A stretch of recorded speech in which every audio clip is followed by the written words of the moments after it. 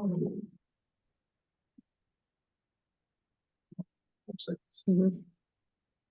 Good morning and welcome to the Nevada State Board of Cosmetology's board meeting. The date is January 8th, 2024, and the time is now 9 a.m. I'd like to start with roll call from our Southern board members, please. Board Member Moreno. Board Member Douglas present. Board Member Harris present. Board Member O'Brien present. Board Member William Detry present. Can I get roll call from our Northern office, please? Board Member Jeffers present. Thank you. Can I have staff from the Southern office? Steve McDonald, Executive Director. JD Huggins, Chief Compliance Officer. Lauren Gossage, Regulatory Compliance Specialist. Berkeley Johnson, Chief Operating Officer. Chrissy Harris, Deputy Attorney General. Matthew Feely, Deputy Attorney General. Can I get staff members from the Northern office, please? Erin Litterer, Lead Service Specialist. Thank you, everyone, and welcome. Happy New Year. The mission of the Nevada State Board of Cosmetology is to protect the public health, safety, and welfare of those that obtain cosmetology-related services through the delivery of quality testing, licensing, inspection, and education services that focus on consumer protection. At this time, we will start with comments from the general public. The board will entertain comments from the general public for any item that is related to the Nevada State Board of Cosmetology. Members of the public can call into the meeting to make public comments by dialing 1-720-707-2699 and entering 865-6957-7676 for the meeting ID. Comments are limited to 3 minutes or less. No discussion or action can be taken during public comment. Do we have any public comment?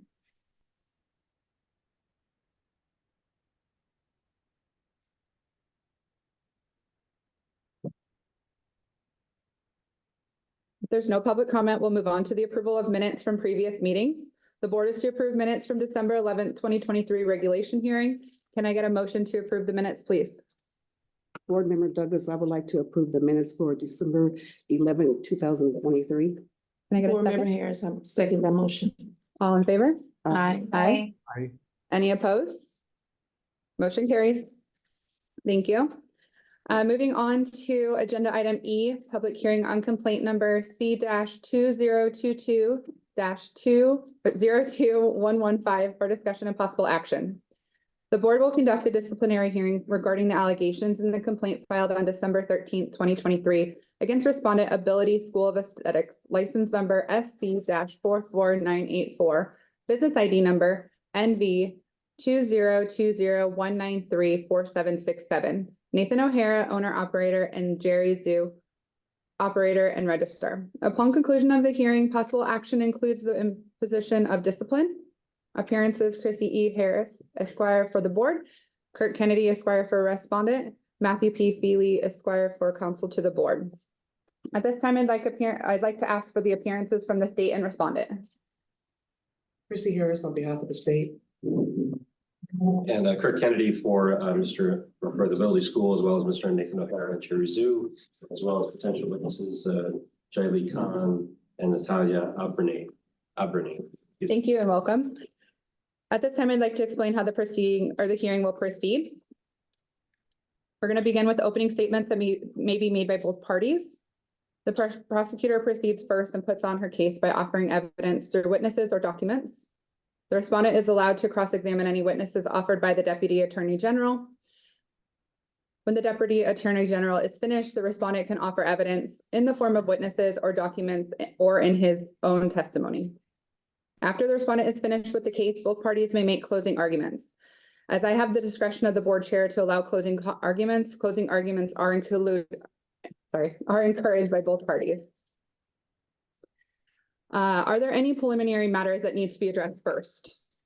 Madam Chair, if I may, Chrissy Harris for the record. I wanted to inquire if respondents' counsel was willing to stipulate to admission of petitioner's proposed evidence exhibits. That will be exhibits A through K, as well as I have here just the proof of service, which will be proposed exhibit L. So really A through L. That's why I'll stipulate to that they are authentic copies of what they purport to be. Thank you. And that's it for petitioner. Okay. Okay, would we like the witnesses to be excluded from the hearing? I have no problem with the witnesses being present. If I'm responding as I'm okay. I don't want to invoke the exclusionary rule. It's fine. Okay, if we are happy to proceed, then Doug Harris, would you please start? I'll proceed with my opening statement. Thank you. If I can, Madam Chair. Members of the Board of Cosmetology, I want to thank you for your time and service during this disciplinary hearing. And in this matter, you have been asked to determine if respondent Ability School of Aesthetics is in violation of multiple statutes and regs governed by this board. In particular, you're being asked to determine if Ability is subject to discipline pursuant to NRS 644A 850 and NRS 644A 870, based on the following issues. The first issue is Ability's alleged failure to providing at least one textbook per student during class instruction. The second issue is Ability's alleged failure to provide test kits to each student in attendance during class instruction. The third issue is Ability's alleged failure to register its students with the board within 45 days of enrollment, and its related failure to provide all required documentation to the board upon enrollment. The fourth issue is Ability's alleged failure to keep required records showing daily attendance, training, and ensuring that the records are complete and accurate. The fifth issue is Ability's alleged failure to keep proper time records of its students for validation by the board upon completion by the student. The sixth issue is Ability's alleged failure to keep proper time records of its students showing the number of hours completed in each subject of training, and Ability's alleged failure to keep records signed by both the registrar and the student. And the final issue is Ability's allegedly providing false information to the board as to its maintenance, completeness, and accuracy of its records. Now, in the complaint, you can see the factual allegations listed on pages 2 to 6 of your complaint. And each of these facts are in dispute, or as we would normally call it, contested between the parties. Now, in my prosecutorial role on behalf of Director McDonald, all contested facts are required to be proven by preponderance of the evidence. Now, what exactly does that mean? Simply put, the board has to determine whether it's more likely than not, or as we kind of frame it, the 51%. If there's a 51% chance that each factual allegation and each alleged violation of law was proven or otherwise did occur. Now, this is to not be mistaken with the beyond a reasonable doubt burden. That's a very high burden. We're talking about being 99% sure, and those are usually reserved for criminal cases. Again, our burden is 51% for the alleged factual allegations as well as violations of law.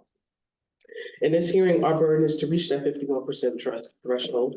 And the violations of laws, as a reminder, are listed on pages 6 to 8 of your complaint. Now, as part of the prosecution's case in chief, you will first hear testimony from the board's Chief Compliance Officer, Jamie Huggins. During her testimony, the board will hear Ability's repetitive failures to comply with this board statutes and regulations as to the required maintenance, as to the required class materials, maintenance, completeness, and accuracy of Ability students' records. You will also hear admissions made by Ability school owner Nathan O'Hara admitting to not being in compliance. Additionally, you will also hear evidence and review documents showing that Ability school owner Nathan O'Hara made false statements to the board on behalf of Ability. Also, during Ms. Huggins' testimony, we'll be reviewing most of plaintiff's proposed exhibits, with the exception of Exhibit I, which will be introduced and discussed with the Chief Operating Officer, Bertha Johnson. So following Ms. Huggins' testimony, our aim is for the board to get a clear picture of Ability's persistent compliance issues. After we hear Ms. Huggins' testimony, then we'll move on to Ms. Jackson's testimony as our Chief Compliance Officer. We will hear Ability's power, in particular, how Ability's persistent compliance issues has now led into licensing issues. In particular, you will hear how the Ability's failure to maintain an accurate, complete records have led to the board with no other choice but to deny graduated students their applications for testing as they simply do not qualify, and to allow them to qualify poses a public safety risk. During Ms. Jackson's testimony, we'll be reviewing only Exhibit I, where Ms. Jackson will walk us through just a sample of Ability student records, where we will see outstanding attendance discrepancies, course completions that are both incomplete and unsubstantiated, documentation that appears to be altered, and missing records confirming whether students even meet the bare minimum educational requirements. On behalf of Director McDonald, it is our position that after hearing the testimony of both the witnesses as well as reviewing petitioner's evidence, this board will find that the prosecution met its 51% burden by preponderance of the evidence for each factual allegation, each alleged violation of law, warranting the requested discipline outlined in page 11 of your complaint. Thank you. Thank you. Mr. Kennedy, would you like to make your opening statement? Sure, just a few brief comments. Thank you, counsel. I think the evidence will show in this hearing this morning that Ability School has been obviously a licensed school by the board since 2021, has no prior disciplinary history. This is the first instance of a hearing of this type against the school. And I think the evidence presented by the board's own witnesses will indicate and support that there were compliance issues, but the compliance issues were notified to the school's director and operating officer, and that they took concrete measures to try to remedy these problems to get in compliance. There's no doubt that there were several factors that were out of compliance. They were notified, and you're going to hear testimony from, I think, both witnesses on both sides about efforts made by Ability School and its staff to get into compliance, to do it the right way, and the good faith efforts they made to do that. And you also hear testimony that concerning the issue of various record keeping violations, those were remedied. Those were made whole again and in compliance with Nevada Administrative Code regulations. However, I don't believe that the evidence will show that the board came back to look at those records again, and the inspectors came back to see what sort of efforts were made to get into compliance at any recent point within the last few months. On the whole, I think what the evidence will show that my clients did recognize compliance issues. They wanted to know how to make it right. They entered into these negotiations with the inspectors to get things better. There was communication, verbal, email. You're going to hear this morning about efforts to make things better at the school. The evidence will not show that my clients were accused of being in compliance and they just were flippant about the whole thing and just and didn't care. They wanted to make good faith efforts to make this a success, to make this business a success. And you'll hear evidence to that this morning. Thank you.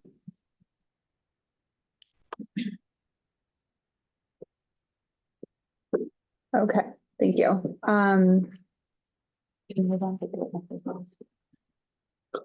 Okay, Dr. Harris, would you like to tell your witnesses at this time? Thank you, Madam Chair. Petitioner would like to call as its first witness, Ms. Janie Huggins.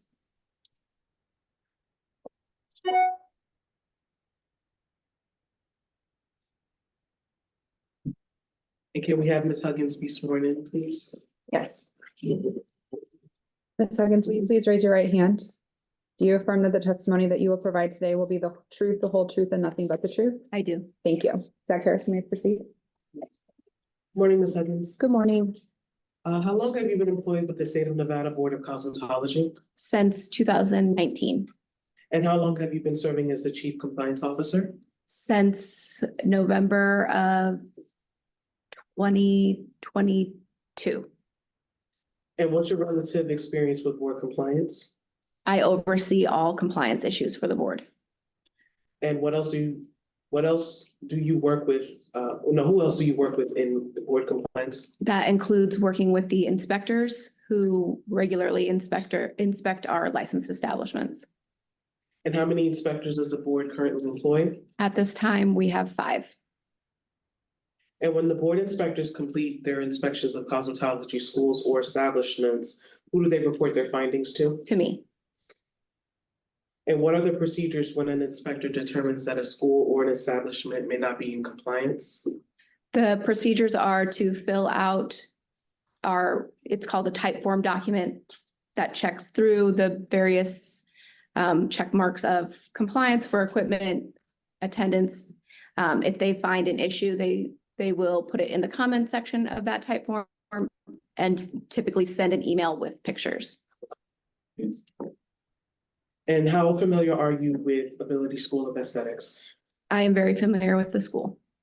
Were you present with the board when they were initially licensed? Yes, I was. Did you process that documentation? I did not process the documentation, but I did meet with the school prior to them opening and after them opening for training purposes. And when do you recall the board initiating its investigation into the building? Approximately March of 2023. Excuse me, May. And what were your initial concerns prompting an investigation into the ability? The initial concerns prompting the investigation were the lack of supplies, equipment, kits, textbooks, and instructors. And who owns ability Nathan O'Hara, and who operates ability? Jerry Yu. And who is the main point person of contact for ability that the board communicates with when addressing any compliance concerns? Both Jerry Yu and Nathan O'Hara. Okay. And on March tenth of 2023, who conducted the inspection of ability? Inspector Pamela Hayes Fitzgerald, Inspector Dana Lopez, Inspector Tiana Polar, and Inspector Jen Keen Packard. And did anyone present any concerns to you following the inspection? Yes, at the time, it was Pamela Hayes Fitzgerald who brought to my attention that there were several issues at the school, including discrepancies with the attendance, the kits, the textbooks.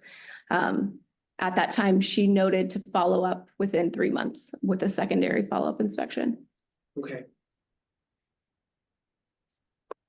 Now, I want to just address an exhibit, so let's go to exhibit A, page 3, let me know what's there.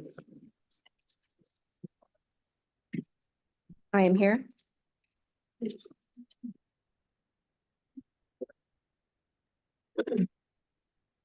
Exhibit A, page 3. Now, who is this person? This is Tiffany Lee. At the time that we were initially investigating ability, she was a student. Now, on exhibit A, page 1, we can flip over real quick. The message says, it appears to be by Dana Lopez, who's also present at the inspection. The message says, she says she goes to school Monday through Friday, 8:30 a.m. to 12 noon, but she is here. Who was this message sent to?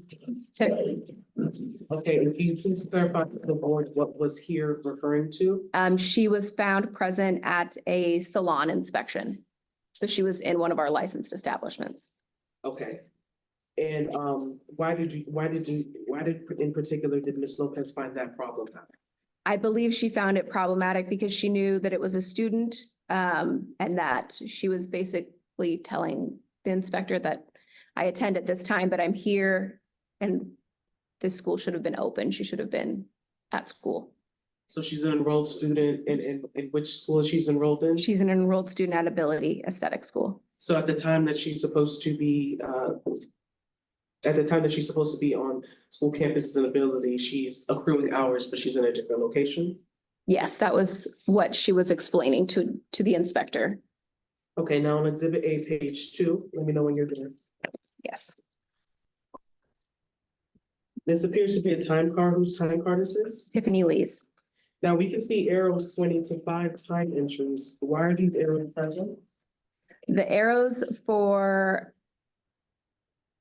the first, second, third, and fourth arrow are there to show that she is normally clocked in and accruing hours during a time where she has told an inspector that she is never there.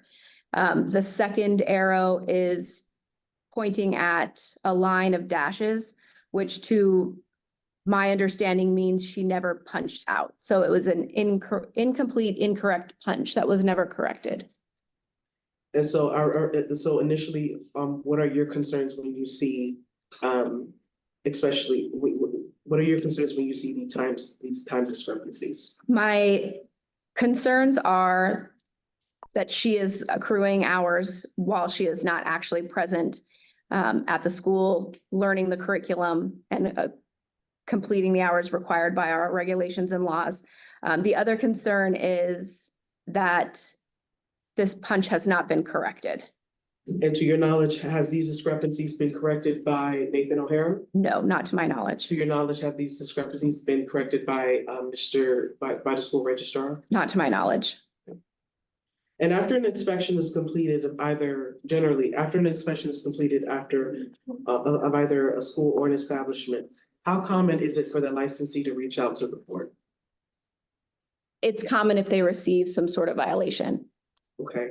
And after the March 10th, 2023 inspection, did any representative of Ability contact the board? Yes, Who? Nathan O'Hara and Jerry Yu. When did they reach out to the board? They reached out to us, I want to say a week or so after. Okay. And when did you recall discussing with Mr. O'Hara and Mr. Zhu, I believe? An issue between a student and an instructor at the time that they wanted to discuss with us in person. Okay. And did you schedule any follow-up call or meeting? Yes, we met with them in person at the board office on March 18th.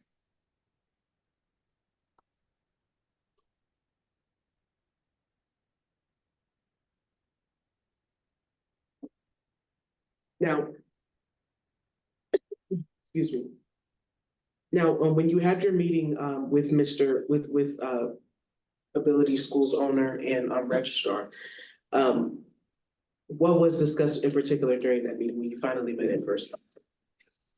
Primarily the incident between a student and the instructor and an issue that they were aware of the students clocking themselves in and out, let me rephrase that, clocking other students in and out. So they were aware of time discrepancy issues of students clocking themselves in and out? Correct.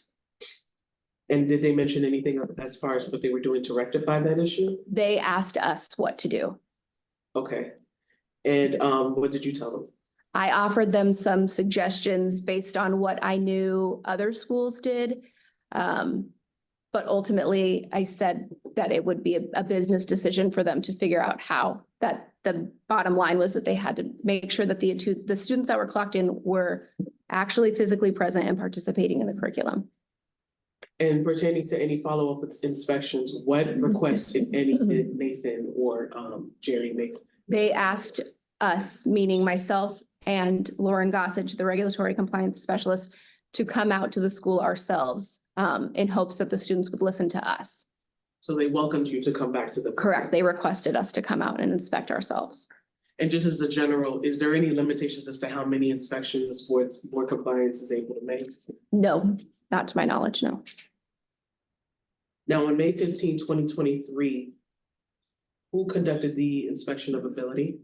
Myself and Lauren Gossage. Okay, and can you please turn your binder to Exhibit B, page 1, let me know when you're there.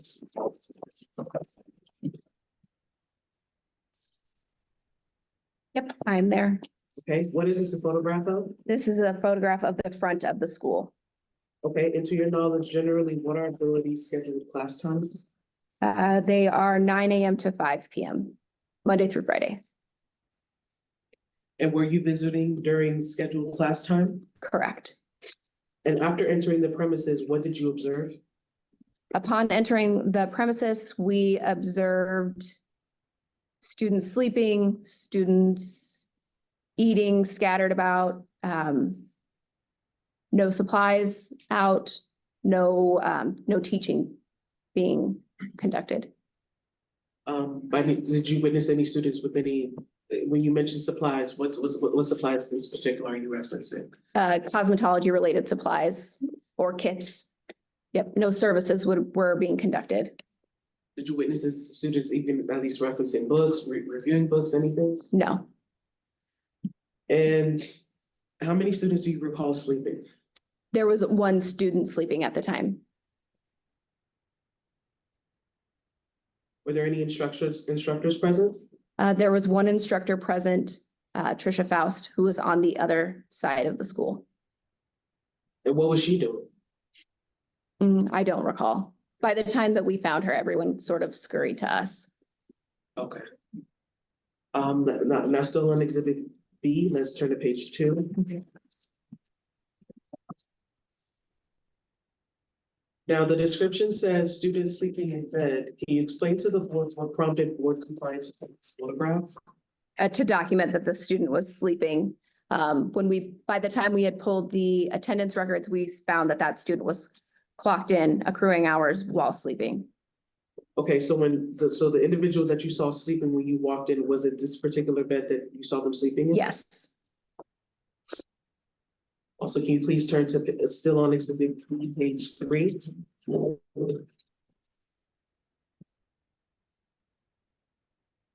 Now, again, it says the same description, student sleeping in bed. But did you also witness a student sleeping in this bed?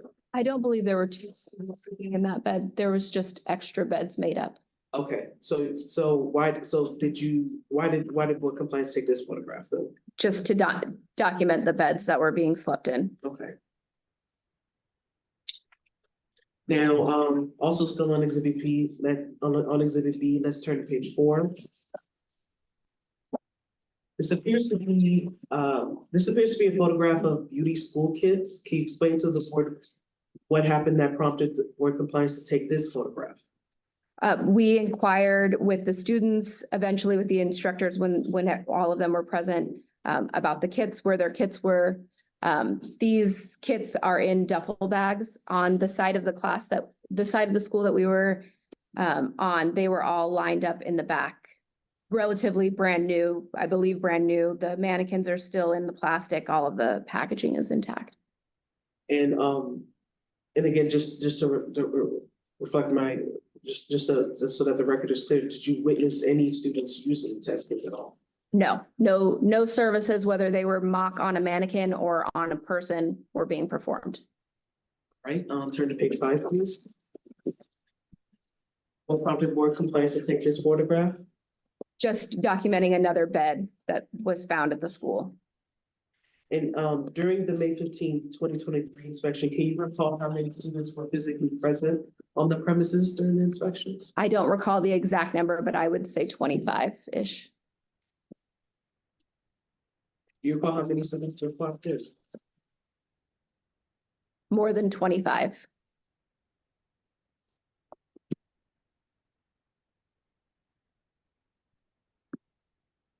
And prior to leaving the premises, was there a change in the number of students that were present on the facility? Yes, more students, there was a shuffle. Students were coming and going. Some arrived back at the school and some left. Did you witness the instructor keeping track of the students that were coming in and out of the premises? I did not witness the one instructor keeping track of anything, and the other student's instructor was not present. And just for the record, do you recall the identity of the other student instructor? The other instructor was Sophia Kupke.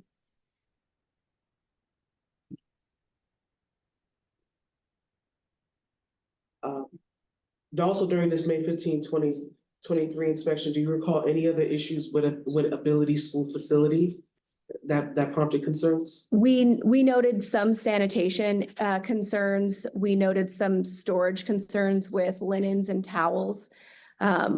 We noted that the students didn't have textbooks that they were required to have. We noticed that there seemed to be an issue with the air conditioner, and that there was issues with the trash cans not having lids on all of them. And then just overall issues with the attendance. And what concerns, if any, did you have about Ability's equipment for the advanced aesthetics? Yes, we did notice that they were deficient in equipment for the advanced aesthetic program. And how were they deficient? They did not have the equipment that they were supposed to have in order to hold that license. And can you recall what specifically were they missing at the time? By regulation, they were, well, not by regulation, but what our proposed equipment requirements were at the time, they were missing an IPL machine, they were missing dermaplaning equipment, they were missing microneedling equipment, plasma equipment, cryotherapy, cavitation. The only equipment that was found for advanced aesthetics was one laser. But we did notice that they were deficient in the other equipment that they told us they had for that program, but it wasn't required by law for them to have.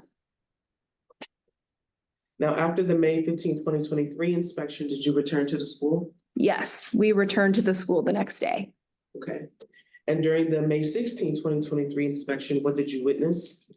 We witnessed more issues with student attendance, students not being clocked in while they were participating in the curriculum or during the regular school hours. Students coming and going. Again, there were issues with the textbooks. We found issues with the instructor documenting the records. The air conditioning unit appeared to still be not operational. The other concerns of where they stored their linens and things like that had still not been rectified. The trash bins with lids. And Things like again, that. were you also visiting during scheduled class time? Yes, that is correct. All right, I want to direct your attention to Exhibit C, page 1. Let me know when you're there. I am there. Now, the description says Sophia opening up Chinese textbooks on 5/16/2023 for the first time. Now, is this the Sophia Cupkey that you referenced that was? Yes, that is the instructor. Okay. Is this also the Sophia Cupkey that entered into a settlement agreement approved by this board during the October 9th meeting? That is correct. Okay. Was she the only instructor present? She was the only instructor present on this side of the school. The school is split in half and the students are therefore split in half. So she was present on this school. The other instructor is present on the other side, and that was Trisha Faust. Okay. And so, okay, so Trisha Faust was present on the opposite side? She was present, but not present where she could have viewed this. And did you see class instruction taking place? No, no class instruction. Okay, did you witness any students with textbooks prior to taking this photograph? No. Directing your attention still on Exhibit C, just to turn to page 2. Mhm.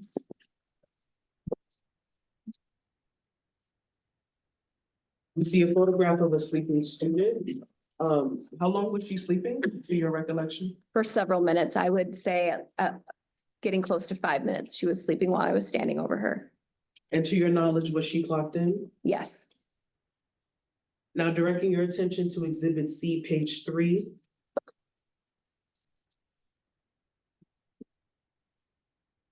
Please explain to the board what prompted board compliance to take this photograph. This photograph is a copy of the attendance records that were provided to us when we took attendance physically at the school. That's what you see on the left.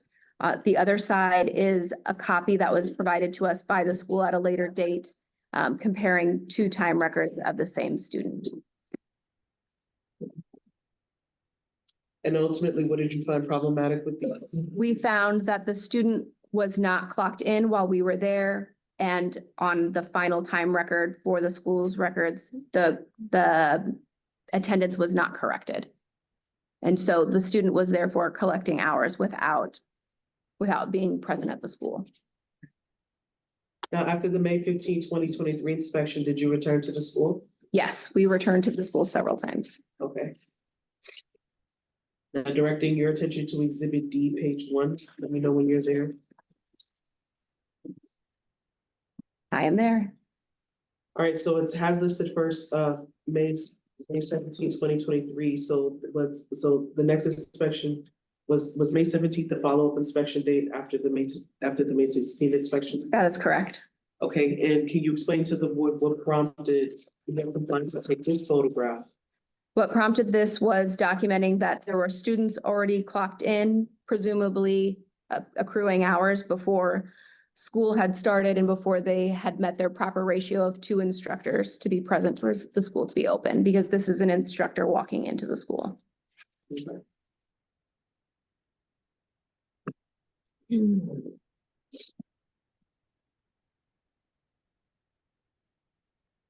All right, so now I want to turn to Exhibit D, and I'm gonna be referencing pages 2 through 5. So just take a moment to look at that real quick for me, and then we could go back to Exhibit D. Got it. Right? Now, each page, for it referencing this exhibit D, pages 2 through 5. Each page has the same description, students on May 17, 2023, moving equipment. Why are they moving equipment? They are moving equipment because on the initial inspections, we found a storage room filled with linens that were not properly stored. We were told that they didn't belong to the ability school. They belong to the school next door, Fuzuba. They are moving the linens from ability to Fuzuba because they were not being stored in compliance with our regulations. Okay, and, did you witness, despite all the moving of the equipment, did you witness any class instructions taking place? Absolutely none. Okay, and, what else did you witness students doing aside from moving equipment? That is all I witnessed them doing. And to your knowledge, were the students clocked in or clocked out? They were clocked in. They were also arriving to school without knowing that they were moving equipment and being told that they could clock in even though the school would be closing later on, I believe. So the students are earning hours for moving equipment during this day? Correct. Now, following the March inspections and the May inspections, what compliance issues were still unresolved at ability at that point? The unresolved issues after these initial inspections were the deficits in the advanced aesthetic equipment. They may have been issued textbooks. We rarely saw textbooks on half of the school. There were issues with student attendance as well. And I believe that's it. And during that time, in your opinion, in your role as the chief compliance officer, did you find subsequent inspections to be necessary? Yes, every time we arrived at the school, it seemed to uncover a different issue that we needed to look into further and therefore prompt another inspection to be done. I want to direct your attention to Exhibit H, page 12. Let me know when you're there. I am there.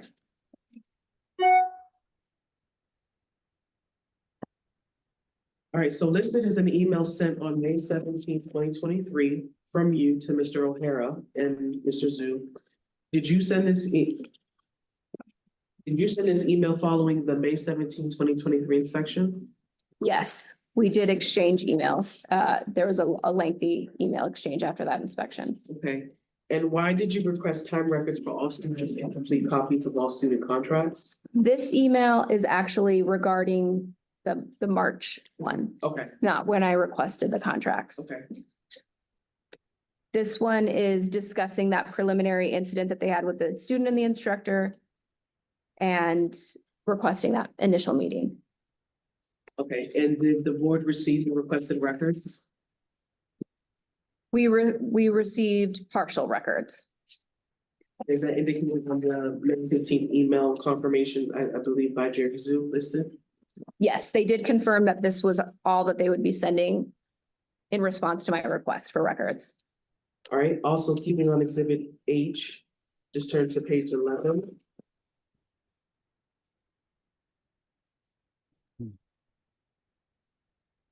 Yep, All right, so it appears that following review of the records you received, on May 18, 2023, you sent an email to Mr. O'Hara and Mr. Zhu regarding several issues with student records. What issues, if any, did you note regarding the students' enrollment in the school portal? that the student had not enrolled the students within the 45-day time frame. All right, and directing your attention to Exhibit K, pages 1 through 58.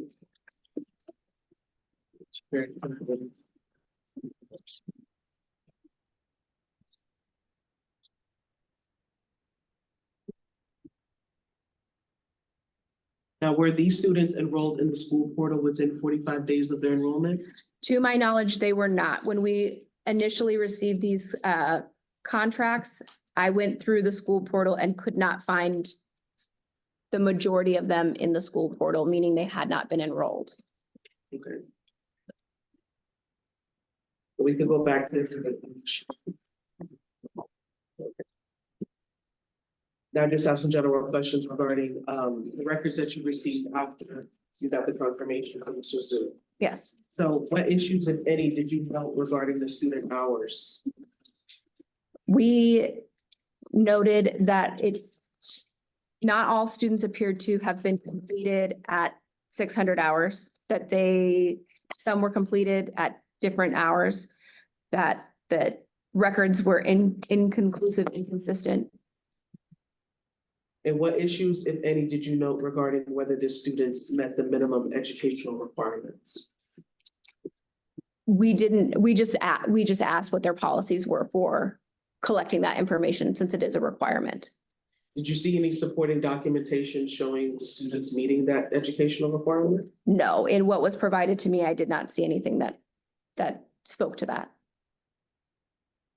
What issues, if any, did you note about students' records that needed to be modified?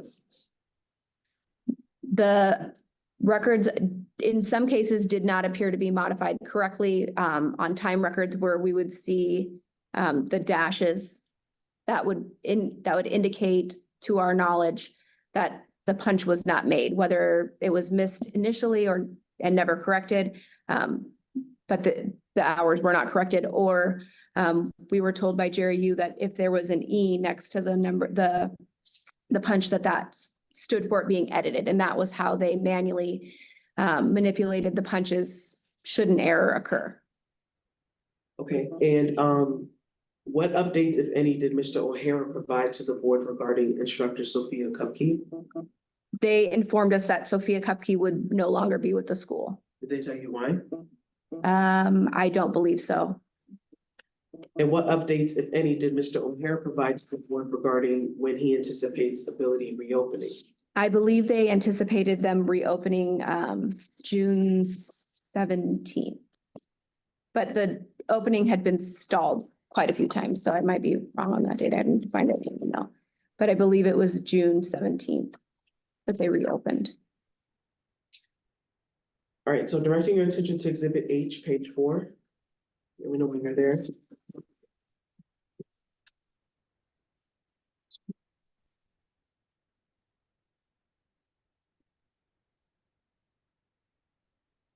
I'm there.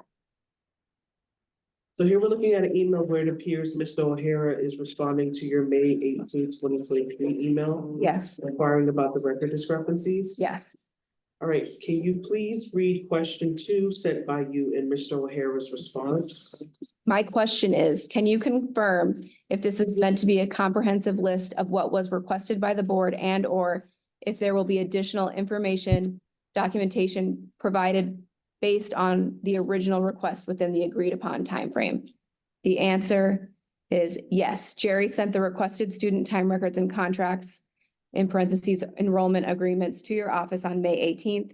I'm resending these as an attachment to this email, as well as a copy of our current student catalog, which will need to be updated once we hire a new instructor. In case these are useful to you. If there is anything else you need in regard to this, please let us know. So what was your takeaway as far as the completeness of the records that you received? That what they had sent me was their complete amount of records. And have you, and to your knowledge, did you receive any other communication from Ability? Just informing you that the records may not be complete, or here's a supplemental additional records that we caught that we just. No, I was never provided any additional information about the records. Now, please read question 3 sent by you in Mr. O'Hara's response. Yes. My question, can you advise why none of the students have been enrolled in the school portal within 45 days of their enrollment pursuant to NAC 644A610? Answer, regrettably, we had misinterpreted this guideline. We thought we were supposed to do the student enrollments within 45 days of their completion. We will correct this going forward. Now, is NAC 644A610 a guideline or regulation? It is a regulation. Now, has board compliance ever accepted misinterpretation of a regulation as an excuse for noncompliance? No, we have not. Now, can you please read question 4 sent by you in Mr. O'Hara's response? That will be pages 4 through 5. Yes. My question, can you confirm or advise why these records do not consistently include required information regarding transfer hours, information about the completion of at least the 10th grade in high school or its equivalent, or information regarding the student's birth certificate, passport, driver's license, or identification card containing a picture of the student pursuant to NA to 644A 610. Answer. We have only had a very few transfer students to date. These students' letters of credit are kept in their student files and are used to determine which and how many hours of training the student needs to take at Ability School. We unfortunately missed the requirement that the students document their completion of 10th grade or better prior to their enrollment, and we greatly appreciate your bringing our attention to this requirement.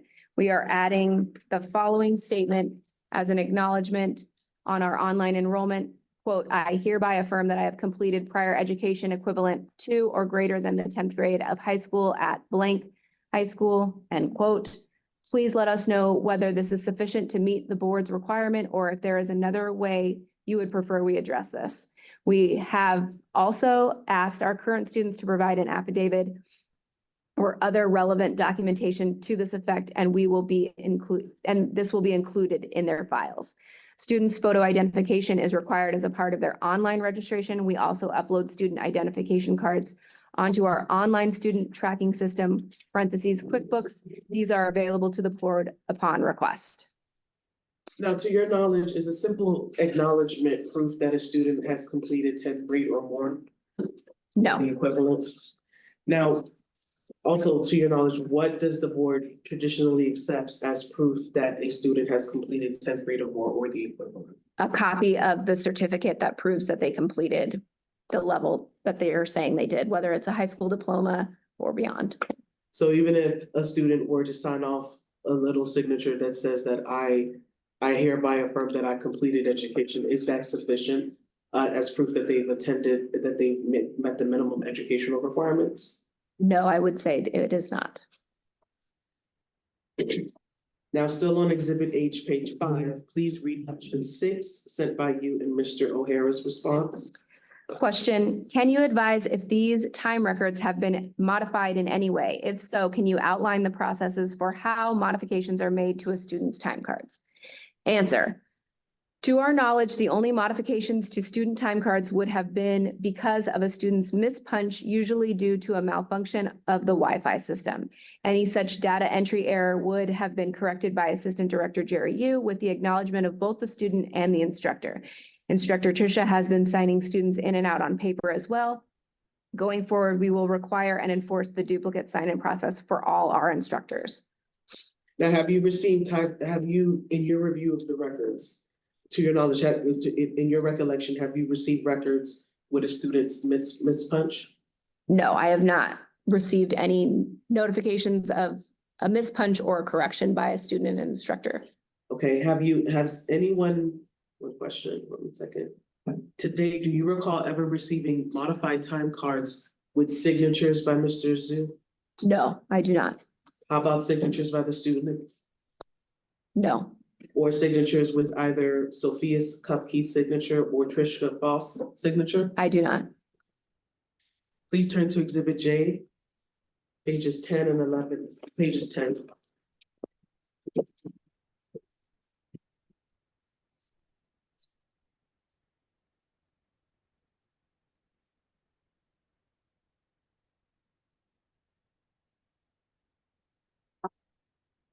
Ready? So we're actually gonna look for these two questions, we're gonna look at 10 through 12 on Exhibit J. Okay. Now here we see some mispunches and edited time entries. Has anyone from Ability ever explained to the board why Mr. Zhu's signature is not present? No, What about this, or why the student's signature is not present? no, Or why the instructor's signature is missing? no, So has anyone from Ability ever submitted any supplemental records, at least for this particular student, providing a corrected time frame with the signatures of all three individuals based on the representations given to you from Mr. O'Hara? no, not to my knowledge. Now, still on Exhibit J, the next line of questioning is gonna reference pages 1 through 6. Okay. Now, on pages 1 through 6. For these time cards, each are labeled with the following description: student time cards are identical. Yes, Can you please explain to the board why this is a compliance concern? it is a compliance concern because it's highly unlikely that a student time card would be exactly identical. In a normal school of cosmetology, beyond the theory hour that is done as a group, students are all generally on a different pace. They've done different services on the basis of rotation as it is required by law.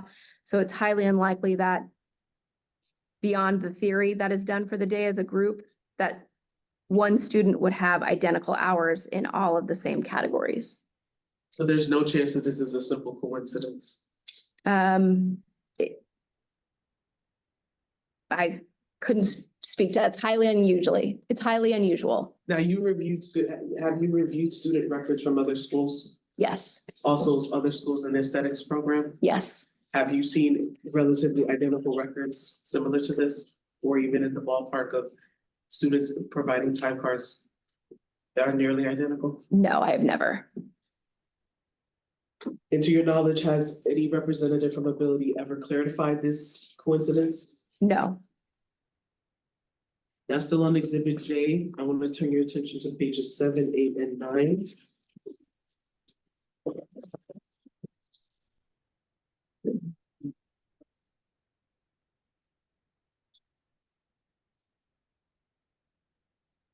okay, I'm on 7.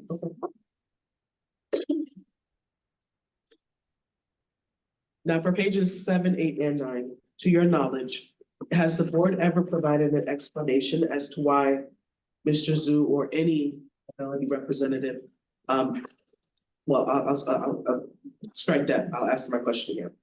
For pages 7, 8, and 9, to your knowledge, has the board ever, has Ability ever provided the board an explanation as to why the school registrar has not signed off on these time cards? No, For pages 7 and 8, to your knowledge, has the board ever provided an explanation as to why the final time cards do not equal 600 hours? no, To your knowledge, has the board ever submitted supplemental records reflecting updated or corrected time cards proving that these students completed 600 hours?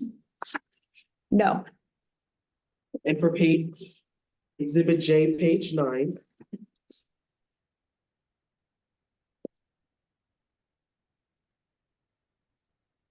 the student is listed as a graduate student, but her time card is completely blank from what we can see. Again, has the board ever received any explanation from Ability for the missing information on her time card? no, All right, please turn to Exhibit H, page 10.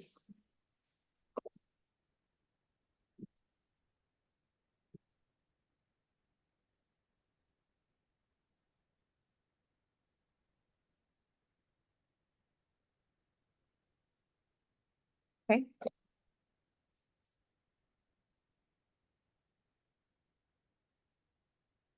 Please read the first paragraph of the email sent from Mr. O'Hara on May 24, 2023. number 1, where he has number 1, or the based on. Based on. Okay.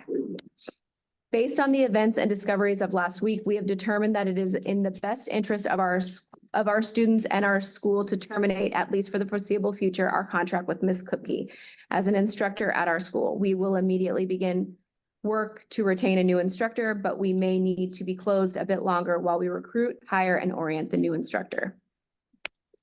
Now, did the board ever receive additional clarity from Ability confirming when Ability will be officially closed and when Ability intends to reopen? I believe they did provide us with those dates after multiple rounds of emails. But initially you did not get. No, And so what is How is that of concern to the board if we don't have the closure and reopening dates of the cosmetology school? We wouldn't have known when the school was actually open and operating for the records of the students. And so when unsure of opening and closing dates of any cosmetology school or establishment, is it common for inspectors to visit the site to be certain?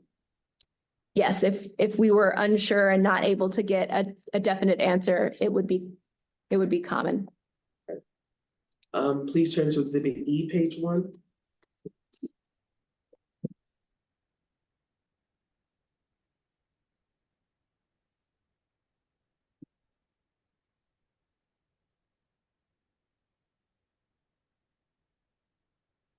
I'm ready. That appears that this was taken on June 13, 2023. Yes, So what prompted that site visit? that was the day that they reopened. Okay. And can you please explain to the board what prompted board compliance to take this photograph? This is the attendance sheets for when we were taking it, when I was taking attendance of the students that were present. It was documented as one student couldn't be found, but was clocked in. When asked who or where that student was, no one could provide an answer.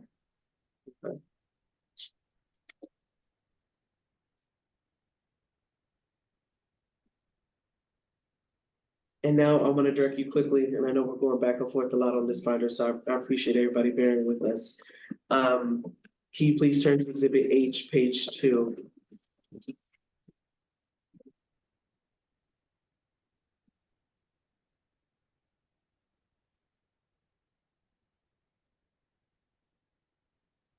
Yes, On the bottom of the page, it appears that there's an email sent by Jerry Zhu. yes, Can you please read part 1 of? Can you please read part 1 of Mr. Zhu's response? yes. Student punch card time is managed by an online electronic clock with a computerized database system. Each student punches in and out as she or he comes and leaves class during the instructional hours. And now I want to direct you to Exhibit Exhibit F, page 1. Yes. Now, please explain to the board what prompted board compliance to take this photograph. This was the secondary backup sign-in system that they had implemented during this process. It was taken on July 12th, but was from July 11th. Okay, and if students' time as represented in Mr. Zhu's, as represented in Mr. Zhu's email, if students' time is managed by punching in and out, why are there sign-in sheets here? I believe these sign-in sheets were to help their issues with the students clocking themselves in and out and to verify the attendance. Okay, and at the time that this photo was taken, did board compliance receive any explanation for the sign-in sheet? Why it was on the 11th, you mean? No, we did not. Okay. And to your knowledge, has board compliance received any updates or ability that on whether it's on a full clock punch-in system or it's still doing this sign-in sheet supplementary system? We didn't receive official word on their sign-in methods, no. So to your knowledge, is still this double system? Yes, to my knowledge. All right, please turn to Exhibit G, page 1.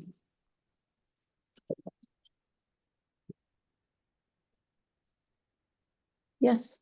All right, we still see another student's, it still appears to be another student sleeping. What prompted board compliance to take this photograph? To document the student sleeping. To your knowledge, how long was the student sleeping? To my knowledge, he was sleeping, I couldn't tell you, we took this right upon walking in. And again, was this visit during purported class time? Yes, All right, please turn to page 2. Please explain what prompted board compliance to take this photograph. we documented this photograph to check the time records against what the official time records were. And again, we're still seeing what appears to be a dual system of timekeeping. Correct, Set up the punch-in. correct. Please turn to page 3.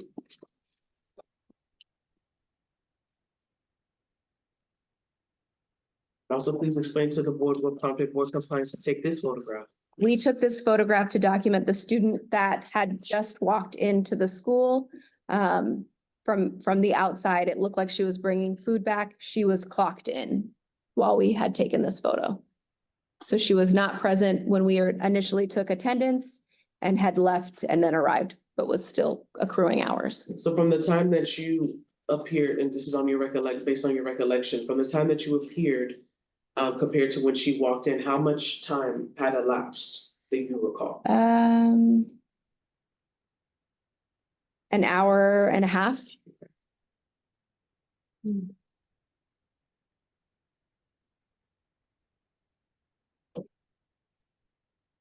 Okay, so you also mentioned that upon ability reopening, you did a follow-up inspection. So following the inspection, did anything improve? They had moved their furniture around and had a different setup. They had repaired their air conditioning. I believe at that time they had replaced the flooring. They had upgraded their flooring. They had hired I believe they had hired 2 new instructors upon opening, but I had only met the one on the first day. Okay, They had implemented this handwritten system to back up. But we continue to go to make sure that the issues with the records were actually being corrected. now, did the issues with the student records improve? On the initial visit, the day they opened, most of the issues had appeared to have resolved. Everyone was clocked in when they were, with the exception of the one student that no one could identify. On subsequent visits,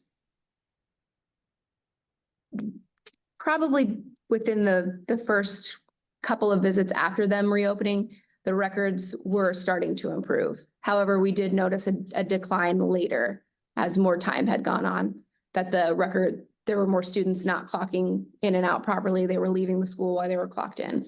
So what prompted the board to complete its mass collection of student records? The mass collection of student records was prompted by 2 issues. Seeing that the students were still not properly clocking themselves in and out, as well as the email conversation between Jerry and Nathan of the school, saying that they had provided us with the complete set of records. We wanted to obtain them to verify. Now, in your opinion, as chief compliance officer, how reliable do you generally find ability students' records? I don't find them to be reliable at all. Why? They're inconsistent. We can't decipher the edits, if they have been edited or why they haven't been edited when punches are missed. The handwritten records, they look to be falsified. They don't seem to provide any accurate and complete information. And we're on the subject of aesthetics, and so from a public safety standpoint, in your role as the chief compliance officer, based on these records, what public safety risks concern you in the event if ability continues to operate? My concern for public safety is the students aren't accruing the hours that they are required by law to accrue to learn how to perform cosmetology services safely and cleanly. If they aren't properly instructed how to do so, what they do in the field could present to be a problem for a member of the public getting that service. Thank you. No further questions at this time.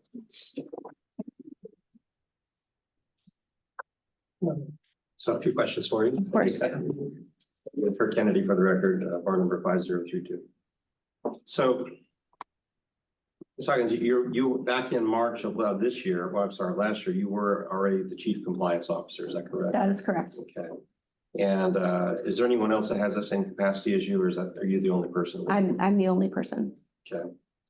And would you agree that one of the goals of the overall idea of compliance is to make sure that all the schools are indeed complying with the rules and regulations to the best of their ability? Is that fair to say? Yes, that's correct. Okay. How many schools are there in that are approved by the board in Clark County? Do you know? In Clark County, I believe there's approximately 14.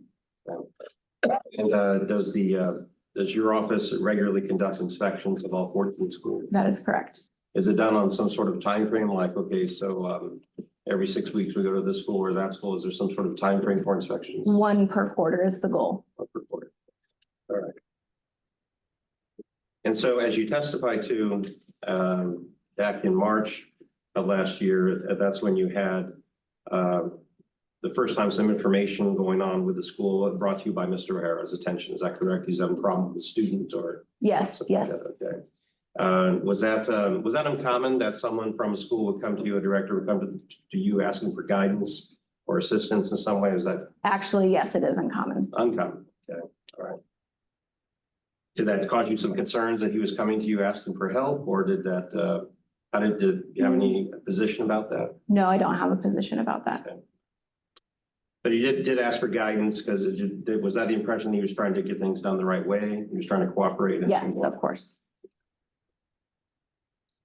Were you aware of any previous disciplinary matters against the Ability School from May 2021 to February 2023? No,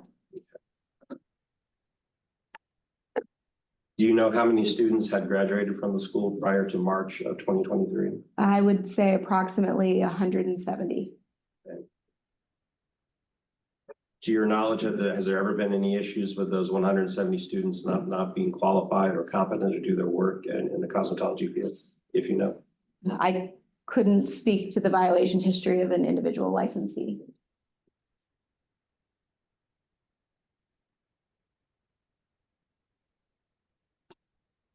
So after the March interaction that you had, was some guidance provided by you to Mr. O'Hara about how to handle the situation? Yes, Okay. All right. And so the first inspection then was the May 15th, 2023 inspection, is that right? That we're talking about here today? that was the first one from when he asked us to visit, yes, And it was on that visit that's when you discovered there was an air conditioning issue, is that right? yes. Okay. And this was, of course, in May, so it was hot outside. is It was that getting warm, yeah. Would you agree that the location where they're at, do you know whether or not Ability School was renting from that location or as a renter, a tenant? I do not know. Were you ever advised that on that issue of fixing the air conditioner, that they had to coordinate this with the landlord of the building? Were you aware of that? No, we didn't get into any conversation about repairing the air conditioning. Would you agree that the school would not be able to operate comfortably if the HVAC was not working correctly? No, I would not agree. You would not agree? No. In other words, it should not be running if the students shouldn't be in there and teachers should not be in there if the AC is not working. Is that fair to say? The AC was not working on one side of the school. It appeared to be working and comfortable on the other side. And it was on this date of May 15th that there was a concern about, you mentioned textbooks not being available. Is that Yeah. correct? But this is in one class, is that correct? The class run by Sophia Kupke, is that right? That is correct. Okay. Do you know whether or not that class was taught in Mandarin Chinese versus English? I believe they were taught in Chinese. Okay. So do you know whether or not the textbooks were in the Chinese language versus the English, or do you know? Are you referring to the textbooks that she opened in front of us? Well, I guess I'll jump ahead to the next day. So do you know whether or not, was she teaching the class in Chinese or in English? In Chinese. These textbooks, have you seen textbooks before that are used by cosmetology students? Yes, I have. Okay. And are these general guidebooks, instruction books on how to do certain procedures, things of that type? That is correct. Okay. Is it unusual that the textbooks would be in Chinese versus in English? I don't know what languages they make them available in, unfortunately. Is that an issue for the board that students are being instructed in Chinese instead of in English? No, that's not an issue. And I believe there's also a concern about these test kits not being available. Is that right? That is correct. Okay. Are the kits themselves, I think we had a picture of them that was shown here in the book. Are they to be available each and every day that instruction is provided? Correct. Okay. And do you know if those test kits were kept in the school, like in any back rooms in the school or in storage in the school? I didn't see them in a back room of storage in the school, no. Did you look for them on that day, on the 15th? I looked all over the school, yes. Specifically for test kits, no, because I saw where they were. On that day, did you also inspect the class that was being taught by Tricia Faust? Yes. Was that class being taught in English? Those students speak English for the most part, yes. Did those students have their textbooks and test kits, things of that type that you saw? Some of them did have some equipment, yes. Okay. Is it fair to say when you conducted an inspection, I think you're with another inspector as well, these inspections are unannounced, is that right? Correct. Okay. And so you would just sort of walk in the middle of the morning or whatever a session is going on and just initially observe what's happening. Is that fair to say? Yes, So would you agree that there may be times that you would walk in on an instruction on a class and perhaps the textbooks were not being used or something like that? Would you agree that that circumstance could happen? that could happen. But on this day, particular day, the 15th, this class taught by Sophia Kupke, there were no textbooks physically visible on any of the desks or anything of that type. Is that right? Correct. Okay. Are these textbooks, are they the property of the school? In other words, would the student be able to take one home and then bring it back, or do you know? That would be at the school's discretion. They're just supposed to be available to the students. All right. Was Ms. Kupke there on the 15th when you appeared? She was not. Okay, all right. Prior to that date, had you had any concerns or reports about issues with Ms. Kupke's performance or her instructing abilities, anything of that type? No, I was not made aware of any issues like that. Okay.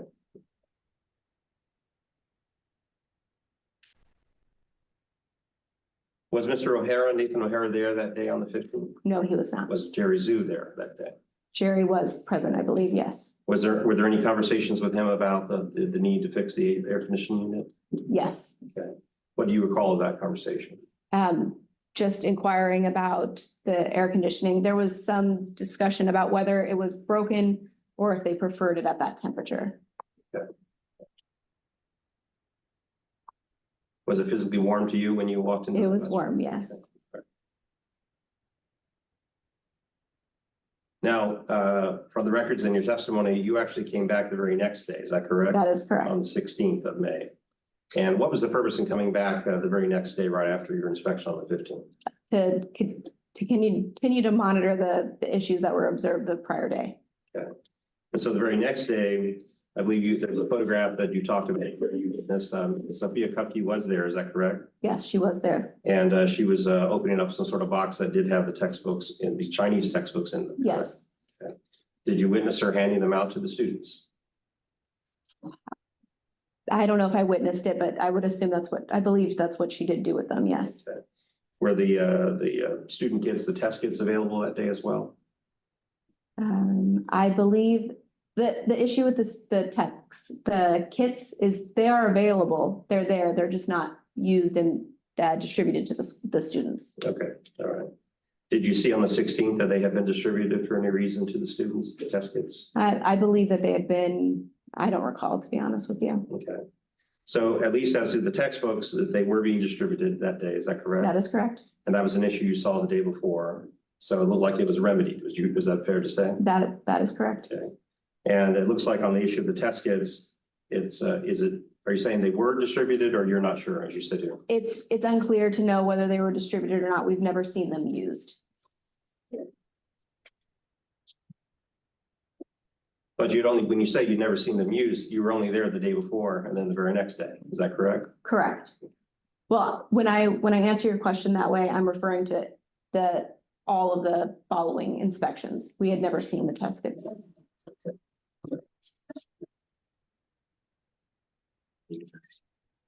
Now, was it on the 16th? Is that when you had conversations with Mr. Zhu about the timekeeping issue with the students' attendance records? We did discuss that, yes. Was that the first time you'd had a conversation with him about that? No, Was there previous conversations back in March about that? yes. Okay. Now, timekeeping, I mean, it goes without saying that attendance records for students are important for what reasons? because they're required to hit a minimum of 600 hours to complete. To your knowledge, under the Nevada Administrative Code, is there a specific requirement on how timekeeping records are to be maintained? Is there a specific statute or regulation that says it has to be done, X, Y, and Z, this exact way? Our regulations require that it is done on a device approved by the board, and that updates must, modifications to or corrections to student time records must be signed off on by the instructor and the school administrator. Now, as of May 16th, was it your understanding that they had some sort of data entry, a computerized type a punch-in system for timekeeping? Is that correct? Yes, they did have some system like that. Did you actually see the system, how it worked? Like, was there some sort of computer terminal that if you arrived there, you type in your name and the time? There was a time clock. You didn't type your name into it, though. Okay. Was there at that time, was there also a sort of redundant type measure for a sign-in sheet? Yes, Okay, so they had two different measures to track of time, is that correct? yes. Okay. Did you have any understanding, at least as of May 16th, whether students were required to use both systems or they could use one versus the other? Was there anything that you determined about that? I believe that they were required to do both. And would the goal be that the written record would equal the data entry record? Is that correct? I believe the goal was for them to check the electronic record against the written record for discrepancies. And on the written record, was there evidence that the instructor was also supposed to sign off on that and sort of initial? I believe that was their plan, yes. But as you said, you've testified here today about some examples of some issues with some of the timekeeping. Correct. All right. Was this the first time that this was ever brought to the attention of the board? They've been licensed since 21. So is this the first time this became an issue? Is that fair to say? No, it was not the first time. Had they previously been disciplined over their timekeeping issues in 21 or 22? I believe it was in late 2021 that they were given what we would call a compliance review, which is a warning. And was it corrected after that time, to your knowledge? Yes. Did you have any interaction with Mr. Nathan O'Hara on that day, May 16th? No, I did not. So on, I guess the very next day, May 17th, did you go to the school on that day? Yes, Okay, all right. Were you told on that day that the school was going to actually be closed so that the AC could be fixed? yes. Okay. Was there, did you have any understanding as to who was going to repair it, the repair company, their schedule, anything of that type? No, Did you have, were you advised that on the 17th that, okay, we're going to close on the 18th or 19th or whatever? Did they give you a close date and an opening date?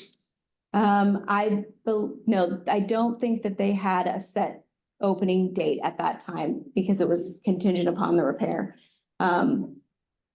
I know that they said they anticipated being open after a week or so at some point, which didn't pan out. I believe we had to confirm for the actual close date via email at a later time. Okay. Were you advised by either Mr. Zhu or Mr. O'Hara that there were some issues as far as finding a company to come out and do the repairs and their schedule, things of that type? Did they? No, I was not.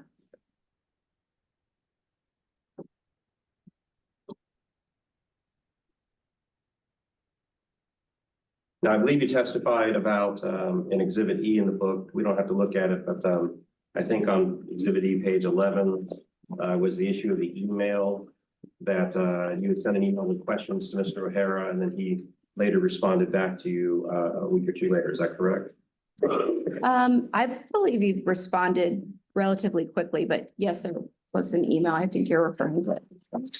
So that was the May 18th email that you drafted. There was an email on May 18th.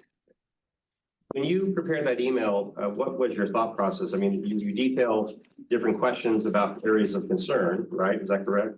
Yes, It's on page H 011, page 11. Okay. So was it your, were you of a mind, at least as of May 18th, that you still wanted to get the school in compliance and this is all part of that process?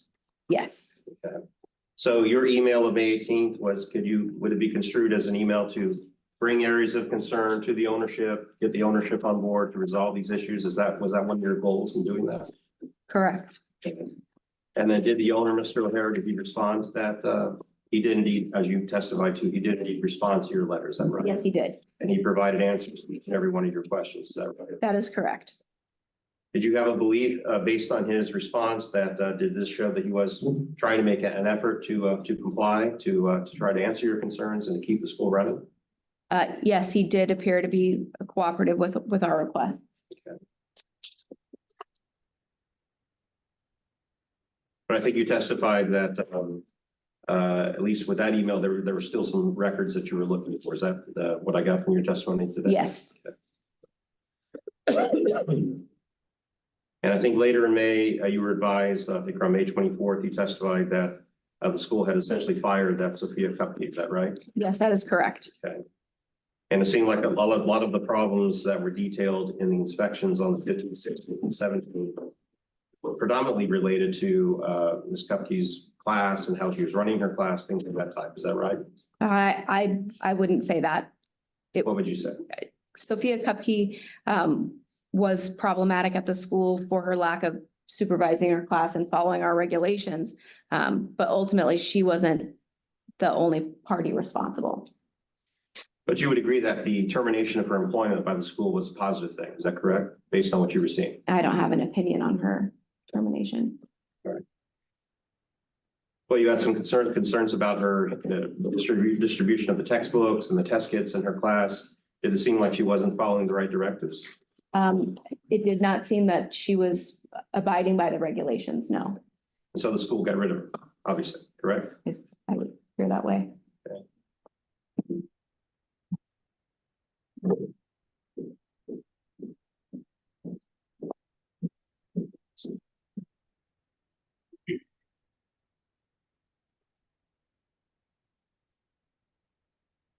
Now, you testified that the school reopened on or about June 13th, is that right? That is correct.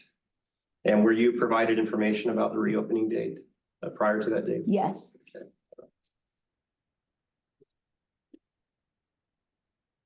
Did you go out to the school around that time on June 13th? yes, I did. Was the AC working? It was. Okay. Did you see that the school had different instructors? Yeah. Do you know who they had hired? Do you know the names?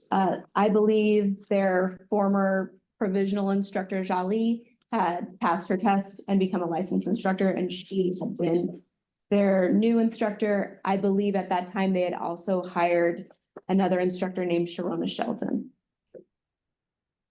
Regarding Jali passing her test to be licensed instructor, is that something handled by the board? We don't administer the exam directly, no. Okay. But the licensing of instructors, is that something that's handled? through the Yes, board? it is. Okay.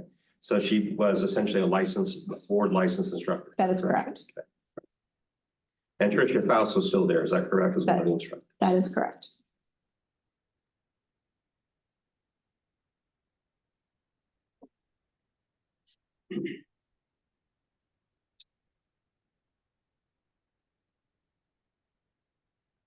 Now, in June as well, I think you had some communication with Mr.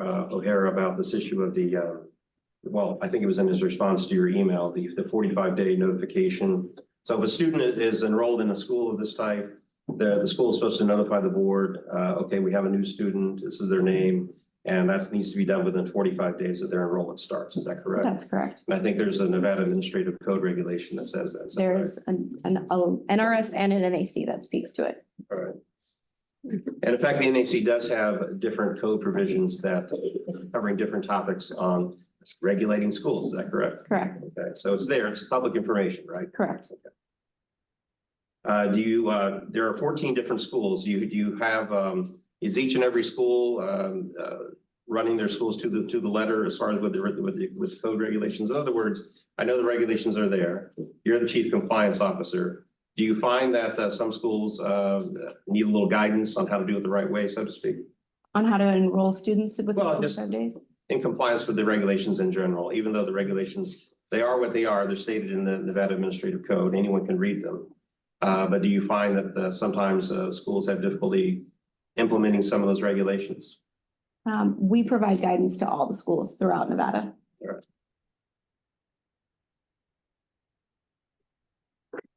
So by providing guidance, sometimes even though you have a statute or regulation that says it in black and white, regular human beings sometimes need to be told, well, this is how you do this. This is how you implement this regulation. Is that fair to say?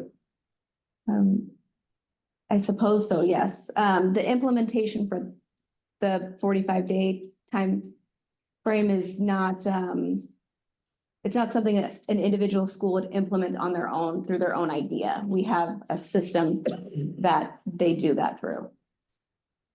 But those regulations, as we talked about, they also provide guidance on the timekeeping function, right? The attendance of students. There's regulations regarding that. Is that correct? Yes.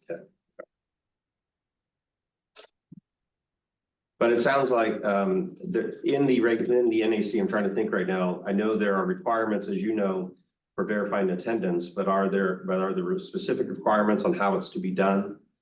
Is there a specific, I want to be clear, I maybe asked something like this a moment ago, but is there a specific regulation that says attendance shall be verified and records maintained this way?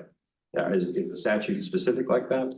The statute is specific in the sense that the time records need to be kept, daily attendance needs to be kept.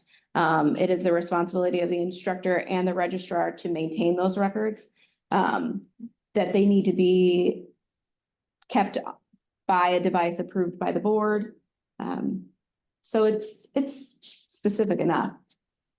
As far as having two systems, no, it doesn't speak to like a backup system. No, I think you testified that after the school reopened and by July, I think your testimony was that essentially what you saw was the school was generally in compliance. Is that fair to say? It was in compliance with a majority of the issues. The student records had not been resolved. Okay. And is that one of the goals of your office to gain compliance, to make sure schools are in a compliant Yes. manner? Okay. All right.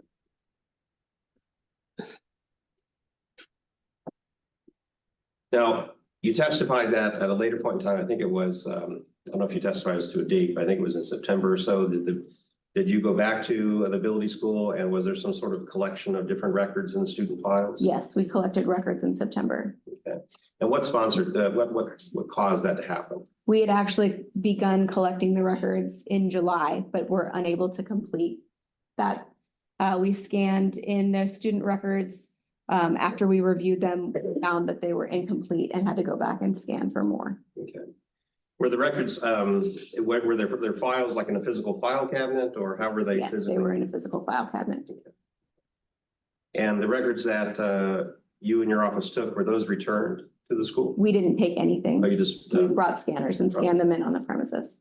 got it. Was there any certification by the school or its ownership that the records that you scanned in September, that those were the complete records for each and every student? Was there any certification saying, okay, for the file for such and such a student, this is all of her records? Is there any, did they certify the records as being They did not. correct at the time? No, they did not. And I asked that because did you later learn that some of the records had to be supplemented and by the school as far as attendance records, things of that type, that they were supplemented? I don't believe so. I think what you're referring to are the records that we had scanned that were of current active students. So they were to be incomplete because the students were still actively students at the Right. school. Was there ever a request to provide the updated records for those students who were currently enrolled in the school? No, my initial request for records was that's what I was hoping to receive when I initially emailed him asking for the records. So that was the May 18th email that you. Correct.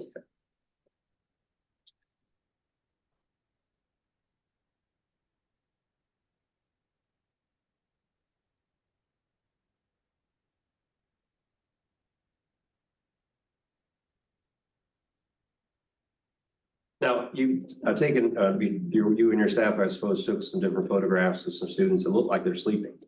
At the time frame that those photographs were taken, do you know whether or not the classes were on some sort of break or anything like that?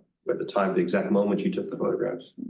On the initial day, the woman that was sleeping, there was no instructor providing instruction, so I don't know if you would call that a break or not, but they were clocked in while they were sleeping. The second student that was found sleeping on that, I believe on the 16th, they were clocked in. On the September 12th date, the student sleeping also clocked in.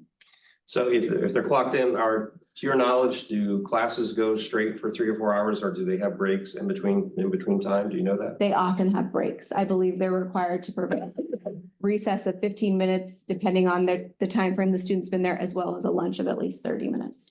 So if a student is to take a break, this 15-minute break and possibly even a lunch break, do they need to go over and sign in or sign out while they're on that break? Yes, they need to clock out. Okay, even if they're going to stay there on the premises? Yes, And there's a specific requirement of that on the Nevada Administrative Code? just that they're required to be clocked in when they're when they're participating in the curriculum. Okay. And so just so I'm clear, break time, even though it's during the school day, is not considered part of the overall curriculum time. That's a time when a break, okay, it's 10 o'clock, we're going to take a 15-minute break here. So every student has to rush over and sign out for that 15-minute break if they're going to stay there in the school. Typically, yes. And is that a requirement that is specifically provided by the NRS or the NAC? There is a specific NAC that speaks to them taking breaks. And do you know of your knowledge, does it say that if they're taking a break and they're staying on school property, they have to sign in or sign out? I do not know, to my knowledge. So the photograph that you took, I think of the one in September of a man sleeping or had his head down on a desk or something like that. Do you know at the time that photograph was taken, well, first of all, which class was that in? What classroom was that in? Do you know? That was with Jolie's classroom. Okay. And did you take that picture yourself? Lauren might have taken it, but I don't recall. Okay. Do you know when that photograph was taken, was Jaili standing in front of the class giving instruction, teaching the class that day? At that exact moment, or was there some sort of break going on, or do you know? I couldn't speak to that. The class was full of other students. I believe Jaili was present. The other students were actively trying to wake him up before I could take the photo.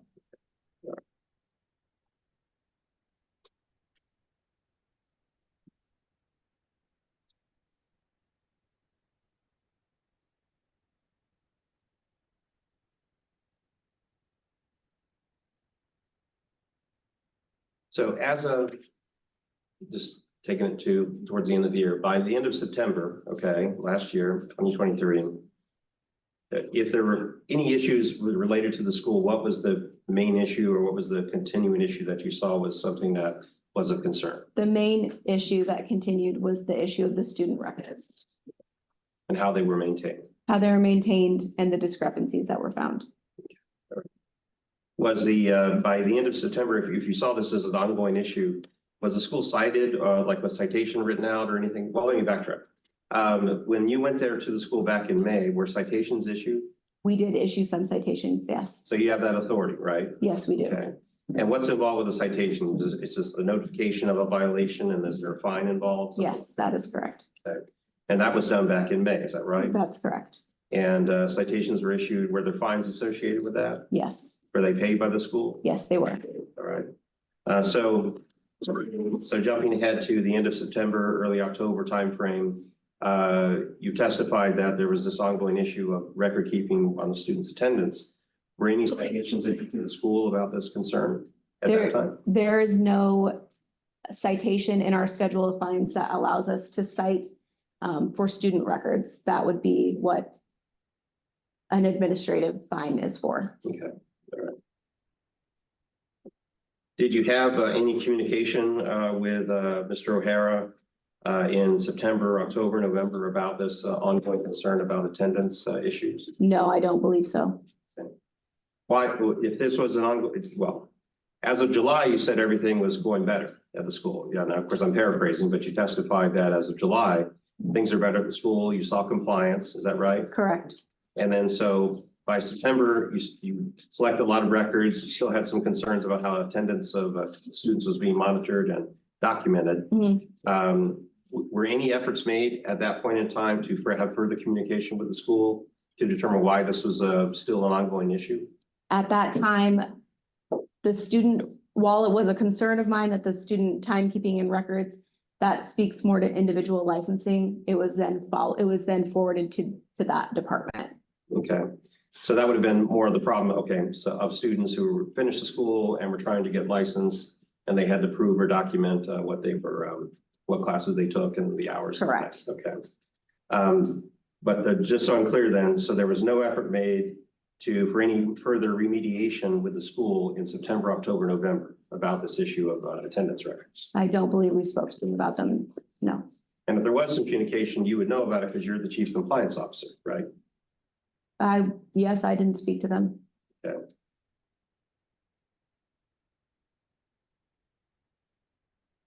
And were there any further inspections in September, October, November of the school, like on-site inspections of going there and looking around, making sure students have textbooks and their test kits and they're, doing what they're supposed to be doing? Is there anything else like that happening? We have not had a recent or current inspection of ability as we weren't able to complete one because of the lawsuit. Am I allowed to say that? Okay. Once the board was provided notice of the lawsuit from ability, we were directed to not have any contact. Okay. And that was in approximately November, is that right? I believe so. I'm not positive the date. But there were no inspections in September and October, right? Correct.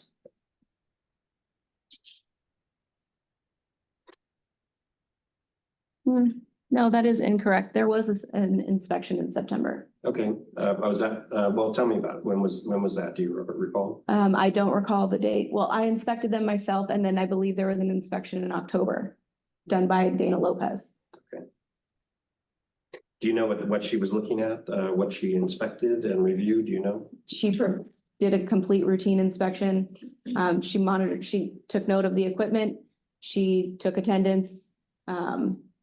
Just what you would do in a normal inspection. And everything was fine with that inspection, wasn't it? She noted that they did not have the equipment for the advanced aesthetic program. She asked a question about that. I believe she said that there were still attendance issues, that she couldn't verify all of the attendance with the students, but no sanitation issues.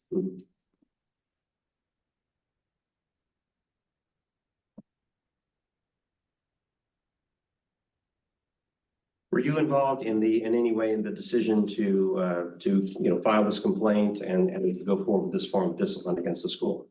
Just involved is providing the information to the executive director. So you didn't have any decision-making authority on that? No, I don't.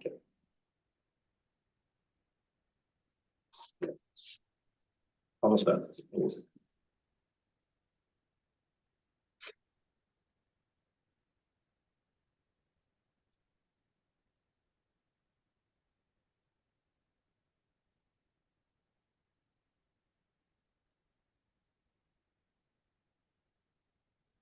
You testified in different exhibits like exhibit E, F, and I believe J as well about this issue of the time cards and the attendance records.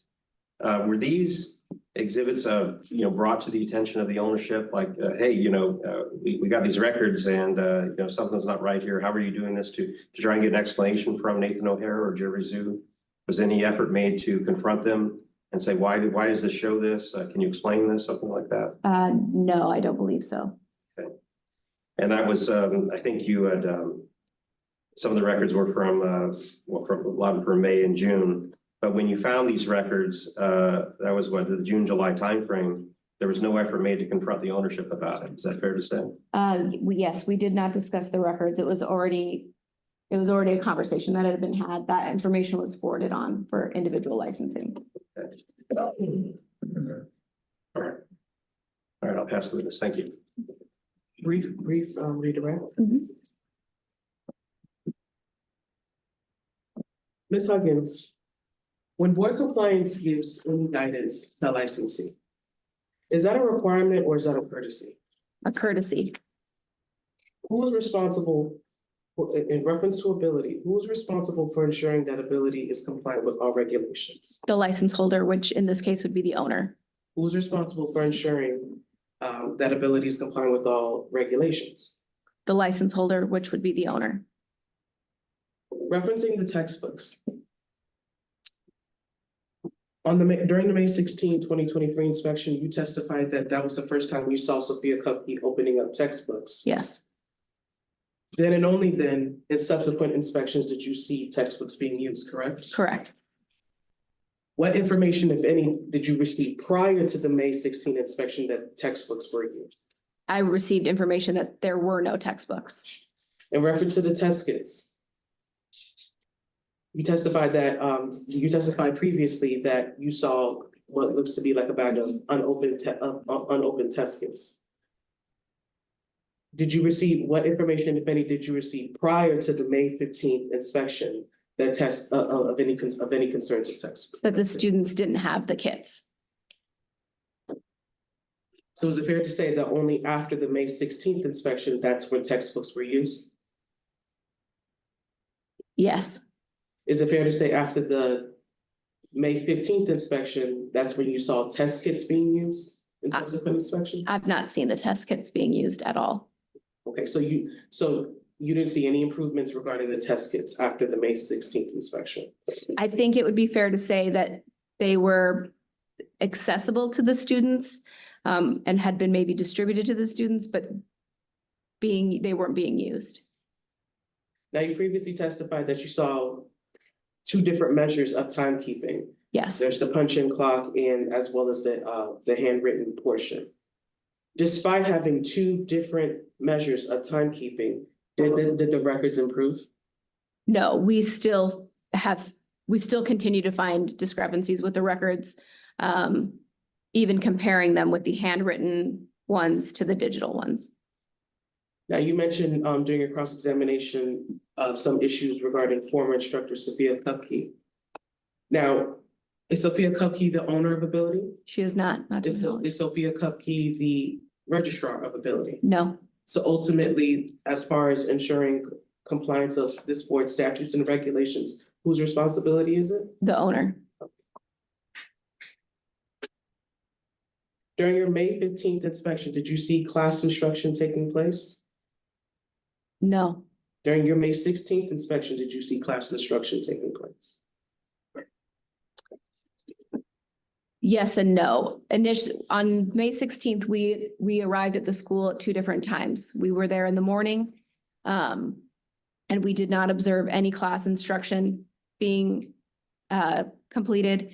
We directed them to have class instruction when we returned that afternoon. It's hard to say what they were doing when we returned. So on May 16th, it wasn't only until you gave the direction for class instruction to take place, that's when you saw it later on in the afternoon? Yes, And during your May 17th inspection, did you see class instruction taking place? no,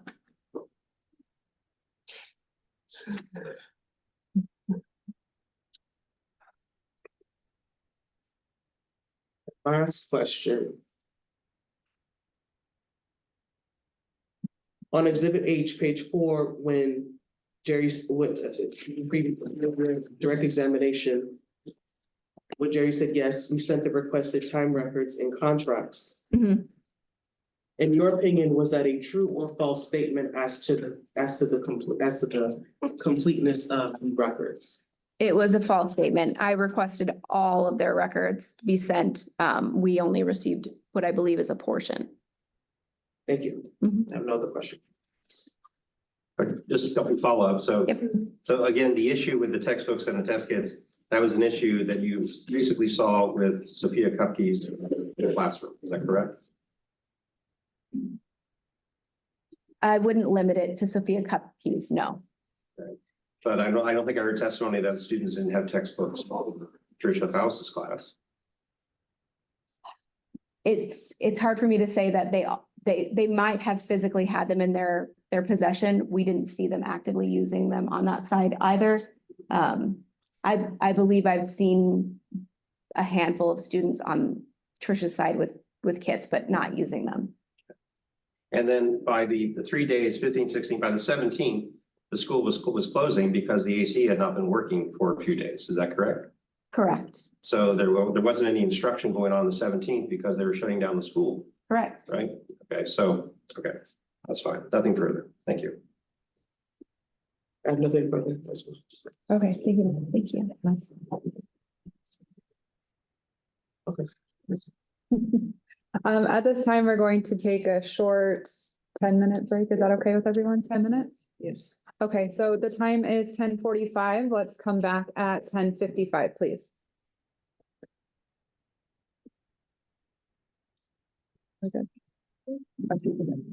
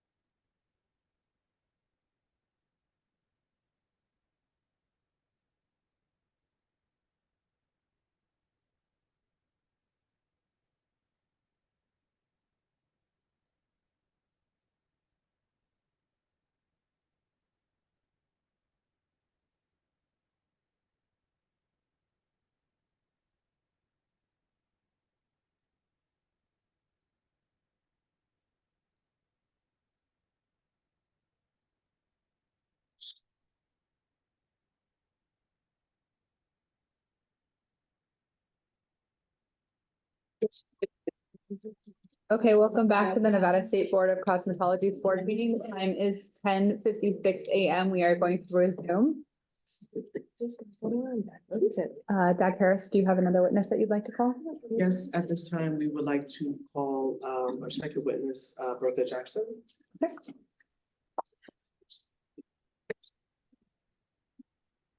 And upon Ms. Jackson being seated, we will state her to be sworn in.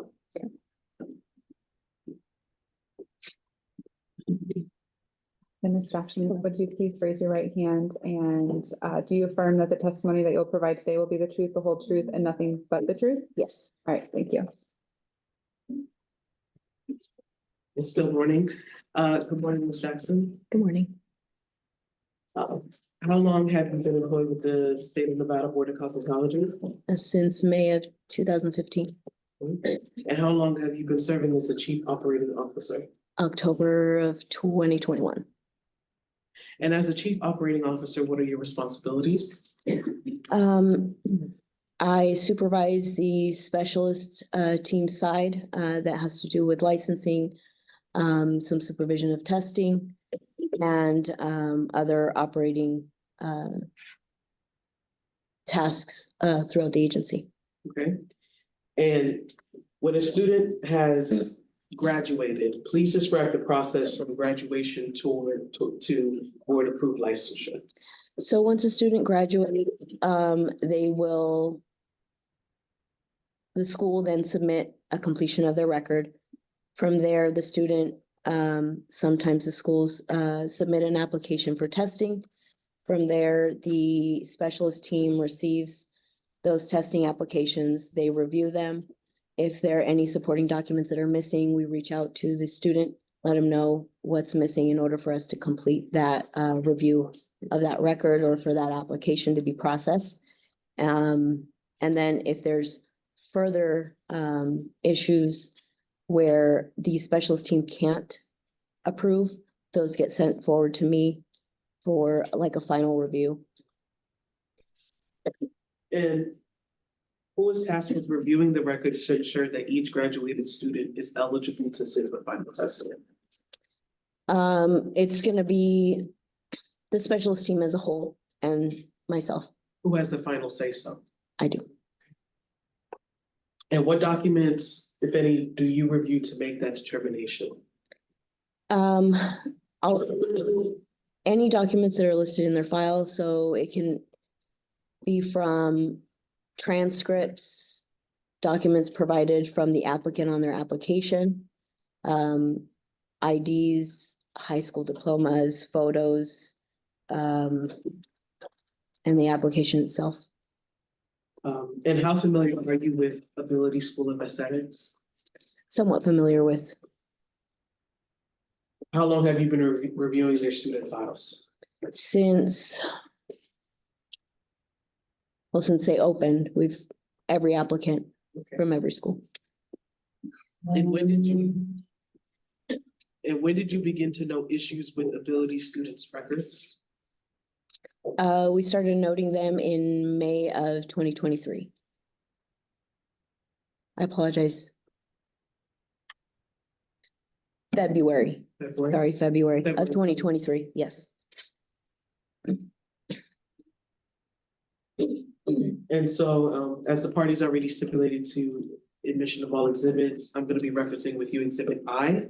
We can turn to that. Let's start off with Exhibit I, pages 5 to 9.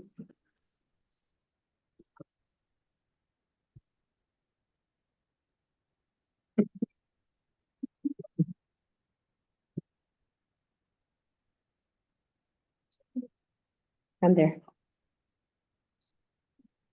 Now, what discrepancies, if any, did you note with? And I'm referencing are these the records for Connie Wright? Yes, that is correct. And what discrepancies did you note with her high school education? So on the document that was provided, the translated version states that it's a general high school graduation certificate for the Sichuan province. we noted that on that same document, there's a seal that states it's a middle school. Is it Nejang number 2 middle school? We also have on Exhibit I, page 6, is the original of that document with the photo of the student. Exhibit I, page 7, states that it is Nejang Second High School and that she completed the 10th grade or higher, and this is on the application that was submitted by the student on September 12th, 2023. Exhibit I, page 8, is the rest of that application. And then Exhibit I, page 9, states there's a affidavit from the school, Ability School of Aesthetics, where it states that Connie K. Wright completed the 10th grade or higher, and then actual grade completed is 10th grade. It is signed by the student, Connie Wright, on June 13th, 2023. And so what concerns, if any, do you have with these records as far as the minimum educational requirements? As far as the minimum education requirements, our concern was that one document translated had it listed as a middle school. That same document has it listed as a high school. And the affidavit showing that she completed the 10th grade or higher, and then the application also showing that she completed. So our concern was that original document showing the seal as being a middle school. And so how reliable do you find these records as proof that she completed at least 10th grade in high school or it's equivalent? They're unreliable.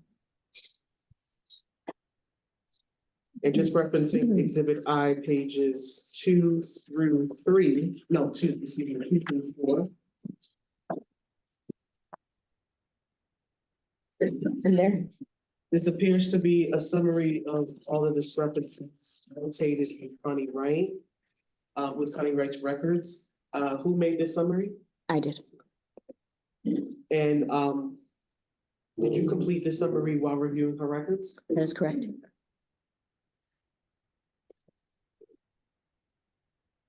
Now let's go to Exhibit I, page 10. Let me know when you're there. I'm there. Can you please explain to the board your concerns with this document? My concerns with this document is that it lists the student name as Connie Wright.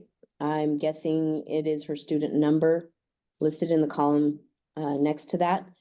There's no starting date, no tuition paid date, no kit issue dates. The check-in dates for the 150 hours, 300 and 500 hours are blank.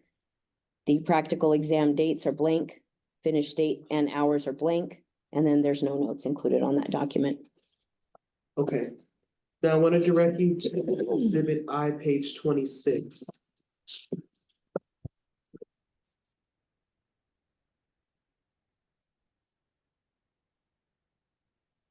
I'm there. Now, do you recall when this was submitted by Ability? I do not know.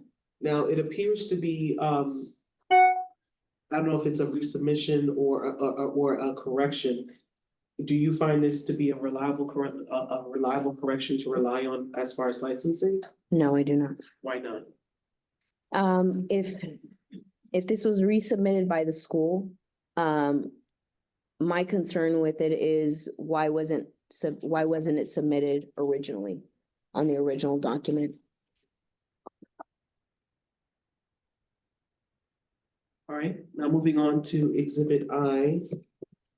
And we're gonna, my questions will be pertaining to Exhibit I, pages 10 through 16. Okay. So let's start off, so just go through that real quick.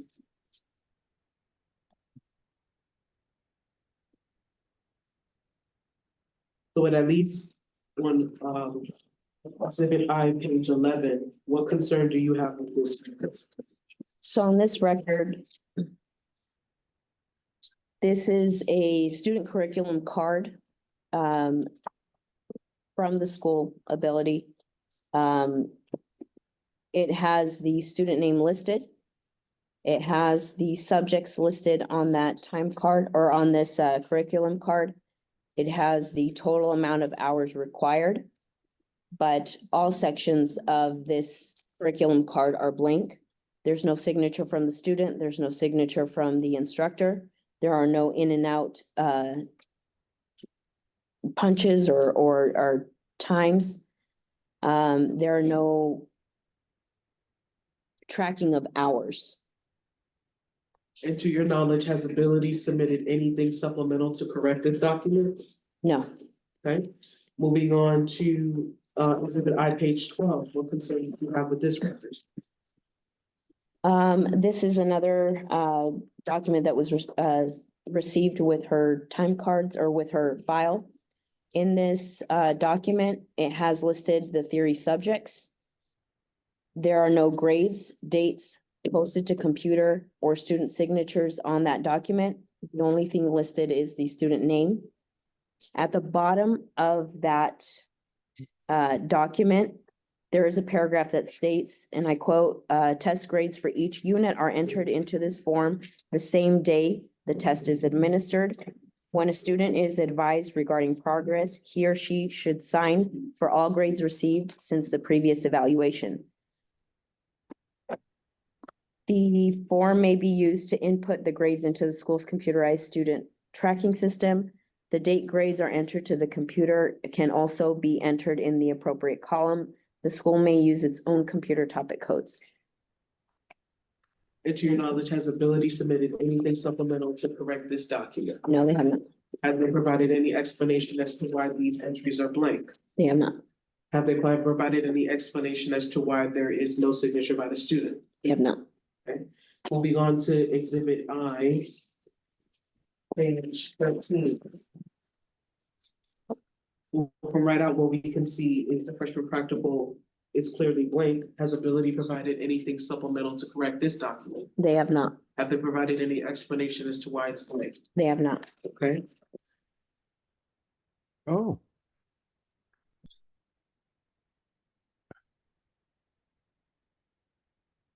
now it appears to be for Connie Wright, we have a supplemental document here on page 14. It appears to be a new resubmission for the facial microderm peels, wax, and machines. Do you find this resubmission to be reliable? This resubmission, no, I do not. Why not? This resubmission, and just to clarify, Mhm. the document that was received prior to that on Exhibit I, page 13, Mhm. this was something that was received, it was in the same file, the student file. So there's two different ones. This one was page 13 is from the record that was submitted, I believe, from the student when we asked for their file. And then the second page, Exhibit I, page 14, is what was found in the student's file when the compliance team was out there taking copies of their full files. And was any explanation given to you, at least by the student, as to why she didn't have this, why she didn't have that file documented on Exhibit I, page 14? No, and the concerns I had with this were, the name is clearly from page 13 to page 14. The names are written in two different handwritings.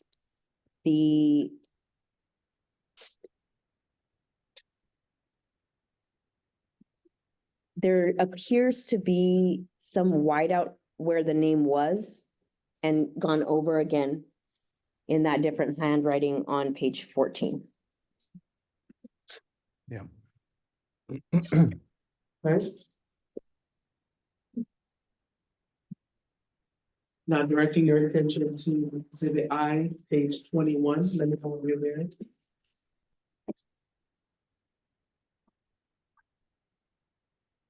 There, All right, please let me know what concerns, please express to the board what concerns you had with this reference. this is the practical exam final results form. This should be completed in its entirety. The dates are missing, the scores are missing for each segment that is required for the practical exam. There's no pass or fail box checked to indicate that the student has completed that exam. And has Ability submitted anything supplemental to correct this? They have not. Has Ability provided any explanation as to why the date, scores, and pass and fail entries are missing? No, they have not.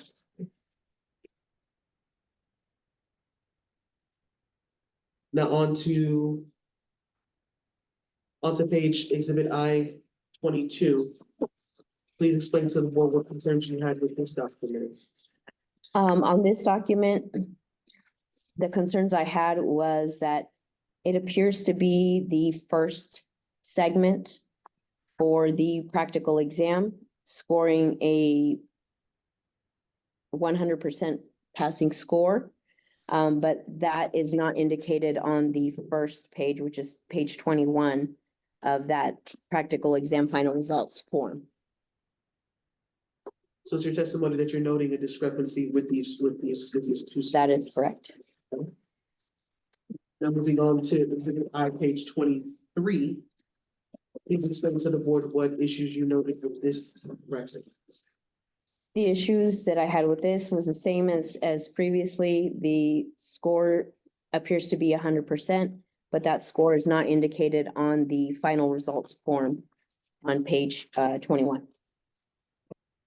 And with these same concerns on pages 22 and 23, not conforming with the final results form on page 21. Is that also similar concern that you have with page 24 and 25? That is correct, yes.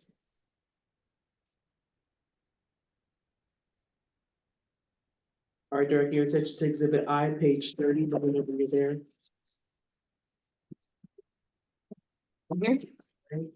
And please also, again, please explain to the board the concern that you had with this record. The concern I had with this was that it lists the student name. It is a management guide score sheet based on the chapter that was studied. There is no chapter or test title listed. The only thing listed is the student's name, date, and then answers, or what appear to be answers, some marked twice. And if you look at answer 1, 3, 5, 7, 9, and so on and so forth. And there's no final score listed on that page score sheet as well. So upon reviewing this document, does the board have any inclination as to what credit or as to what subject area to apply this exam to? No, we do not. All right, moving on to exhibit I, page 31. What concern did you have with this? On this record, it shows the student, it's also a test score. Score sheet for a chapter that is not listed. A test title is listed as number 14. No test date. The name of the student is listed. Same thing with duplicate answers being listed. For example, number 56. And then the no final score is listed on that score sheet. And very quickly, Kate, if you could just review 32, 33, 34, and 35. Say it again, strike that. If you can review 32 through 37 real quickly, let me know when you're done.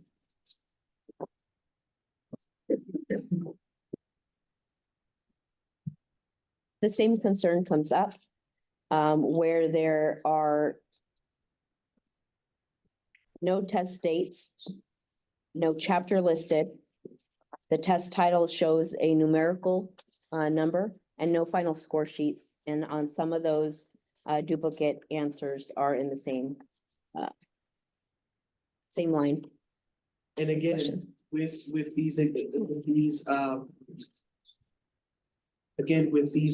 these score sheets, does the board have any inclination as to what credit, what topic to apply this to? No, There's no subject to even listed to compare it to that curriculum card that's listed on the first. Okay. Now directing you to exhibit I, and we're gonna go a little farther, exhibit I page 177.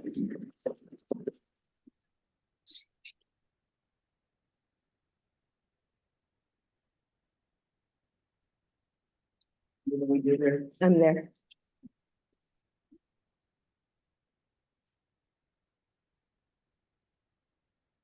Now please explain to the board the concern that you have with this measure. The concern that I had, with this one is, give me just 1 second.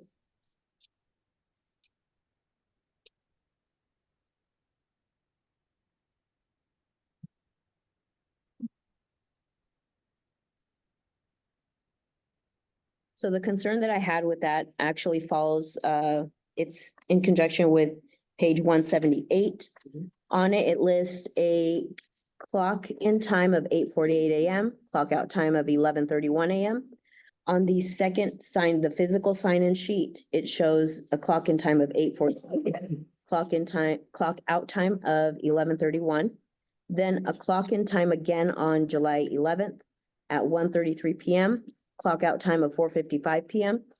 And there is no clock in time or out time for 1:33 p.m. to 4:55 p.m. for that student on July 11th.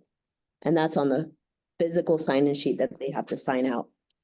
So here we have on exhibit I, page 177. This is the time coming from the punch-in cards. Is that correct? That is correct. Then exhibit I, page 178, that's the sign-in sheet that was marking the time. That is correct. But as it stands right now, from the licensing perspective, it is still unclear as to what her time was, That is correct. despite having those two separate measures. That is correct.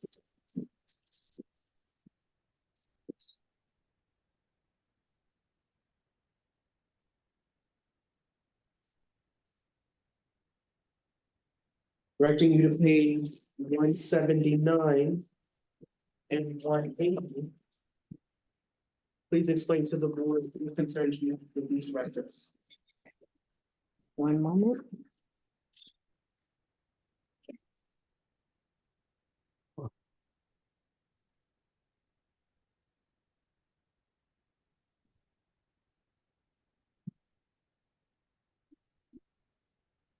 So on these records, our concern was that the student was clocked in on September 11th. Just 1 second, sorry.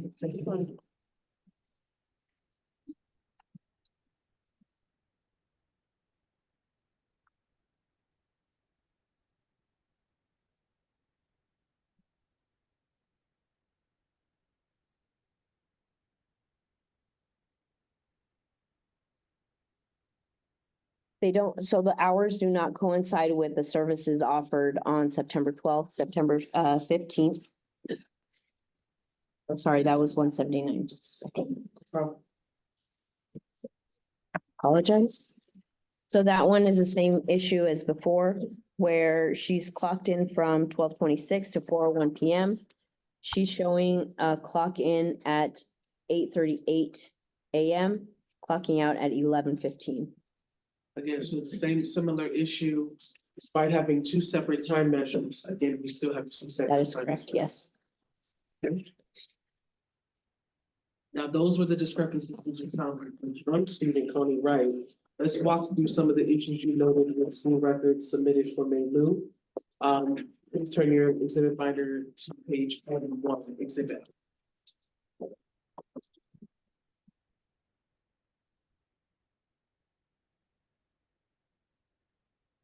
I'm here.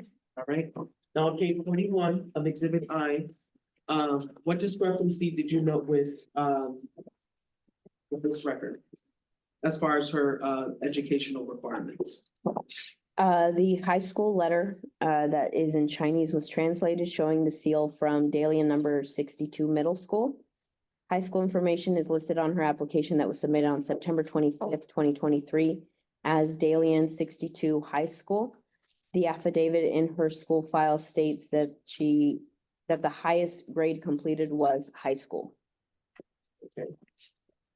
And so how reliable do you find these records as proof that she completed at least a tenth grade education in high school or its equivalent?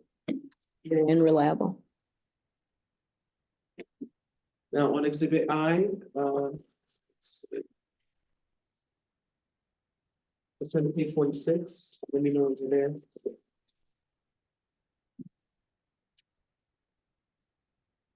I'm here.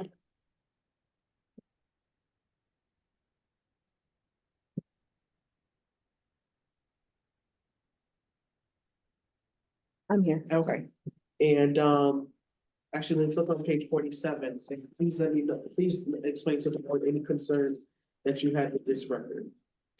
The total amount of hours don't calculate, and it's also listing a time in on May 17th, when it was noted by compliance that the students were moving linens from one school to another. Also, when the students were moving equipment, and I believe during the May 17, 2023 inspection, students were moving equipment, but here on page exhibit I-47, you're noting that she's still being clocked in. She's being clocked in, and it's our interpretation that the student is clocked in, earning hours in actual education. And what concerns that you have with the actual total of her amount? That's deducting the hours for that day. They would total 588.49. The amount that is required by law is 600 hours for an aesthetics program. And so what concerns ultimately do you have as far as maybe meeting her hour requirement? She did not meet them.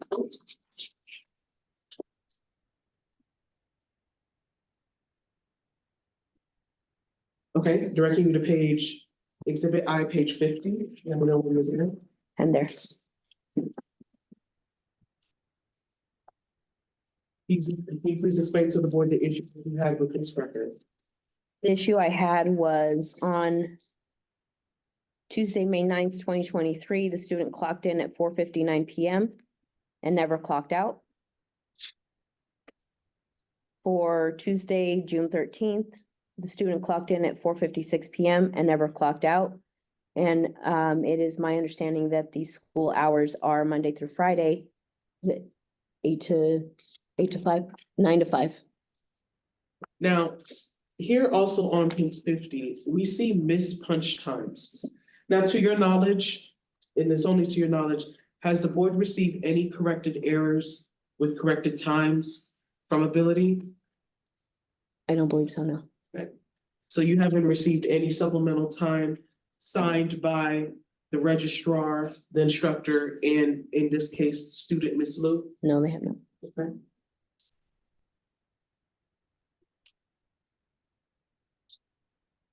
Any, next page is exhibit I, page 53. I'm here. Okay. And we need both 53 through 54. Please explain to the board the concerns that you had with these records for May. The concerns that I have is student name is listed, date of the test score sheet completed is listed. There's no chapter listed or test of the test title listed in there, and there's no final score listed on either one of those score sheets. Moving on to exhibit I, page 55. Let me know when you're there. Here.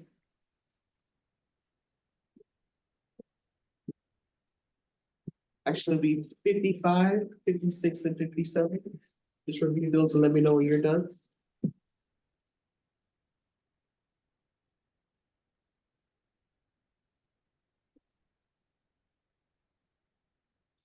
I'm done. Okay. Now, every entry submitted as part of Maylou's record is empty. Have you received any explanation from Ability as to why they're empty? No, we have not. Okay. And to your knowledge, have you received any supplemental records from Ability for May Lou? No, we have not.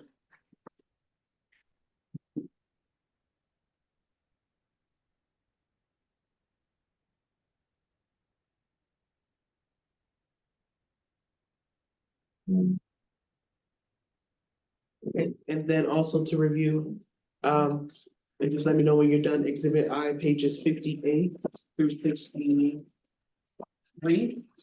Just review those documents and then let me know when you're done.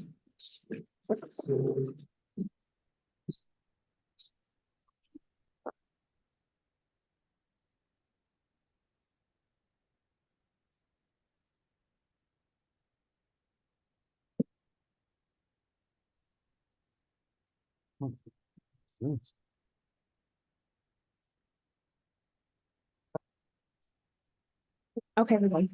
Okay. And can you explain to the board the concerns that you had with these records? Same as before, the test score sheets are listed in her file. The name of the student is provided, the date of the test is listed. There is nothing listed for the chapter, test title, or final score for that exam. Okay, and to your knowledge, who is ultimately responsible for maintaining these student records? For the exams, the instructor that is giving that exam. Mhm. And then ultimately, it's the school's responsibility to the school owners to make sure that their records are complete.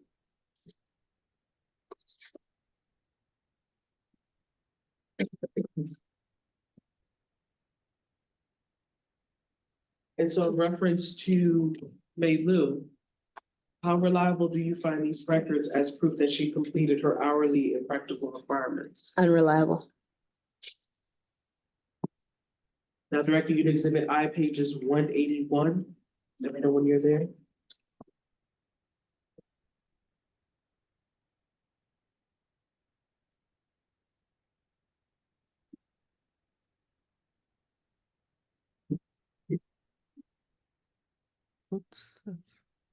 I'm here. Guys. And if you can actually turn quickly to 182, can you also explain the records that you had with these records? And if you know what this record. Excuse me.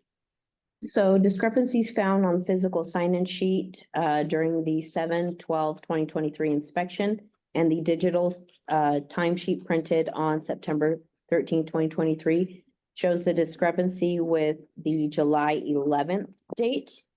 For July 11th, it shows the digital timesheet shows that the student was clocked in at 9:26 a.m. and clocked out at 11:31 a.m.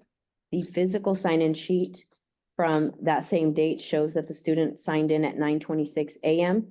and did not sign out that day.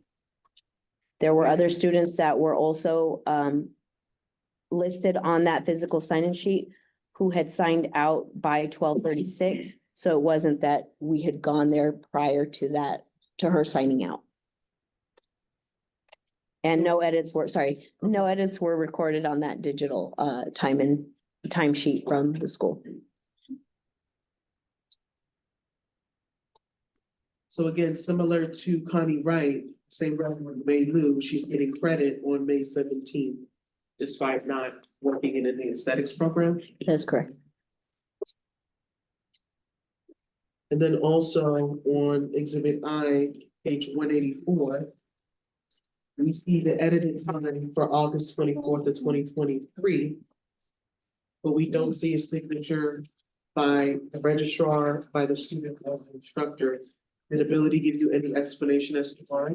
No, they did not. Did they submit any supplemental records correcting these discrepancies that you found? No, they did not.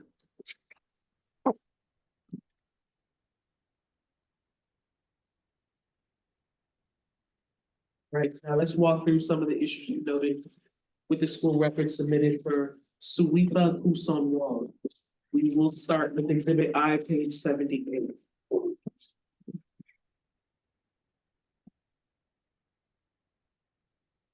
You're there. I'm here.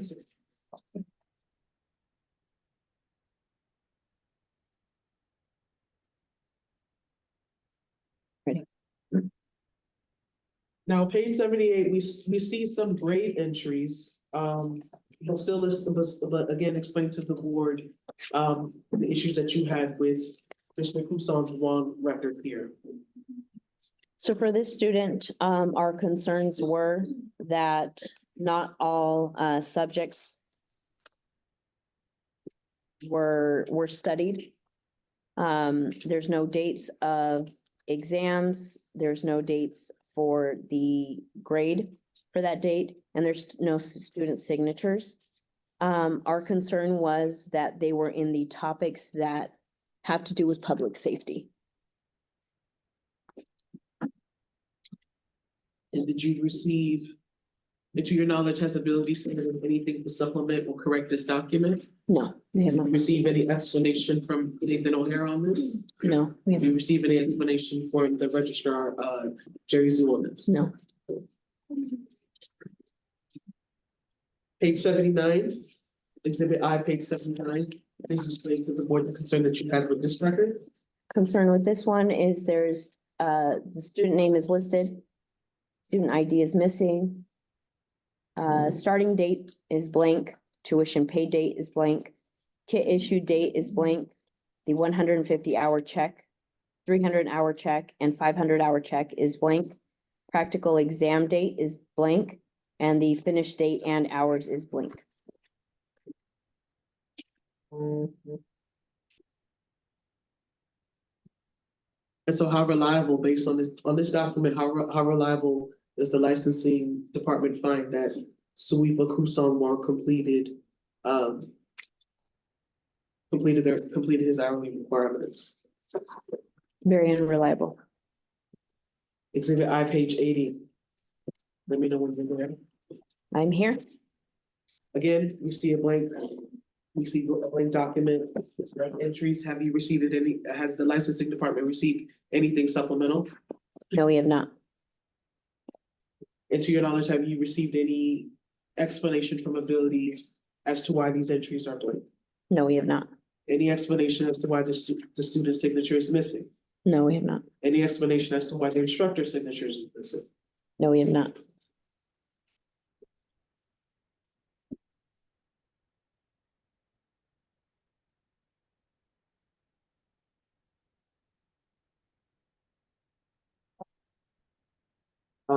Directing you to exhibit I, pages 85 and 86.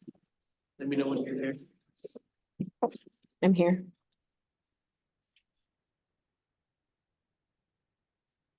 We don't see any entries on both pages for the microderm, the peels, the wax, the machines, facial machine, speed wax, makeup, lashes, and ECT.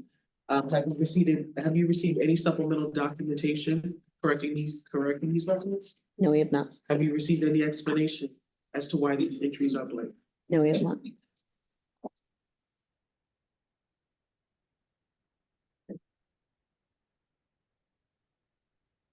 Thank you for bearing with me. Let's walk through the issues that you noted for, I hope I'm not butchering it, Xinyu Shin. Exhibit I, pages 93.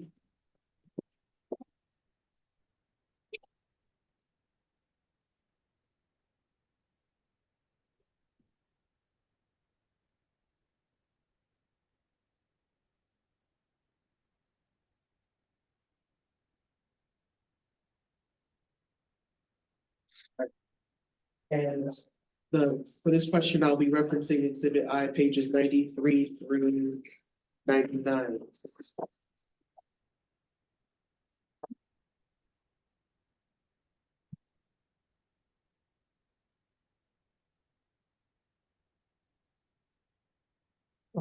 Now, please explain to the board what discrepancies, if any, did you know as far as Mr. Shen's high school, minimum educational requirement? Discrepancy was found in the high school name. On the original application, it's listed as Jiangsu Shilu Senior High School versus the recent testing application of Donghai Second High School. Just a moment.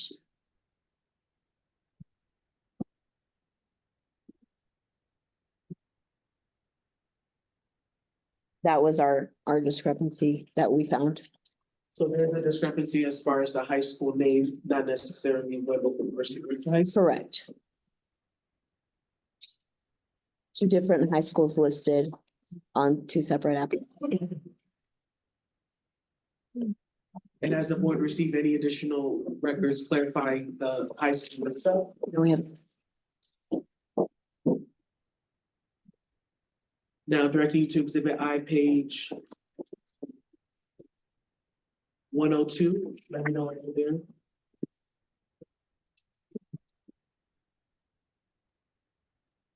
I'm here. You know, please explain to the board the issue that you had with this record. So the issue that we had with this record was that the student's name is listed. The theory subjects are listed. The student's signature is listed on subjects that are numbered on here, 6 through 18. There are no grades for those subjects, dates for those subjects, or posted to computer dates listed on that form as well for those subjects. Have you received any explanation from Ability as to why the students' signatures are missing for the other items that appear to be blank? No, we have not. Have you received any explanation from Ability as to why it's the grade name, the grades and the dates are missing? No, we have not. And you haven't, and have you received any supplemental records? No, we have not. On to exhibit I, page 103, and explain to me what issues found with this record. This record, the issue that we had was there's no date or score listed on the final, the practical exam final results form, but there is, with no score being listed, there is a pass grade, or pass box checked by the instructor. So as it stands right now, it's unclear to the board as to how the individual passed because we don't have the date or score entries. Correct. Turning on to exhibit I, page 104. Again, we see a blank, we see the blank curriculum card for Mr. Shen. Have you received anything supplemental from Ability? No, we have not. Have you received any explanation from Ability as to why the student's signature is missing? No, we have not. Have you received any explanation from Ability as to why the instructor's signature is missing? No, we have not. Or any information from Ability as to why the subject areas are missing altogether? No, we have not.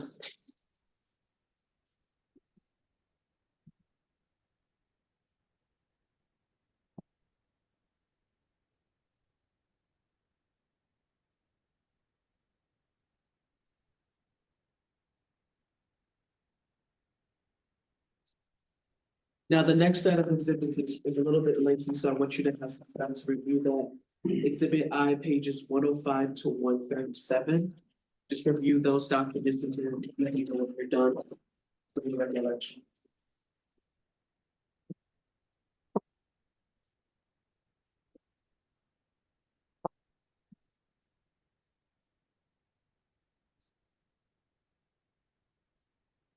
Through which page? 105, Mhm. 137.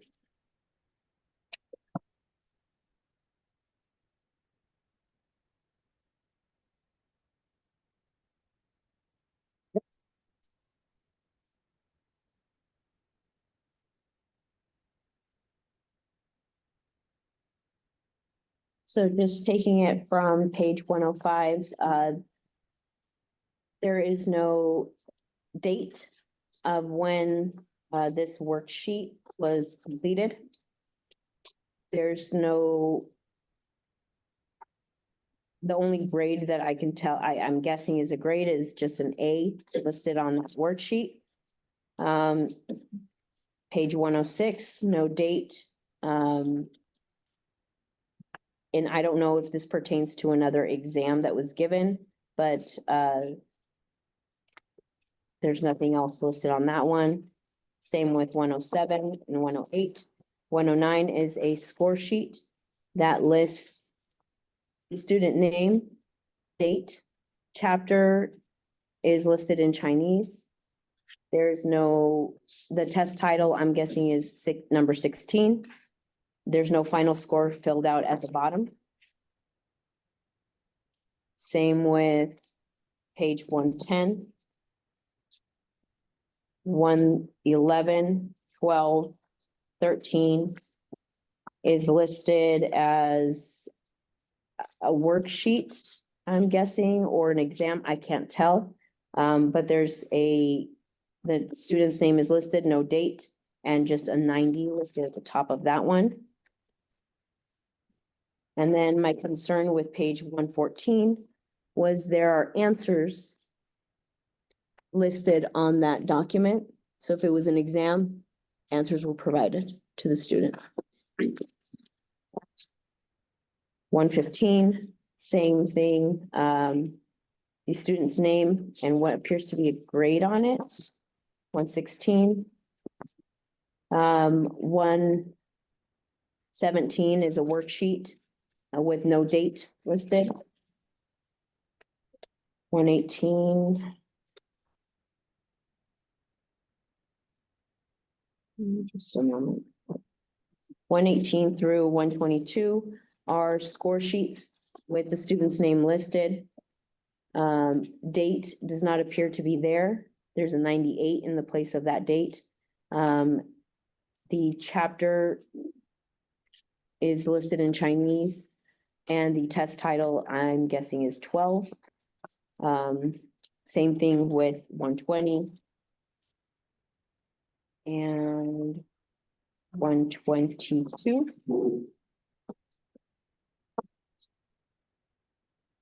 123 appears to be a worksheet page. With the student's name, no date, but a score of 90 on it. Page 125, student name, no date, but a rating of A. But if it's a rating of A, it's listed as a 90% being listed on that exam or worksheet. Page 126 shows the student name, no date, with an A+ listed on it. And when you get Chinese completed documents as these, what process do you have as far as getting what process, if any, do you have as far as sort of translations?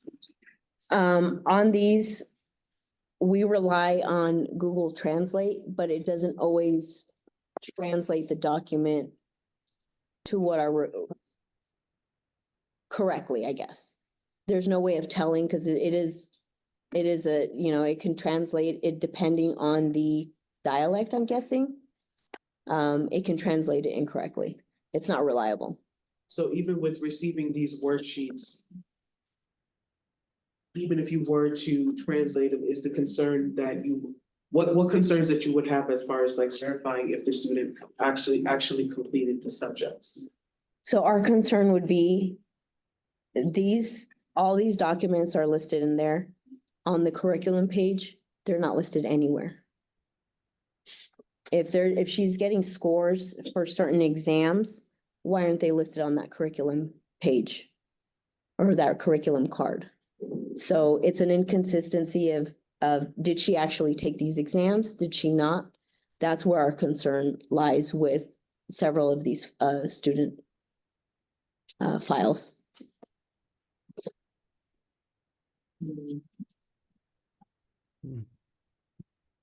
All right, and directing your attention now to Exhibit I, pages 202. Let me know when you're there.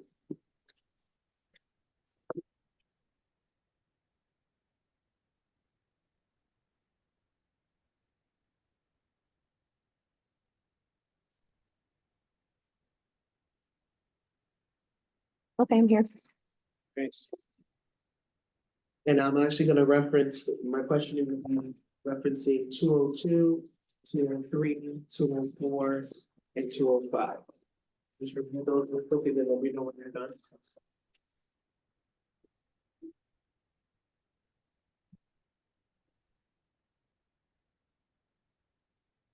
Okay, done. Okay. Now, first on page 202, for June 13, 2013, we see a missed entry. Was, to your knowledge, did ability provide at least the board any explanation as to why there's that missed entry? No, they did not. Okay, and you see highlighted here for July 11, 2023. Please explain to the board the concern that you had with those documents and this time purchase.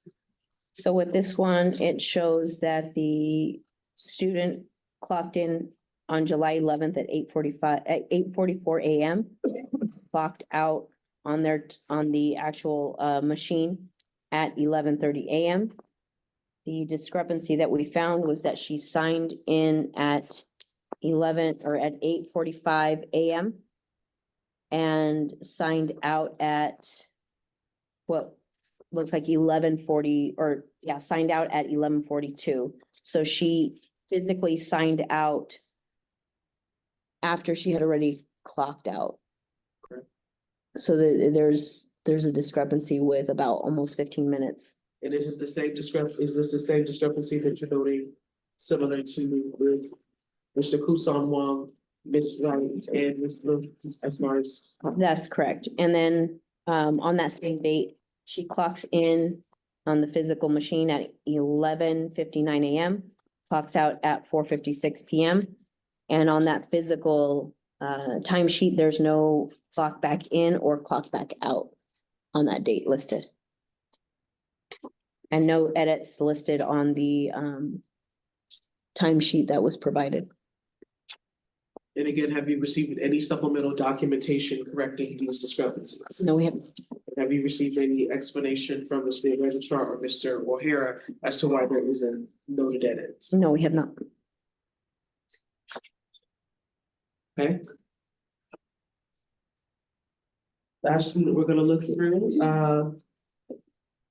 is for Mr. Gins. Let's start with exhibit I, page 140. Do you know when you're there?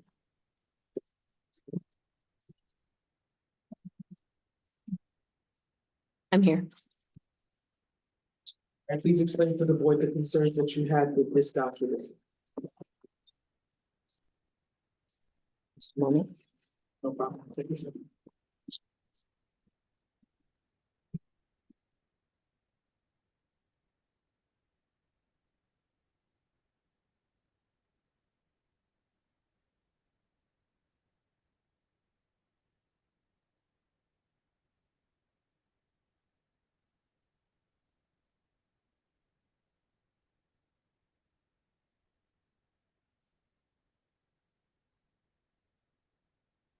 So on this document, it appears that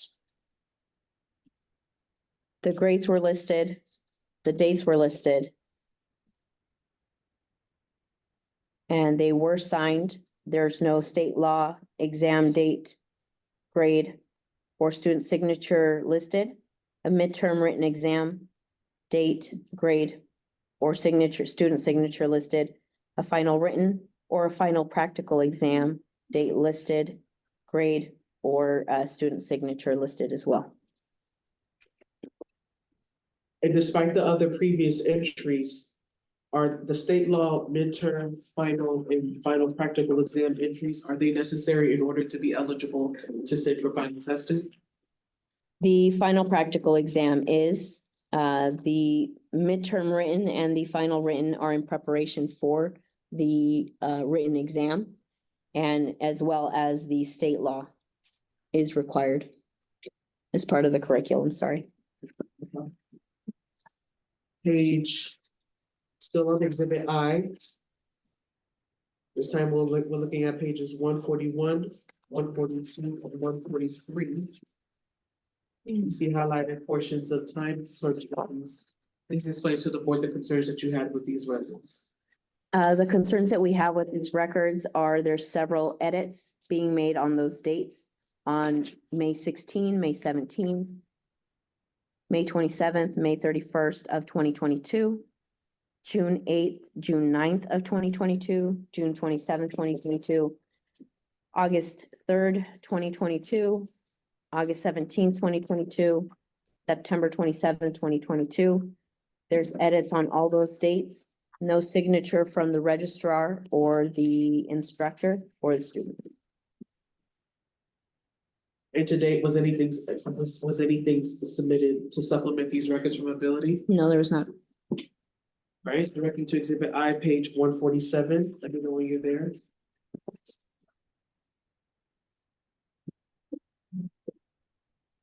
I'm here.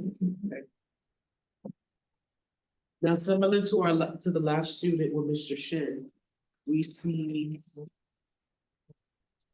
submission of a lot of worksheets in Chinese. And this is from 147, I believe, to 170. Please explain to the board the concerns that you have with these pages. Or these records. And again, I'm referencing exhibit I, pages 147 through 170.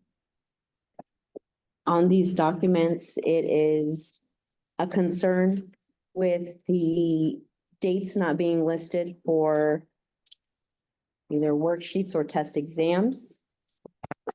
There's grades listed in there. Just a minute.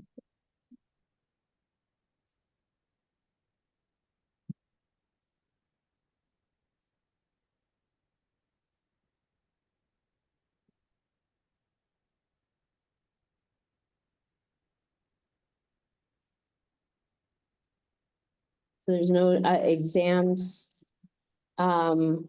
exam dates or exam name listed on those documents. On page 151, it is listed as the exam having 10 questions, a 90 listed on there, but no questions marked as missed. Same with page 152, 153, 154, and 155, 156, 156.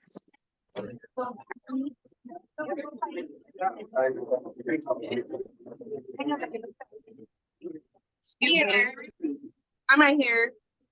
I'm over here. 161. Yeah. This is mine. One second. No. Do you guys have ketchup? Ketchup, yes, ma'am, I do. Okay. 163, 164. Okay. 166. And with these particular worksheets, how difficult is it, or is it even possible to cross-reference these worksheets with the, with the course guide outlined on page 140? There's not. And also to mention on page 169, the grade seems to be edited or manipulated. It shows a 70, but then it has another writing with a different ink on it to where it says 75. So it's hard to tell what was actually graded, and there's no miss, or there are missed questions on that. I apologize. So even if you were to put these worksheets through, a translation software, how reliable would you be able to use that as far as like allocating if that student is able to sit through testing? It's difficult to say. It's not very reliable.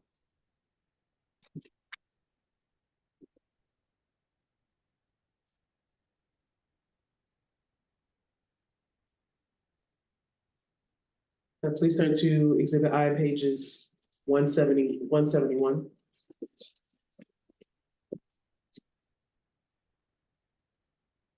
This is the practical exam final results form. I'm here. And what concerns did you have with the sheet?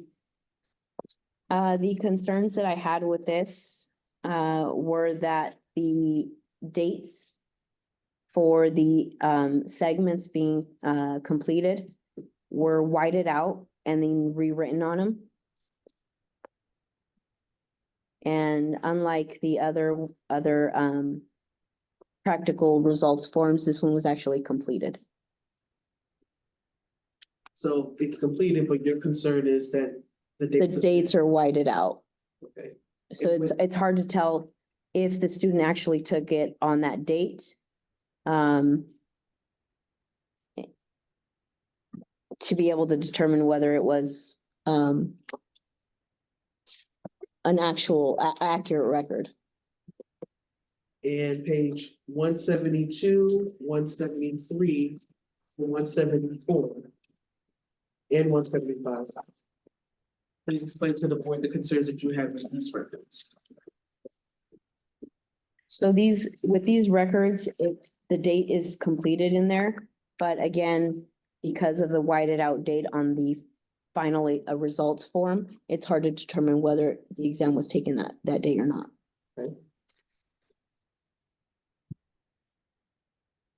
And that's the concern that you have for pages 172 through 175? That is correct.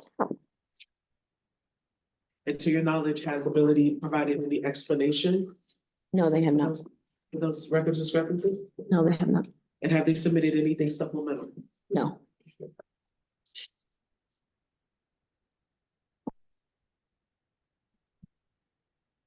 Now, do you believe that some students would be eligible to at least claim some of these records, as we do see some entries in? Or do you think that they'll be able to at least claim some records, or how far gone are these records in your opinion? At this point, and this is just based off of the files that were submitted for in evidence. Each file is inconsistent. Each student record is inconsistent, so it's hard to determine whether the student actually was taught the curriculum and completed the amount of hours that they're required. Now, for each of these students that we went over, they also received denial letters. Who submitted the denial letters? I did. And after receiving denial letters, what are the next steps that students have in case they want to somehow appeal the denial letter? They were provided with a copy of the petition form so that they can petition to appear before the board. So even as it stands right now, despite receiving the denial letter, the students still have an opportunity to at least plead their case to the. Correct, yes. And in your opinion, as the chief operating officer, how reliable do you find Ability student records on the licensing standpoint? I'm very unreliable. And knowing what we know now from Ability student records, from a licensing standpoint, what public safety risks are present if Ability continues to operate? In my opinion, there's a high risk with just looking at these records with sanitation not being, no record of sanitation being studied in their curriculum or in their class. That's a big concern for us as far as public safety. Skin diseases, the other topics that are supposed to be taught and learned by the student, it puts the public at risk, in my opinion. No further questions at this time? Well, I have questions, obviously, where are we at as far as lunch break or something like that? Take a break for lunch? Does everyone want to break for lunch? I would like to. Let's break for lunch. Let's do a half-hour lunch break, Go back at 12:30. and come back at 12:30. Okay, and then, we'll Pick it up. allow you to pick it up. Yep, exactly. Okay, thank you.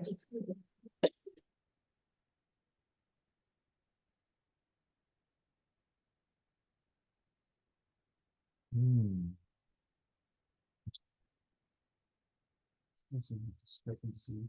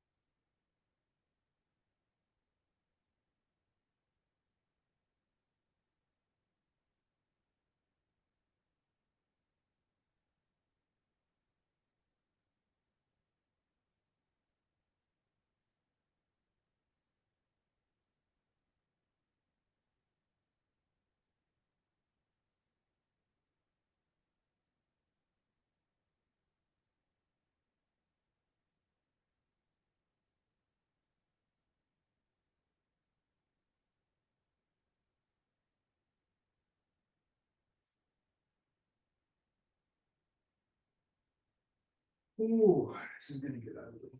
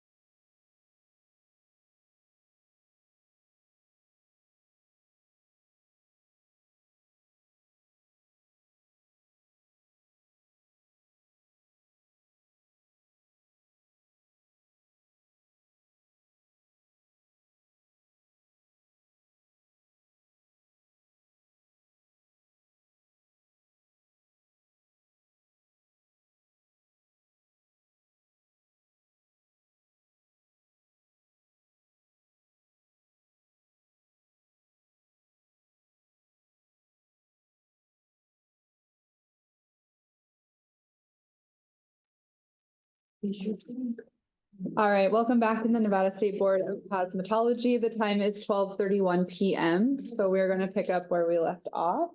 Ms. Jackson, will you come back up? And then we can get, do we need to refer her in? No, okay. You're still on the roll.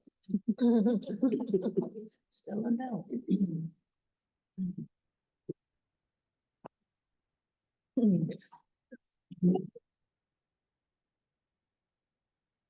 Okay, Jackson. I guess I'll just do this, that's kind of awkward with me over here on the side, but, Wes, I'm not gonna go through every single one of the records we went through just on your direct, but, I do have some questions on some of them. Regarding the application for Connie Wright, if you could turn to exhibit, all this is in exhibit I. 07.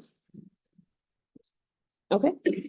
And, this is, what is this form? What is this form? Like, why was this created? How was this form done? The testing application is done through our website. So if I finish a school and I wanted to get licensed, I would go on the website and I would click the link for this application and fill it out online, and it starts the process. Is that right? Correct. So does this mean, and I see there's a date at the top, it says September 12th, 2023. So is that the date that it was filled out and submitted? That is correct. Okay, all right. And when an application is submitted, is it submitted as well with certain documents that go with the application? Yes. What typically, on a typical application, what documents would you generally see based on your experience? Based on our experience for a testing application, we require the passport quality photo, a government issued ID, a second form of ID, birth certificate or social security card, something to that matter. And then it's submitted Okay. along with the application. So the application itself, does it include any documentation like PDF files that have to be uploaded along with the IDs, anything like anything like that? Is anything that has to go with the application? So the passport quality photo is a JPEG file. Typically, the government issued ID and the second form of ID are both PDF files that are submitted along with this. Okay. And then once the board, your office receives an application online, what's the general process from there? Take me. So from there, our staff will receive it, process the application. Depending on where staff is at, it's typically 2 to 5 business days for them to process an application and get a response back. What do you mean by process an application? What does that entail? It entails taking all the information submitted on the application and putting it into our system. So if an address was updated, a name was updated, that has to be submitted, that has to be put into our system. Okay. And by way of this application, does it indicate that the applicant, in this case, Connie Wright, is it on there that she graduated from the Ability School of Aesthetics? Is it on there so you know which school she went to, or? So it states what is the name of the beauty school you attended. And that's Exhibit I, page 8. It states the name as Ability School of Aesthetics. It requests the state, so Las Vegas, Nevada, and the month and year she started and month and year she graduated. And as part of the normal process, would your office contact the school and verify that the person did indeed graduate from the school? So we go based off of the internal system that we have with the school's responsibility to submit the enrollment based on what the requirements are in our regulation. They are to also submit the completion. If one of those is missing or there's a discrepancy with the month and dates, then we request more information from the school. From the school, okay.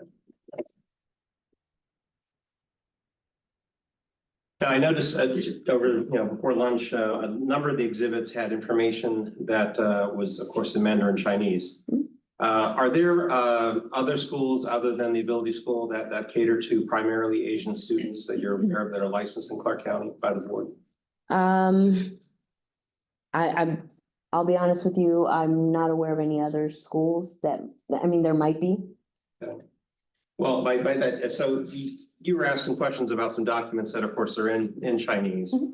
And what is the procedure, if there is any for the board to assess documents that are in Chinese as versus English? Like, how is there a regulation or requirement on what you would do to try to assess that if it's in Chinese? To the best of our ability, we try to look at those documents and determine what they are.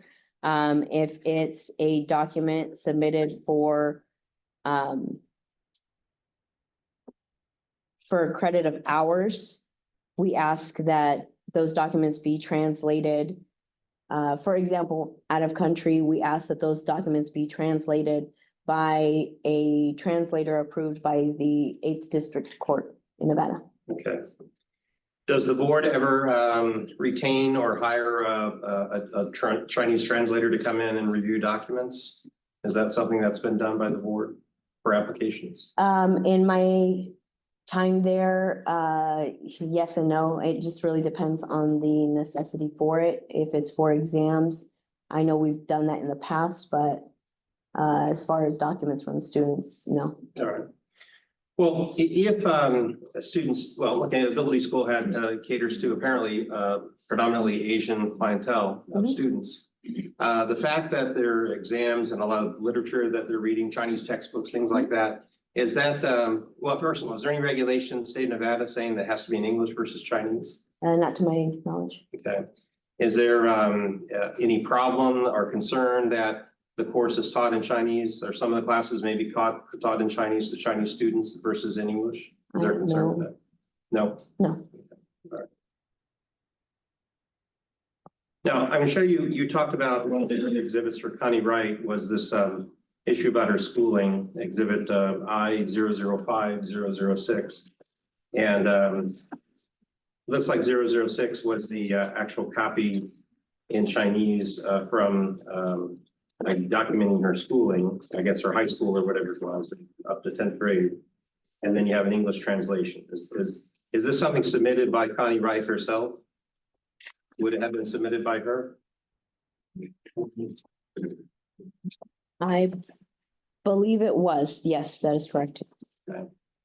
Because this goes to the proof regarding the requirement that you have at least a 10th grade education. That is correct. Okay. All right. I know you testified that the concern was that the requirement is under the regulations that an applicant for a license have at least a 10th grade education, and that the translation on the school, like on exhibit 005, there's it looks like a stamp for a middle school. It says Naijing #2 middle school. Of course, my Chinese is not very good, but you see that, right? You see there it says it went to a middle school. Is that correct? Yes, I do. Okay. And but this was submitted as proof of high school completion. Are you aware that in Mandarin Chinese, middle school covers the equivalent in American schools of 9 through 12? That's actually a middle school. Are you aware of that? No, I'm not. Okay, and you're not aware of that because you didn't have this, you don't have access to a Chinese interpreter to interpret this, did you?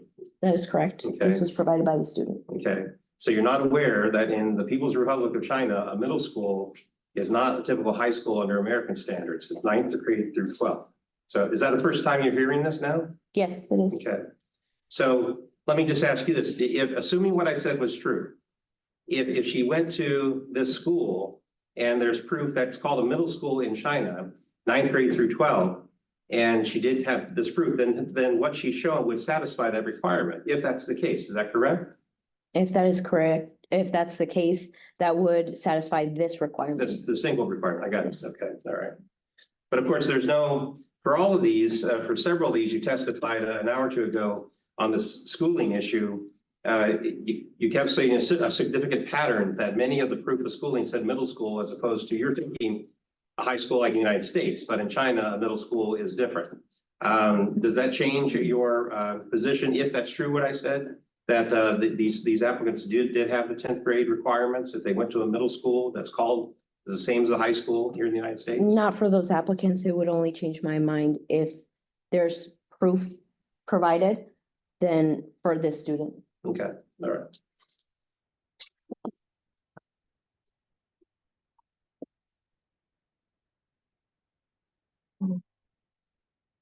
Now, you testified that when a student, Connie Wright, submitted this application, she filled out the form, exhibit 007, submitted her ID, submitted this proof of the schooling.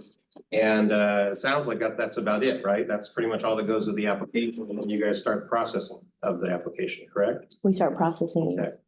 So all of these documents that you testify to about, showing the exams, the practicals, all these things, this was not submitted to her application, was it?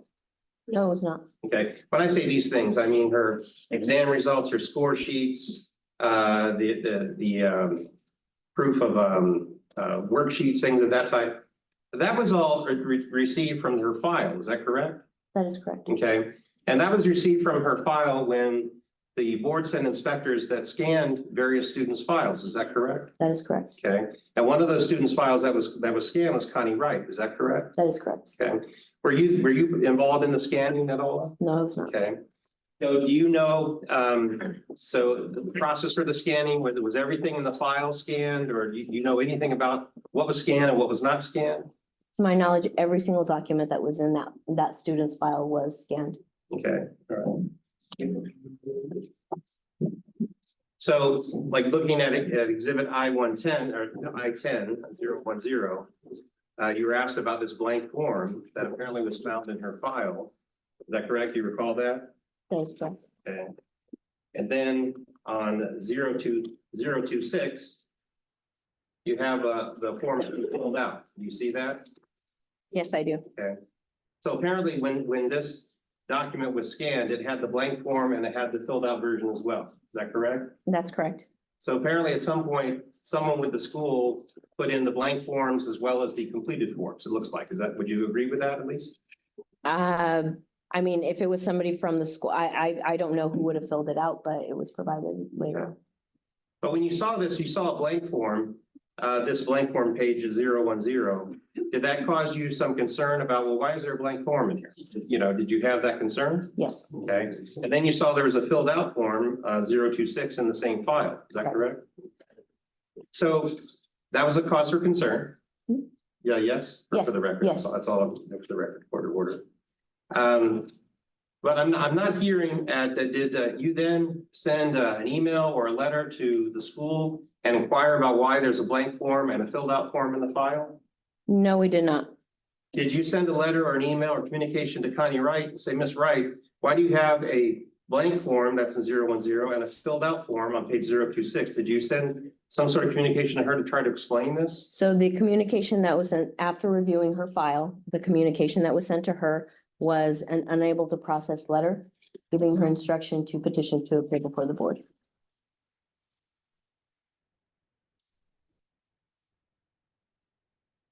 Turn to page 001, I-001. Okay. So the only letter or communication sent to Connie Wright was basically a denial letter, right? That is correct. And in the denial letter, it didn't say anything about incomplete forms or why you have a blank form and a filled out form for these two exhibits we're just talking about, for example. It just says unable to verify schooling information, That is right? correct.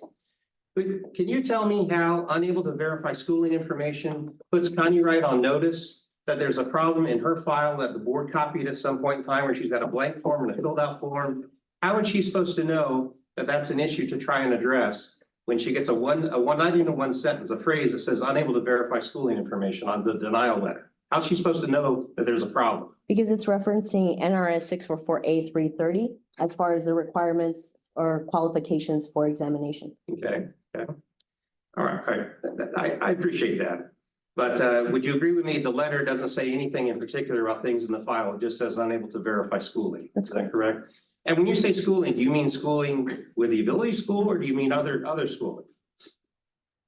Her schooling information is in its entirety.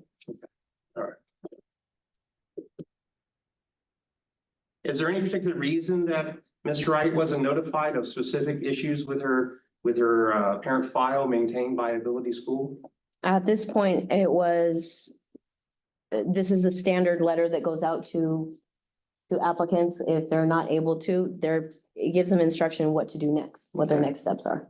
Well, the next step involves the process of filing a petition, coming for the board. Correct. A lengthy process that doesn't even address the simple things like why there are blank forms and filled out forms in her file. Would you agree with me that Connie Wright, she has no control over what is put in her file by Ability School? Do you agree with that? She's a student. In other words, she doesn't keep her files, right? That is correct. The school keeps her files. Correct, Go if I ahead. may. Go ahead. But she's supposed to be initialing on her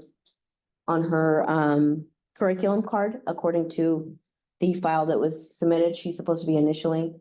And she is supposed to be, there's an NAC where she is supposed to keep track of breaks, lunches and such. Okay, all right. And that's on the time records, and I'm gonna ask you about that in a minute. Okay. So, do you think there's any is the responsibility on Connie Wright to provide an answer as to why there's a blank form and a filled out form in her file, or is the responsibility on the school? At this point, this student, we're dealing with the student directly. Mhm. So it would be the student's responsibility to, at that point, come submit the petition, and then depending on what at this point has been found, she would have to answer to why the school didn't do what they were supposed to be doing. But how is Connie Wright supposed to know that when she gets a denial letter that just says unable to verify schooling information? How is she supposed to know Her the next step applicant- would be to submit a petition. to file a I petition? apologize, yeah. So she files a petition and doesn't even know why okay. I'm beating a dead horse here. All right.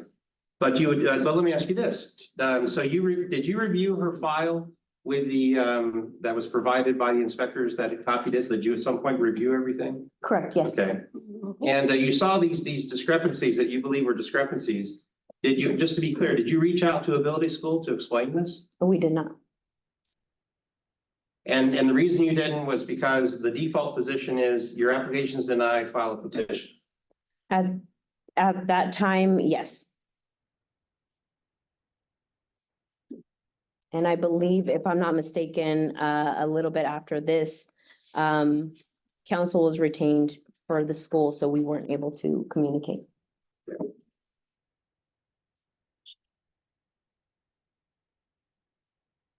Looking at exhibit I-011, this is that student curriculum card.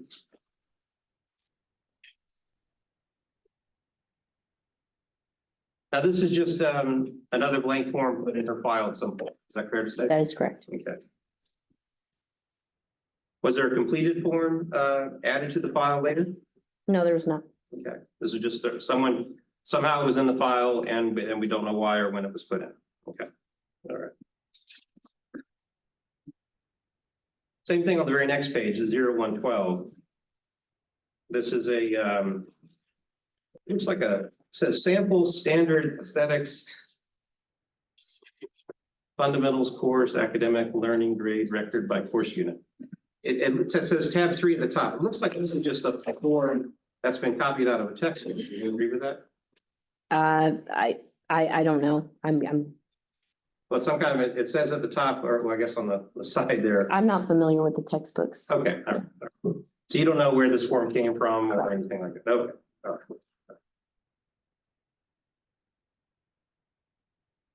And then the very next page are exhibit 013.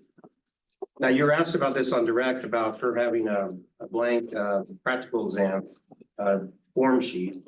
Then the very next page, 014, shows it's been completed. Again, do you know why the school put in the blank form and the completed form? Do you know why that was done? That would be a question for the school. Okay. And it wasn't a question for the school, but it wasn't a question that you asked the school. Is that correct? That's correct.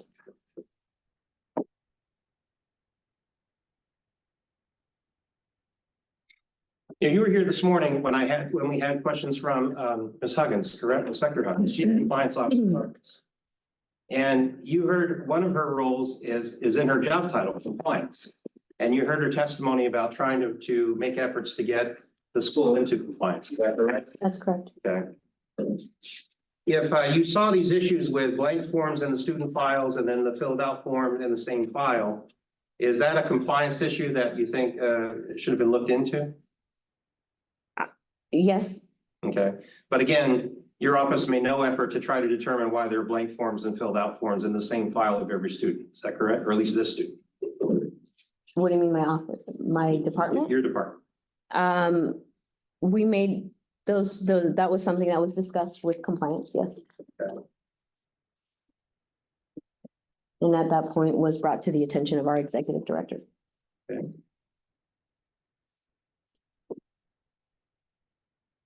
Sitting on page 21.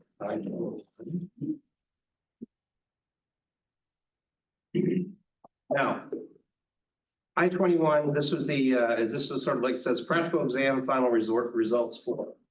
And I believe you make testimony about, or you had testimony about the fact that the dates and scores are not included. Is that correct? That is correct. Okay.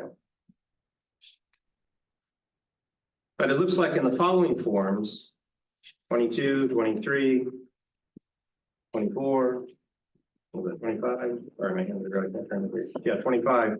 Those are the actual exam results. They just weren't transposed onto this form. Is that correct? Those are the score sheets, yes. Score sheets. So those scores and those dates and procedures is what you would want to see, what you would like to see, and what you would demand to see on this exam final results form. Is that correct? That is correct. Okay. And it looks like this was done, this form was completed on August 23rd of 2023 by Jaili Khan. Is that correct? It was filled out, yes. Filled out. Yes, filled out. Okay, on that day. All right.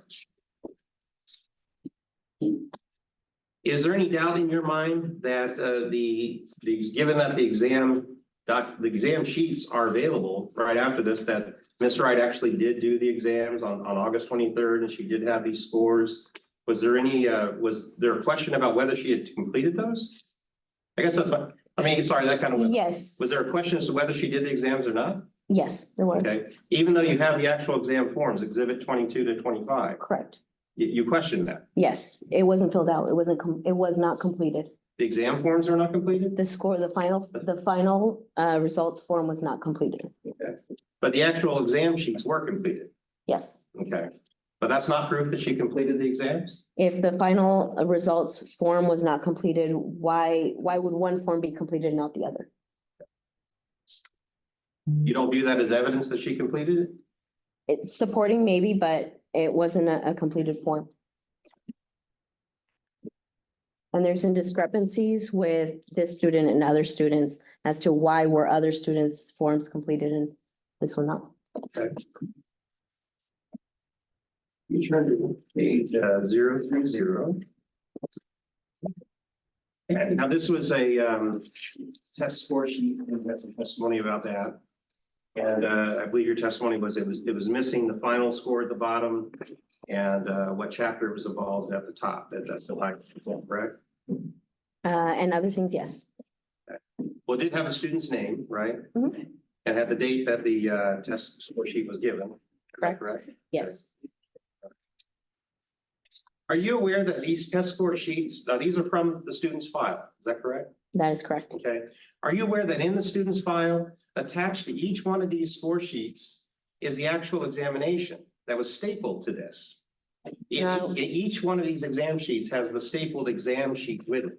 Are you aware of that? No, I was not aware of it. Okay, so it's a surprise to you that this, what you see right here does not include the exam score sheet, the actual examination paper that was given, the test paper. When they did the scanning at the school, the files, the way they came in, they were not in that order. But of course, you did not do any of the scanning, is that correct? You were That not is there. correct. All right. So you don't know whether they're supporting documentation for each and every one of these score sheets, namely the actual exam paper itself. No, I You don't. don't know anything, but that's new to you. And yes, but there's no test title. There's no chapter to determine where that goes. Okay. Because as you pointed out, they were in a different language.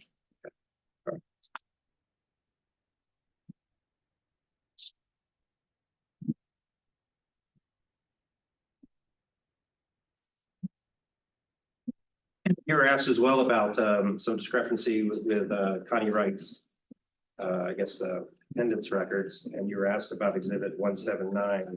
Could you turn to 179, the time card report?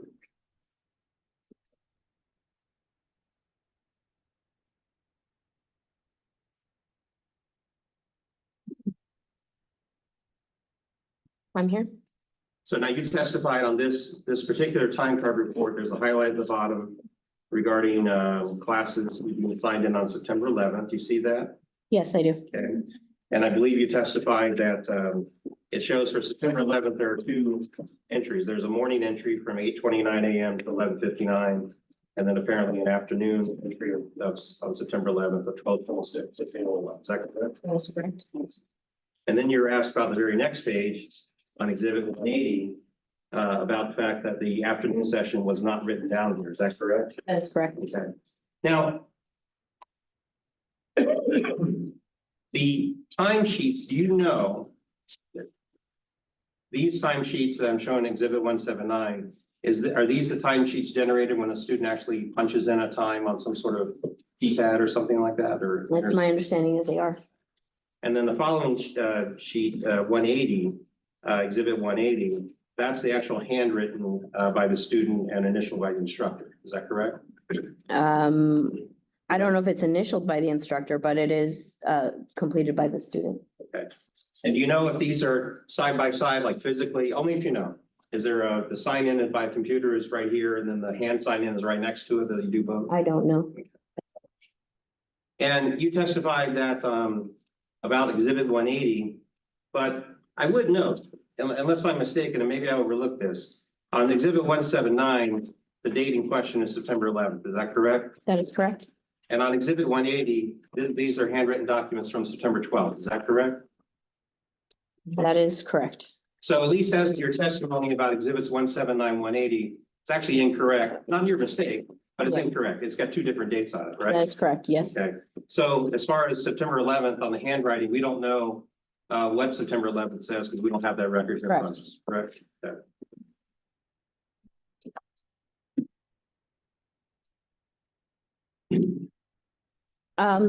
Go ahead. One thing Please, to mention, to note, Yes, ma'am. this time card.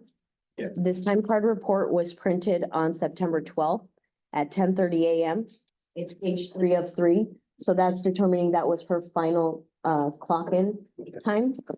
That's where the question was for September 12th. Okay. Turning to page 41 of exhibit F.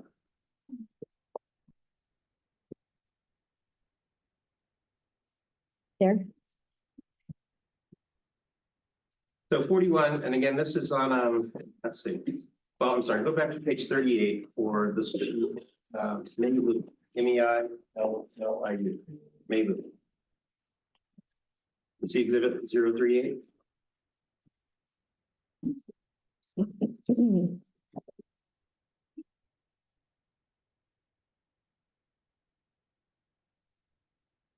I'm there.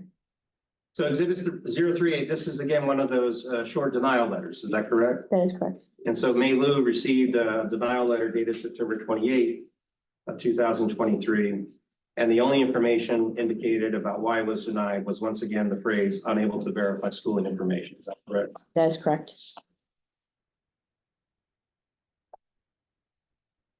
Do you think that these denial letters should have more information that is more clear to the student, to an applicant for a state license as to why their application is being denied? Should it have more clarity other than just the general phrase unable to verify schooling information? Should there be any more details in there? Because you talked about this morning, a lot of details about all of these applicants that about supporting their denial, but it's not in this little denial letter. No, it's going based off of the regulation that was provided in order supporting the reason that we were denying them. Is there a Nevada Administrative Code section or an NRS section that says that provides you direct language that you're supposed to cite when you deny an application? No, there's not. Okay, so this is a discretionary statement that's generated by your office. Is That's that correct? Okay. So once again, with Maylu, there was an issue that you testified to again about her schooling, about this whole middle school, high school, 10th grade, 11th grade. So looking at exhibit I-041, she provided a certificate showing that she finished high school in July 1983 in China, People's Republic of China, and she went to the Dailan number 62 middle school. And this was her certification supporting her schooling. You see that? Yes, I do. Okay. And so just like with Connie Wright, here you have yet again, another student of the ability school who was a citizen of the People's Republic of China. And when they went to school, high school, they went to this middle school. And that was the proof that they had completed the equivalent of the 10th grade in the United States. So that's what they submitted, right? They submitted this proof. And so you're learning today for the first time, again, about the difference between middle school and high school in Chinese language, correct? From what you've said, yes. Okay, all right.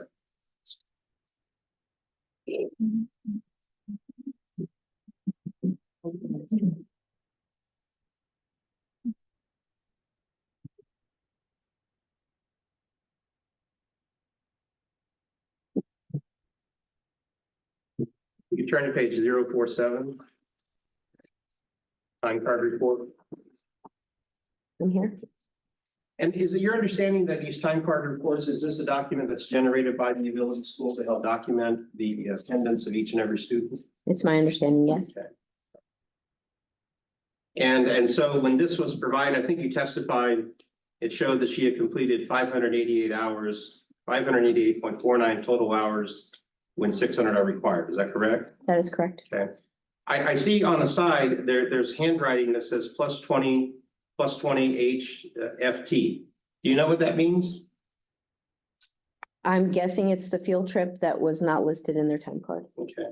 So if the 20 hours of the field trip is factored into the overall study, she actually does have over 600 hours, if you include that 20-hour field trip. Is that correct? If we were to, Okay. Is there some reason that you wouldn't? she wasn't clocked in. Okay. There's no way to determine that she actually completed those hours because there's no proof besides a side note. So you would want to see some more documentation about when the field trip occurred and the times of the field trip, things of that type. Is that fair? Some type of a time system or sign-in sheet or something to support that. Okay. And again, this issue, sure not, because you gotta have 600 hours, that's a mandatory requirement, right? That is correct. Okay, so that's a big one. That's one of the big issues. If you don't have the 600, you can just forget it, right? That is correct. So that's an important issue. And clearly she's shy of that by 12 something hours. But she wasn't told this, was she? She wasn't told this in your denial letter, was she? No, she was not. Okay. Again, because she was only told her schooling couldn't be verified. It was the regulation, correct? Okay. Of what the requirements are for testing.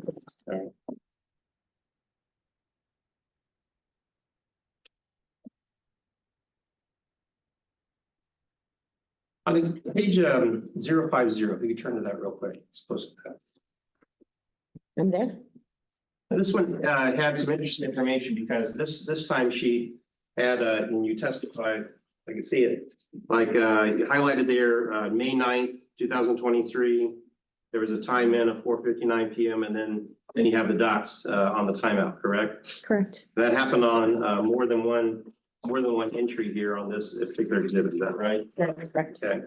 Was there ever any effort made to reach out to Ability School and say, hey, why are your time card reports showing essentially a non-entry? What does this mean? What's happened here? Was any effort made to determine that? No, at that time, we didn't look at this until she submitted her application in September. Okay. And then so you submitted her application in September, and then you also had access to the copied records that were copied by the inspectors to look through, and that's when you found this. Is that correct? Okay. Was any effort made to ask the applicant, Ms. Liu, to explain this? There was not, no.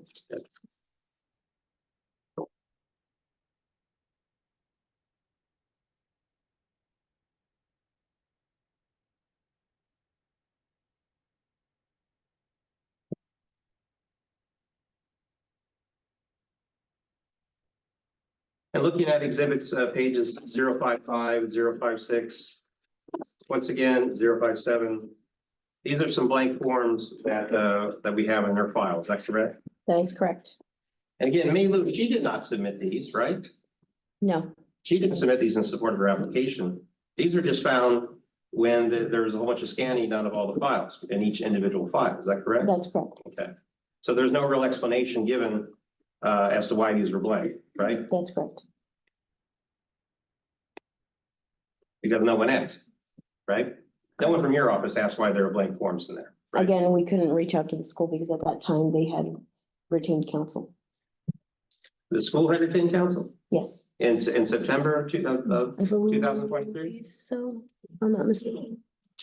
It was on the first. So you can't really ask, when you're under oath, you can't really ask for help. Either you know it or you don't, okay? Oh, I'm not aware. Okay, all right. So if the school had hypothetically retained counsel in September of 2023, could the school have reached out, well, was counsel for, certainly Mei Lu did not have an attorney, is that correct? To my knowledge, no. Okay. And if the school had an attorney, was there any reason the board couldn't reach out to the attorney with issues or concerns to be addressed? We directed those concerns to our director.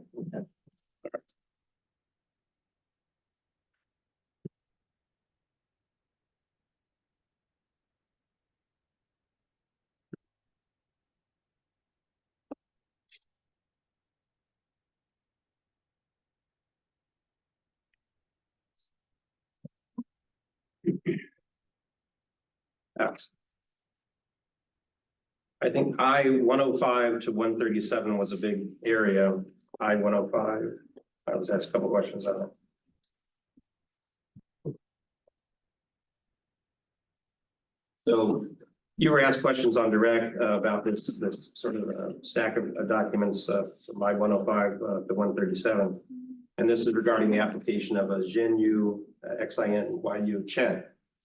And a number of these documents appear to be homework assignments, things of that type. Is that correct? I wouldn't know. Well, I'm sorry, worksheets, for lack of a better word. They appear to be assignments that are predominantly in Chinese or all in Chinese that are questions and filled out. Is that correct? That's correct. Like, for example, page 121 has some diagram that looks like a cross-section of the skin or hair follicle or something. I'm not an expert on it. But it's asking questions about that. It looks like it's asking something about that diagram. Would you agree with that? I wouldn't know because I'm not sure if those are questions or not. Yeah, okay. But these are this stack of documents, 105 to 137, which you went through on direct. Is this something that is required to support someone's application to be licensed in Nevada, to review these documents, to review these worksheets? If it's something that's, since this was something that was found in her file, it's a part of her school file Okay. that we review. Are applicants advised that, are applicants to the board for licensure, are they advised that all of the contents of their file maintained by a school, which they have no control over, they're all going to be submitted in support of their application? Are they advised of this? Are all students? Yeah, It's part of our regulation. Okay. So there's a regulation saying that the entirety of the course curriculum can be considered regarding whether someone should get licensed or not? I believe we can request, if it's my understanding that we can request school files from the school. Okay, all right. But here, the school files were not requested, they were just taken.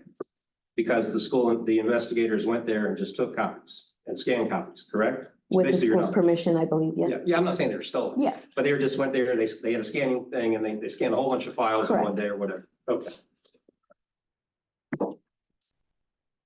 And these documents, which are predominantly in Chinese, you said you reviewed them, is that right? Is yes. that correct? Okay. And how did you review documents that are primarily in Chinese? And do you speak Chinese? No, I do not. Okay. So how did you give any of these documents any credence or understanding if you didn't have any way to translate them? There's no way to determine what subject they go to. We go based off of what's in the file. In the file, there was the course record, on page 102, and the curriculum card. So if these courses or exams or study sheets, if they pertain to that specific subject, I guess my question would be, why weren't they filled out on that curriculum card? Yeah. It's just documents that are provided in that course. There's no name of the subject. There's no date of when it was completed. There's just the name of the student and what I'm guessing is a grade. Well, actually. And it filled out by the student. Okay, but looking at exhibit 105, for example, there is more information than just the name of the student and the grade. There's a whole bunch of information. It's all in Chinese, right? Correct. So isn't this a prime example where you maybe have questions about the curriculum, where arranging for an interpreter to come in to help translate these would have been a good idea? In my opinion, yes. Because you, forgive me if I'm wrong, look, I don't speak Chinese either. So how can you make a determination about the validity of the curriculum, about the substance of what these students are learning, when it's all in Chinese and you're making determinations on something about you do not understand Chinese? Do you think that's fair to the applicants? Do I think it's fair Yeah. to not know? I mean, Right.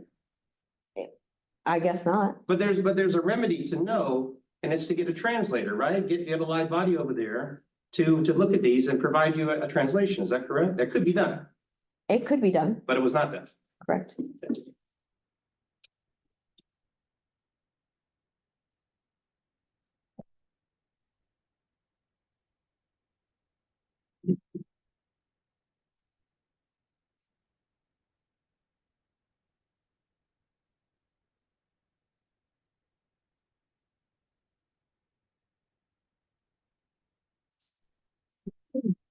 Now, all of the student applications that we went through here, it's one of the portions of the complaint.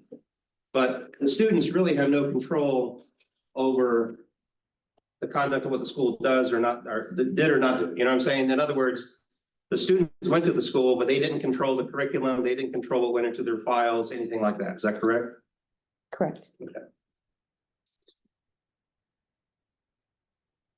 And seeing, you test, I'm not going to go through the rest of these. They're all kind of pretty much the same idea.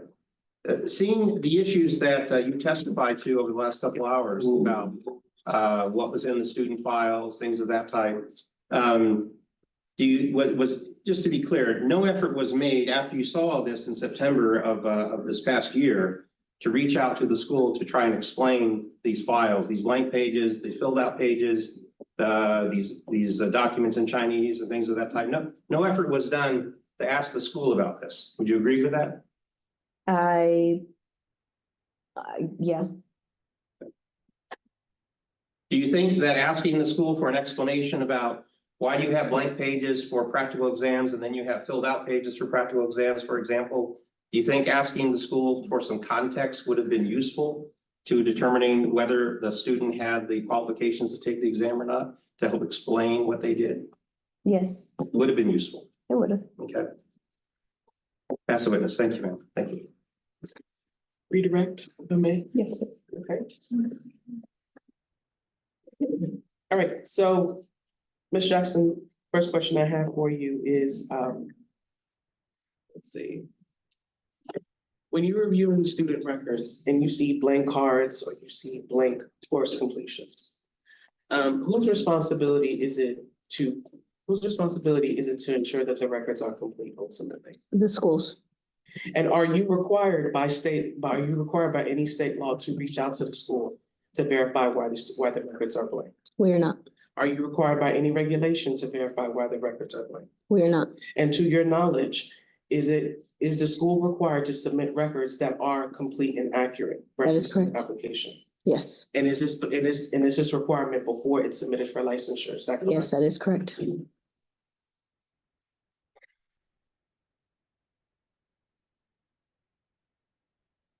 Now, you recently addressed questions regarding the exam sheets regarding the examiner's score sheets.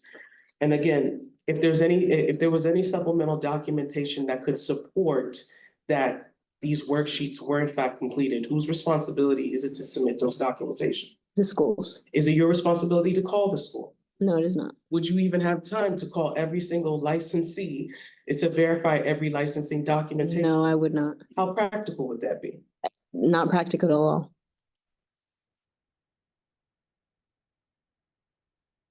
Now, you answered questions regarding a lot of the documentation. Let's start off with the student records. About whether or not the the middle school listing is actually in fact a high school, or gives or actually teaches education similar to that of high school.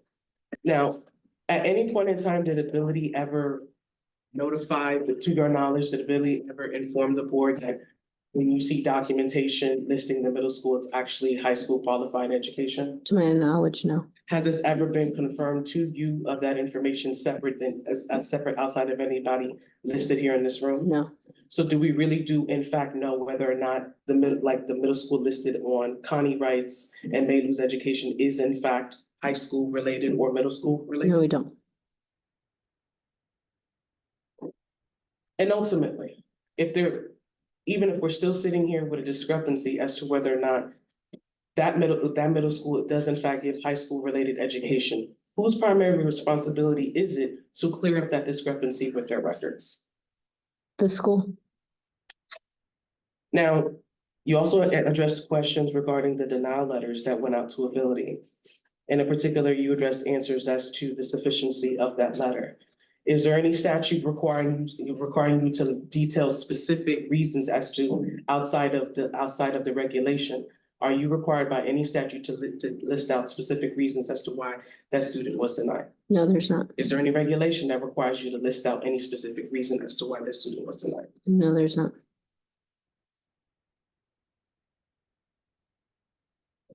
And upon issuing out denial letters, after the denial letters went out, did the licensing department receive any supplemental records in an attempt to correct what you received?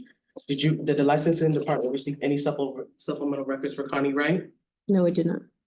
So even if it's in possession of records that could clarify those discrepancies, you have not received any supplemental records for Connie Wright? Correct.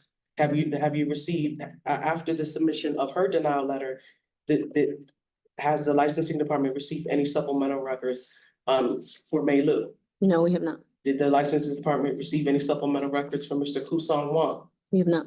How about Mr. Shen? We have not. How about Mr. Yang? We have not. So despite sending out all supplemental, despite sending out all denial letters, informing him of being unable to verify schooling information, the licensing department did not receive any information from Ability saying, hey, this is additional documents that we have for you to review. Correct.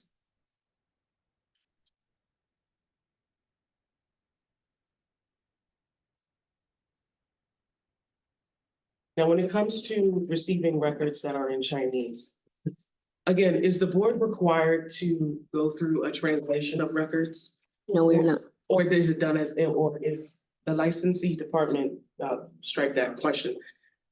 When the licensing department receives records that are in Chinese, and you made an attempt to translate those records, was that done pursuant to any requirement, or was that done again as a courtesy? As a courtesy.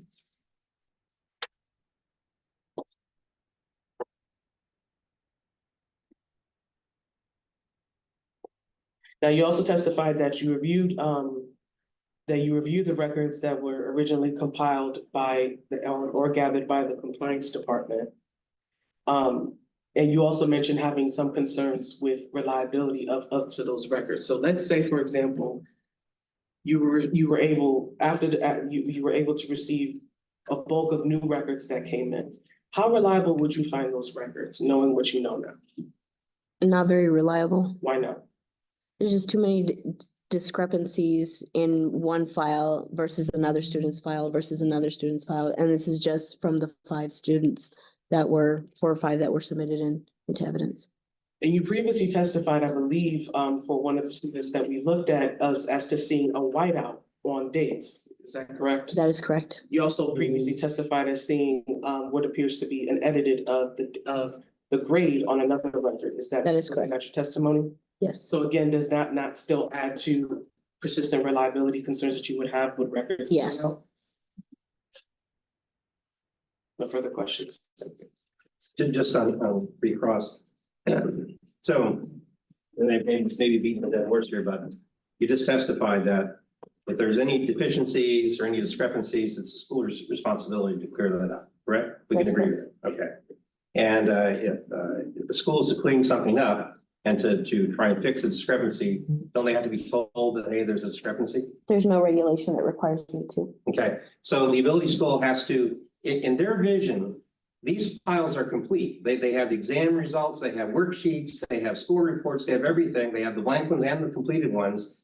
And it looks like Ability School has complete files. Now, the board doesn't think so, your office doesn't think so. So if there's a problem with how they're maintaining the files, shouldn't Ability School, as an approved licensed school here by your board, shouldn't they be told that, hey, you know, how you're keeping these files is not in compliance with what we want to see for Nevada law, and here's why. None of that's happened over the last few months. So do you agree with that at least? That there's been no effort to reach out to Ability School, council or no council, and say, hey, the reason these files are not what we want to see is because of this or that. But how can you clear up a discrepancy if you're not told what the discrepancy is? Correct. I can only attest to my communication with the school, not what other departments have, the communication that other departments have had with the school. Thank you, ma'am. Thank you very much. Thank you. I have no further questions. Okay, Ms. Jackson, Board Member O'Brien, I have a couple questions for you. Sure. These documents that were submitted, I-011 and I-012. Are these pretty standard forms across all schools? Or are these unique to Ability as far as like the curriculum cards and like the theory subjects and how it's listed out here? Is this something that we would see at like other schools? It's my experience that they have something that kind of is similar to this, again, with their letterhead and based off of how they keep track of their individual students. But it's pretty standard for like the total hours, the dates, the signatures, the requirements based on the regulations, right? That is correct. Okay, and then do you see what we're seeing today as far as blank documents and things like that in the student files? Are we seeing this in other schools? No, not So this is unique to Ability at this. That is time? correct. Okay, had the curriculum cards and these course cards been filled out to completion, would you have been questioning the documents that were in Chinese suspiciously? No. Or would you have looked past those probably? We would probably bypass those. Okay, thank you.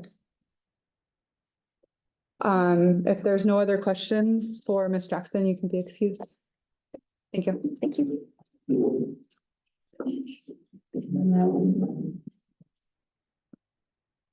The witness that you'd like to carry. Petitioner has no other witnesses. Okay. Mr. Kennedy, do you have any Sure. witnesses that you'd like to call? Thank you. Thank you. I'll call Nathan O'Hara.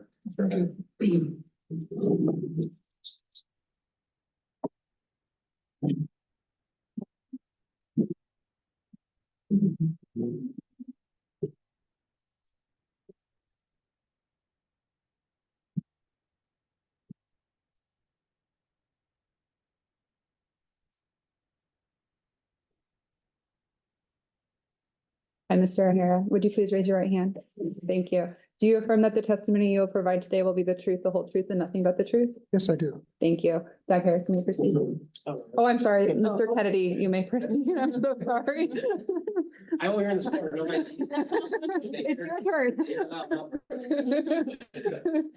That's okay. I'm used to it. Mr. O'Hare, sorry to grip your neck there. I'm sorry. Should have said it.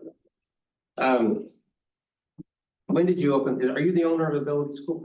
Well, technically Ability Incorporated is the owner and the president, so Okay. Prior to opening, what is Ability School of Aesthetics? What do you guys do there? we teach the 600-hour aesthetics training program. When was it founded? Or when was the school open? 2021, I think May, and I have the date for That's somewhere. right. Okay. So May of 21, and before it was open, did you have to go through like a licensing process Sure. with the cosmetology board? That's correct. And what was involved in that process? We submitted the forms required by the board, and they came, once we submitted the forms, staff of the board, instruction staff, I suppose, came and visited our school, saw that we have, everything that we're supposed to have in terms of equipment, textbooks, student kits, all the supplies we're supposed to have. And sorry, my voice is a little down today. Sorry. So then, having passed the on-site inspection, we were granted the license. And did you have to go through some sort of like a background check yourself or something like that associated with the application? See, I had to submit an audit. Or not an audit, but a CPA. Actually, this firm did it, a CPA review. Okay. And no, I didn't have to do a fingerprint or anything like that. Prior to opening Ability School, had you ever opened up a cosmetology type school before? No, sir. Had you ever opened up any type of school? Yes, And what kind of schools have you opened? massage school, Okay. Where was that at? in Las Vegas, Fuzuba School of Massage. Okay. And when did you, are you one of the owners of that school? Yeah, that's a sole proprietorship, so I actually am the owner. Okay. When did you open up that school? 2011, 2012, I think November 2011, Okay. I think is right. So November 2011, is that school still open in Nevada? Yes, Is it still licensed in Nevada? yes, So the licensing for that school, that's handled by the Nevada State Board of for Massage Therapy, is that correct? no, No. it's handled by the Commission on Post-Secondary Education. Okay. Our students our graduates are licensed by the massage board, Okay. but our license is from the commission. So your school's been open for 12, 13 years, 12 years. Sounds about right, yes, Fazua School. yes. Has the Fazua School ever been shut down or closed or anything at that time? No, Are there inspectors that come by and check out that school? yes, Okay. So you decided in 2021 to open up this school as well, is that correct? that's correct. Okay. And did you have, as part of the licensing process, did you go through some sort of education training where you were advised as to what the requirements are for the school, what you have to do and not do, things of that type? There was no formal training that I remember, no. I Okay, mean, I've downloaded the NACs and Mhm. NRCs and read them and filled out the forms. Okay. But really didn't receive any training. But you are aware that there are Nevada revised statutes and Nevada administrative code regulations that are specific to cosmetology schools. You're aware of that? Absolutely, Okay, and you're aware that in the NAC section 644A and many numbers after that, there are several different provisions that are very specific about what a cosmetology school must do and not do, right? that's correct. Okay. Like, for example, you heard about this and students getting enrolled that you got to notify the board within 45 days, the attendance requirements, all this stuff. It's all, a lot of it's in the code, right? That's correct. Okay. But you don't receive any specialized training in that. You sort of learn it as you go. Is that fair to say? That's true. So when the school was open in 2021, did the school have any, I think there's testimony that there was some kind of concern in late 21. And it's one of the Inspector Huggins, I think, testified, Chief Compliance Officer Huggins testified that there was an incident in late 21 where there's a citation or something. Do you remember this? No, there was no citation. What do you recall of it? I really don't recall, I'm sorry. Okay. Whatever it was it resolved? In other words, the school stayed open. Oh, yes, that's Okay, true. all right. Has the school ever faced any kind of disciplinary proceedings like you're enjoying today? I'm enjoying this? Let's just say yes. No, no, I'm sorry. But no prior proceedings like this? That's true. Okay, all right. And in early, so 21 and then all of 22, any problems in the school in 2022? By any citations or notices of non-compliance, No. anything like that? Did you ever get any advisements in 2022 that the students were not, are not qualifying to take exams, things like that? No. So 2023, in March of 23, did you have a reason to contact the investigators, excuse me, the inspectors to talk to them about an issue that was going on? I did. What was the issue that was going on? My primary concern at that time, on March 8, or some, maybe a little before March 8, one of our students contacted me and said they wanted to talk to me.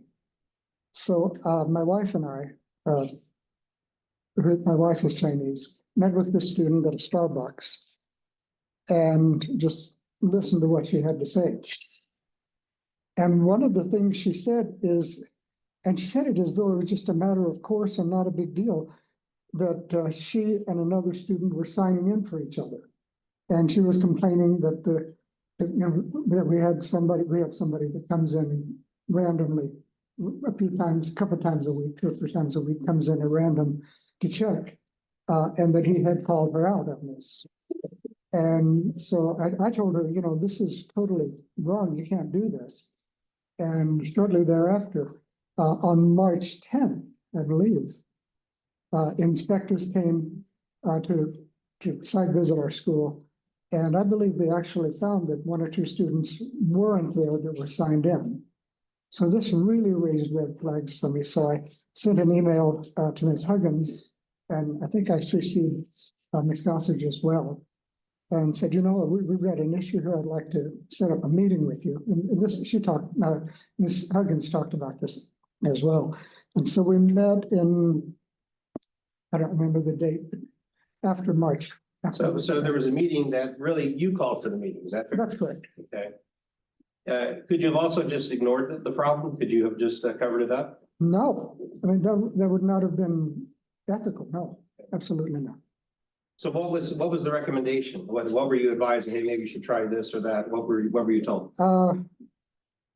It's been a while, but I remember Ms. Huggins suggested, well, maybe you could find students that you find that are out of compliance on the sign-in process. We mentioned that we had already retained an attendance auditor to come in and monitor classes periodically. What else were we told? Well, did the problem go away after, were any of these suggestions implemented? Oh, yeah. Well, we never actually fined people that I'm aware of. But we did meet with the instructor. I met with her once or twice, and I believe the assistant director met with her more than that, and just really went over the attendance requirements and the necessity. The main thing that we were wanting is that the instructor check the attendance form, call roll, and mark anybody that she called roll that was marked in, and let us know if there's someone that's signed in but that isn't here when they should be here. Let me ask you, in March of 2023, what were the sign-in requirements implemented at the school at that time? Like a student comes in, they got class at 8 o'clock or whatever, what are they supposed to do in March of 2023? And at that time, if I'm not mistaken, and Jerry can correct me when he testifies, but I believe it was just an electronic sign-in on a time clock. But that was the only thing we were doing at that time. When you say electronic sign-in, would they enter a code or something? What does that look like? Is it a keypad or something? What are you talking about? It's the student has a card that they put into the machine, and the machine reads it and says, okay, that student's here. So it reads the time and documents it. based on- Exactly. And it identifies that student by their card. Okay, all right. So at that time, there was no manual sign-in on a separate sheet of paper, at least at that time. Is that correct? I believe that's correct, yes. Okay, all right. So after March, you don't see any inspectors coming to the school until May 15, 2023, right? That's correct. Were you there that day? I was not. My granddaughter's birthday was that actual day, and so I was in Houston helping her celebrate. Would you normally be at the school on a typical week? How often are you there? Once or twice a week. Okay.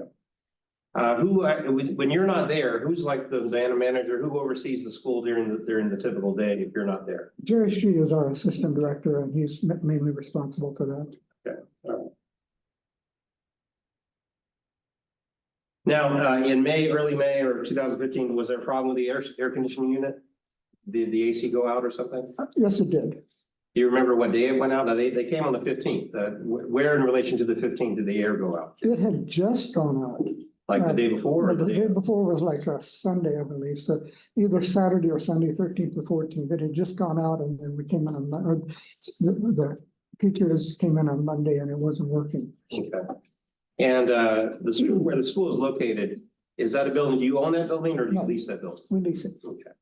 So under your lease, was this something the landlord would be responsible for? That's correct. Okay. Yes. When did you notify the landlord that, hey, we got an AC unit that's out? 15th or 16th, Okay. Monday or Tuesday. And was there, were you advised as to when they were going to send out someone to take a look at it, an HVAC crew to take a look at it? They said as soon as possible. It turned out the crew started on the 17th. Okay, So pretty quickly, they got in there pretty quickly. all right. Was the whole school, the air in the whole school out or only just in a certain room or two? In the back section of the section of 3884, was the air conditioner. We have 4 air conditioners, Okay, so only that one went out. all right. Okay. Now you heard, Officer Huggins testified that there was an issue that they found that day among several, one of which was there were no textbooks in the class of Sophia Kupke. Do you remember that testimony? Oh, absolutely. Okay. Were you ever advised that that was an issue, that the textbooks were not available for that class? No, I mean, we had the textbooks in Okay. stock, but I guess the teacher hadn't passed them out. Okay, so you don't know why the textbooks were not distributed to the students by May 15th? They should have been. They should have, okay, all right. What about these testing kits? The student kits, Yeah, student kits. What's in a student kit? cosmetic supplies, cleaning supplies, a face mannequin for makeup, that sort of thing. Okay. Does every student normally have access to one of those? Yes, Is it something that's generally used on a daily basis in the classrooms? not every day. It's whenever they have, it's when they have hands-on practice, Okay, it's used. all right. Otherwise, part of the class, of course, is theory, part of the class is hands-on, so it's used with the hands-on part. So if it's not used every day, where would the student kits be kept? Would they be kept in the classroom? Would they be kept in a storage unit? Where would they be kept? Ooh, If you know. I believe they would be kept in an office and we have 2 offices where we keep supplies. Okay. So if an instructor or teacher had a curriculum that involved using the kits on a particular day, would it be up to the teacher to retrieve those kits and bring them to the room for the students to use, or what's the procedure, if you know? Yeah, the teacher would bring them in, probably the students would help the teacher. Now, the textbooks, I think there's some information, the textbooks were in Chinese. Did your school have predominantly Asian students? That's how it's turned out, yes. Okay, In fact, it was the Asian community that asked us to open this school because they felt a need for their community, so, okay. yeah. So do you have instructors who speak both English and Mandarin Chinese? Yes, Okay. Is one of your instructors Tricia Faust? yes, Does she speak Chinese? no. Okay. Does she have students who are Chinese, or are they of another background? No, she has students that have different ethnic backgrounds. African American, Caucasian American, Thai American, Chinese American. But she teaches in English, so it's people that speak English confidently. So if you have students who their English is not so good, would you route them to, would the process be that they would go to another instructor? That's correct. Okay. And in the time frame up through May of 2023, was that other instructor a woman named Kupke? Forgive me, I am getting, That's all right, sorry. sorry. It's me, I'm the pain in the neck. Was Sophia Kupke, was she the designated individual for Asian students, so to speak? At what time? Well, by May. of Yes, that's correct, Okay. yes. How many instructors in the school in May of 2023, May 1st, how many instructors were with the school? Okay, regular instructors too, Yeah. and then some substitutes that would Okay. fill in. So the two would be the Sophia Kupke Right, and Tricia Faust. exactly. Okay, all right. Now, up prior to May 15th of 2023, were you advised of any potential concerns about with Sophia Kupke, about how she's handling her classes and her students, anything that caused you concerns Prior to, prior to May 15th, Yes. 2023? yes, as I said, this one student met with me and really raised some red flags in my mind. So yes, So that was the student you referred to back in March. in March, yes. But did that student tell you that Sophia Kupke was somehow involved in that, or she was aware of that and letting it go on, letting it go on? Not directly, no, But it was coming out of her class. yes.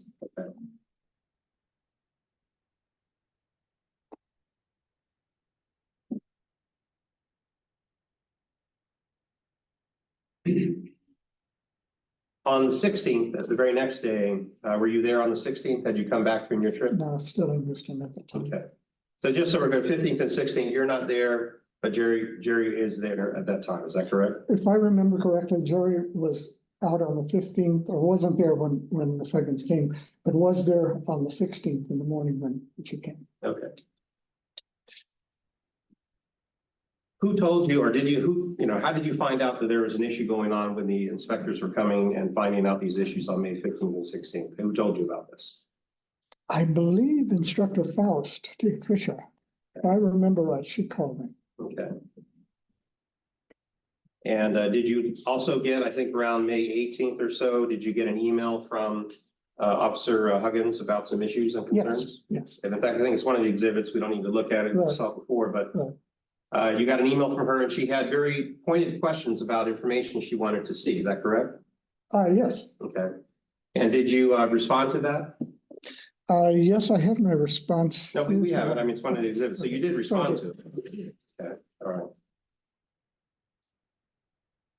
Did you recall, based on her questions that she had and the inspections, did you think in May of 2023, hey, we need to make some changes here? Absolutely. What generally were those changes you thought needed to be made? Quite frankly, I thought that we needed to find another Chinese instructor. I That's- felt that this teacher was not being careful enough. Just Sophia? Yeah, Okay, all right. and, also that, Jerry and I had talked about this, upgrade our sign-in procedure to make sure that every student that signs in is actually physically present. And that was one of the concerns raised by Officer Huggins, that there was an issue of documenting the students' sign in and their attendance. Is that That's correct? And that's something you learned from the inspections on the 15th and 16th, that there's an issue with that. Is that right? right. That's true. Were you aware that there was an issue with that, the sign in before that inspection? Before May 15th, did you know that there was some concern about how the sign-ins or the attendance was being documented? Were you aware of that? Again, like I said before, after speaking with this one student, I came to believe that there was a problem. Okay. When was there an effort to change this, so to do something to it, the sign-in procedure? When was there an effort to change that? In March, In March? we retained a superintendent auditor to come in 2 or 3 times a week to look at the sign-in, the clock in, and actually take roll. When was there a sign-in sheet added to the procedure, the protocol to sign in at the school? When was that added? That was subsequent to the May inspections. Okay, so that was after the inspections in May. Probably, I would say, we reopened on June 13. So it would have been June 13th, very close to that. Now, regarding this AC issue, did you advise the board or Inspector Huggins that, hey, we're gonna have to shut the school down so they can Yeah. get this AC fixed Yes, because it's yes. getting hot and everything? On May 17th, I sent an email saying we were closed. Jerry, I wasn't here, Jerry Shreve posted on our front doors, the school is closed right now. And for, I don't know what the sign exactly said, but that the school was closed. Were students made aware of that? How were students made aware, like on the 17th, they show up thinking they have class and then they get there and all of a sudden the school's closed? So was there some Right. sort of advisement to the students about what's going on? Again, I would ask you to ask, Mr. Treatment. My understanding is that they were told, you can't sign in, and they were told they automatically came in and signed in, Okay, and they were told to go ahead and sign back out. So they had about 30 minutes downtime that they were signed in that they shouldn't have been. because was there any instruction provided on the 17th? No, we were closed. The situation is that we didn't have 2 instructors, and that the back part of 3884 Shift Drive was considered dangerous, because not only did they have to replace the roof air conditioner, but they had to do some roof work. So there was dust and cutting of the roof and the ceiling and so on. So it was a bit of a hazard. We didn't want students in the building. Now, there was some testimony this morning that on the 17th, Mhm. some students were seen moving linens from one place to another. What was that all about, or if you know? I don't know. I really Because you don't know. weren't there, right? That surprised me. Okay, all right. So you weren't there to witness anything with that? Sorry. That's all right. So when the school reopened on June 13th, did you advise the board that the school was going to be reopened? This is going to be our opening date? Of course, yes. And the other that you said that the time sign-in process was changed. Were there any other changes made before the school reopened on June 13th? Of course, the air conditioner was replaced, the roof was fixed. We replaced the vents in the restrooms because one of them was pretty rusty. It was a metal vent and it didn't look good. What else? We make sure that we instructed the teachers to make sure the students always had textbooks in their possession. And the student kits were always available. What about the status of Sophia Cupcake? She was gone. She was let go? She was let go. And who was she replaced with, if she was? Jolly Khan. Charlie Who was Khan? an incredible instructor in my opinion, even though she's quite new at it. So as of the reopening, the two instructors were still Tricia Faust and the new instructor, Jiley Khan. That's correct. We had also hired one other instructor, Sharana Shelton. But Sharana's no longer with us.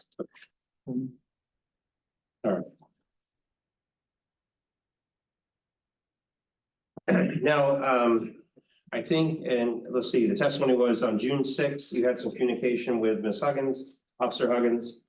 And you were advised about this 45-day enrollment notice. Was that the first time you had heard that, or, did you not know that? Yeah, that's in the NAC, I know, that students have to enroll and then you gotta advise the board There, for 45 I days. think there was a miscommunication between myself and the assistant director. Mhm. I assumed we were doing it, within 45 days of enrollment. I did not check. That's my fault. But was that corrected? Yes, it's been correct.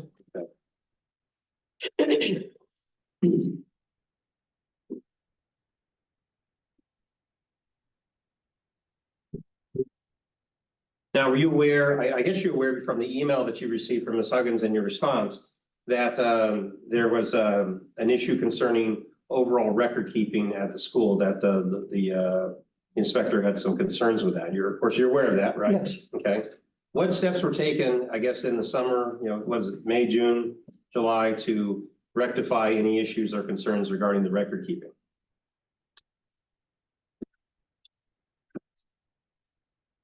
Wow.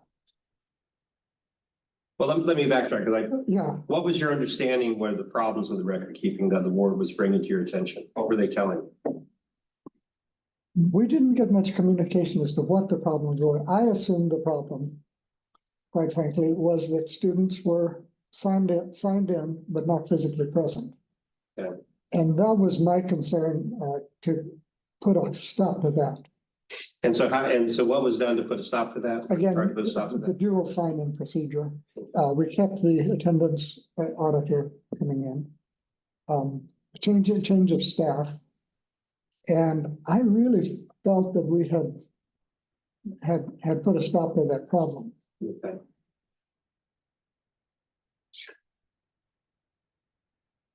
Now, was there a point in time, either in August or September, where some records, the school records of the student files were copied by the inspectors? It was July, July? yeah. Were And I you think there it when all- that occurred? Whether you were there? I was not, unfortunately. Okay, all right. Um, But you're aware that the inspectors copied some files? yes, Were all the July and students' files September. copied? I don't know how many were copied. The staff didn't really involve us in that. We just went into our files and did some scanning. With your school in 2023, who was responsible for determining what goes in, these student files? I mean, is there a caretaker? Was someone who's responsible for what goes in, what goes out, things like that? That would be the instructor. Instructor of each, for each class? From each class, yes. Okay. Are the files physically located in each class, like all the students in Ms. Faust's class, or they're in a file cabinet in her room, or? No, we keep them in a locked. So the instructors are responsible for maintenance of the files. That's correct. Do you have any idea what goes into those files? What documents would you expect to see in the files there at your school Oh, for each student? identification, copy of the driver's license, copy of the social security card. The law requires an affidavit that the student has completed 10th grade. Now we're realizing that the board requires an actual diploma, which is fine. So now there would be a diploma. Student exams, student records of practical, the different sections that they're required to complete, that sort of thing. Would worksheets be in there, homework, things of that type? Sure, anything the student does. But is that a decision made by the instructor or by you or Jerry? I don't think the worksheets have to be in there, they just provide more records, so it would be an instructor's decision.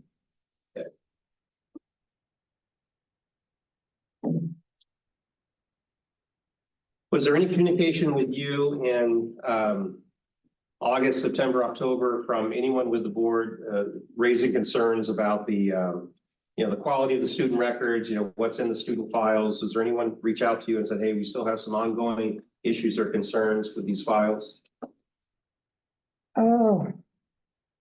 Let's see, Officer Huggins sent us an email saying we still need to make sure we have all the files. And so I worked with Assistant Director Sue to make sure that we thought we had sent all the information. Yeah. All right. Were you advised in September, October that some graduates from your school, some students, we talked about some of them today, were having their applications, the ability to take a licensing exam denied? By the students, yeah, the students came back to us and said, hey, what's this all about? At that point, I sent, I believe it was October 2nd, I sent a request to Director McDonald and said, yeah, I'd like to find out what's going on with this. He forwarded that on apparently to Officer Huggins, and Officer Huggins sent back a message saying, if you have any further questions, let me know. But you basically said you don't have all the information to TC Advanced Press. That was another question I had asked in my messages to Director McDonald. So I said I wanted to try to suss out what we actually need to do and what equipment we actually need to have in order to teach the advanced. I didn't realize there was any problem in August when I sent the message. Wait a minute. In October after. Yeah. So that message was just, our student, I had sent two messages that weren't responded to. And the message I sent in October was just that, students, I have a copy of it here, that our students are coming back saying they're getting very simple letters saying there's a problem with their schooling. And we'd like to find out what the problem is. Can we meet with you? That email was never answered, which is why we retained counsel. We really wanted to find out what was going on. So at least as of that time, by October, you did not have any understanding what was the problem with these applications that are being denied? Quite frankly, until we received this complaint, we had no idea. We were trying to find out, and nobody would answer us. Quite frankly. Well, let me ask you, you admit that there were some issues with your school in 2023. We talked about the 45-day notice. There obviously several issues around Sophia Kupke, how she was handling her class, including not having the textbooks out and the test kits, things like that. You admit all that stuff, right? Yes, that's I true. mean, you admit there were some issues, right? Yeah, that's true. Did you take steps to try to remedy those problems? Absolutely. You heard Ms. Huggins testify that around July of 2023, that a lot of the compliance issues were resolved. You heard that testimony, correct? Yes, Okay.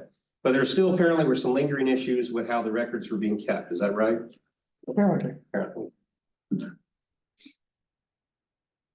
I mean, what's your goal with this school? Do you want to keep the school open? I mean, you've got the Fazua school, you got this school. You got too much on your plate, or do you want to keep the school open?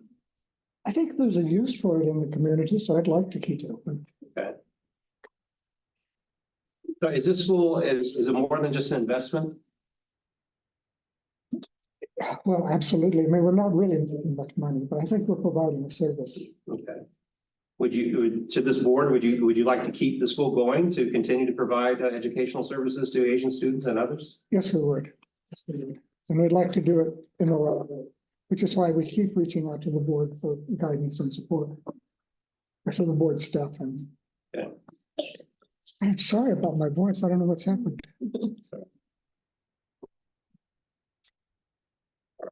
I'll pass the witness. Counselor, the state may have some questions. I do have cross-examination, but I just wanted to ensure if the board needed a break or if we could keep going. I think we can keep going, but would you like a water? You know what? I'm gonna get my water. Thank you. Yeah, water in that. Thanks. Appreciate it.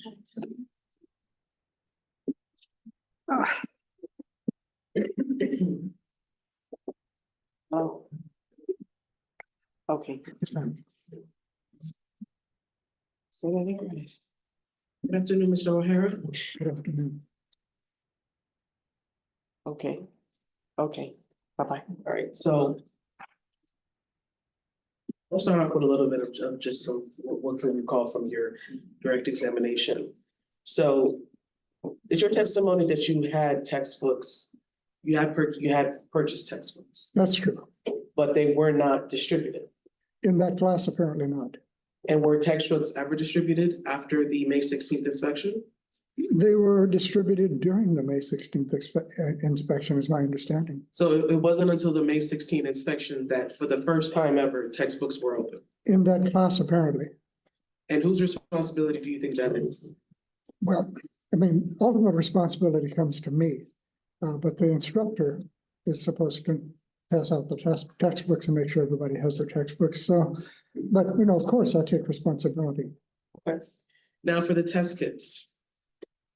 Is it your testimony today that you provided test kits or did not provide test kits? Absolutely, we have test kits for every student. And you provide test kits for every student every single day? But it's one test kit, and it's not really a test kit, it's a student kit. It's a, you know, cosmetics and a mannequin and that sort of thing. But it's available every day, yes, for when they need it, when they use it, when they do the hands-on practice. And did you recall hearing Chief Huggins, Chief Compliance Officer Huggins' testimony when subsequent inspections were done and they did not witness students with test kits? Do you recall that? I do. Do you have an explanation for that? The only explanation I can give is that the test kits are there when they do hands-on practice. The test kits are there for them to use. Each student has their own test kit that they own. You know, we tend to keep them at school because students sometimes forget them, but they actually belong to the student. If the student doesn't buy them, it's just part of their tuition. We give each student a test kit. I don't like the word test kit because I don't think that's the correct term, but I call it a student kit. Okay.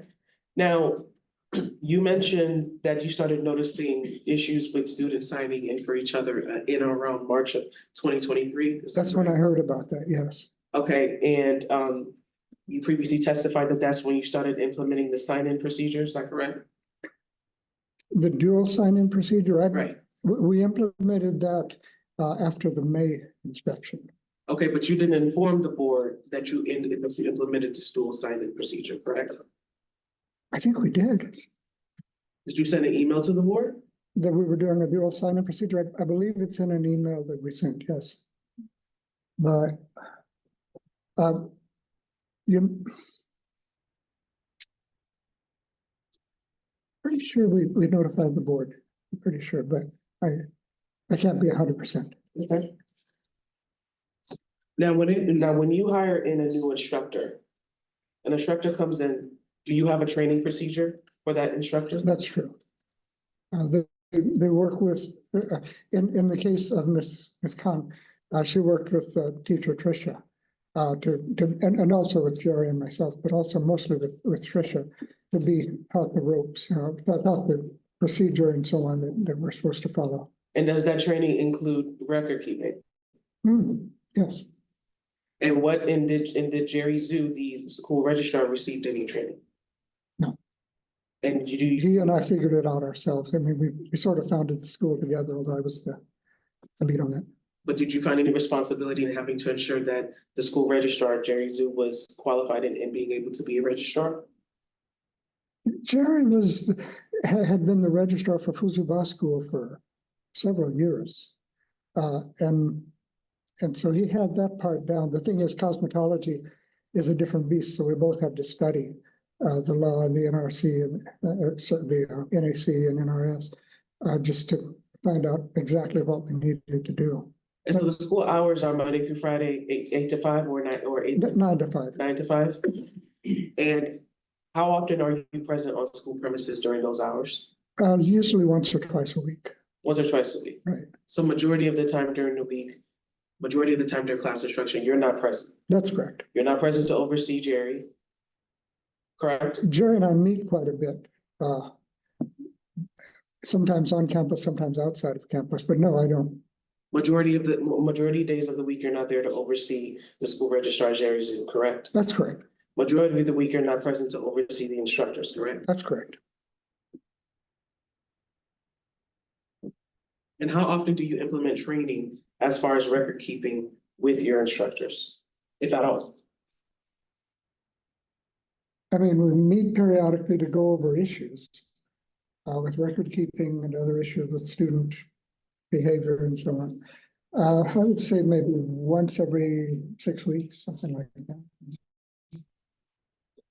Now, you mentioned a lot of the issues as far as record keeping concerned, as records keeping is concerned with Tricia Foss as well as with former instructor Sophia Kumke. Despite any issues of those instructors, whose ultimate responsibility is it to ensure that those records are complete? I would say myself. And do you take responsibility that you failed in that? As far as which records? Well, the records that we've gone up through this entire binder. I'm not sure all of these records are faulty. I'm really not, and we'll get to that a little later. But yeah, any mistake that happens with the school, ultimately it comes to me as the president of the corporation. I mean, day-to-day responsibility would be with Jerry and with the instructors, but ultimate responsibility is mine. So you do admit today during your, at least with your testimony today, that students were not handed textbooks until after the May 16 inspection, is that correct? No, and they were handed textbooks on May 16th in the morning during the inspection. The teacher was handing them out when the inspectors came. But Mr. O'Hara, they were not provided textbooks prior to that inspection, correct? I don't believe so.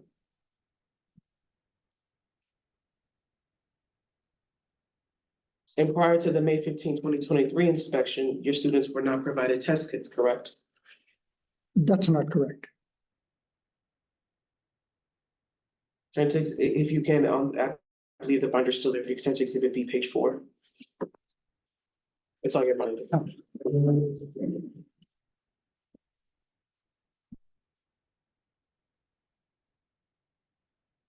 It's in the white binder next to you. Oh, I have it here.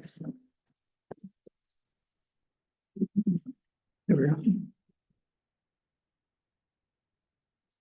So this would have been a new test kit. Exhibit B, page 4. So here, during the May 15, 2023 inspection, not only do we see what has been previously testified as unopened test kits, we even see them in a container for which they're being held. But yet it is still your testimony today that you provided test kits prior to the May 15 inspection. Every student is issued a test kit when they matriculate into the school. I don't know if maybe a student hadn't got to the point of using it, if this was some student's test kit, or maybe it was one that was in storage, for later. I don't know. Mr. Hare, we see quite a number of test kits in the photographs here. We do. They were just, if the test kits were distributed to every student, why are so many in the bag? We keep a lot of test kits. All I know is that every student is issued a student kit when they matriculate, when they join the school. It's part of the process. Do you recall your email exchanges with Jamie Huggins, the Chief Compliance Officer? Sure. All right, on your binder, if you could turn to Exhibit H.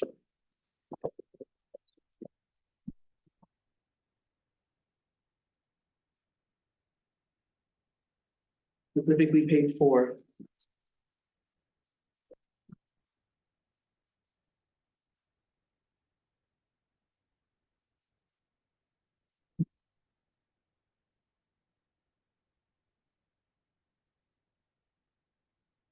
Now, during this email correspondence, you admitted to Ms. Huggins that Ability failed to enroll its students in the school portal within 45 days, correct? Yes. Is that your admission? Yes.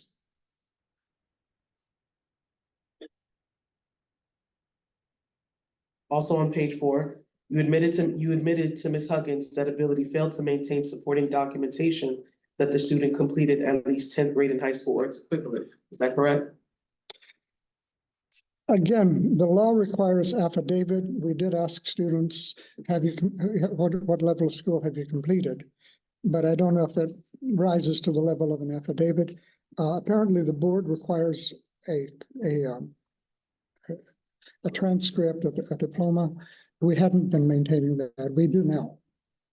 So you do at least admit at the time that you were not, that you did not provide supporting documentation, at least proving that the student completed tenth grade or more or an equivalent. That's correct. We didn't realize that that was required, that the further documentation beyond the student's statement was required. And are you now aware that this is a required board regulation? Absolutely, and we, And that you're also required to comply with all statutes and regulations? of course.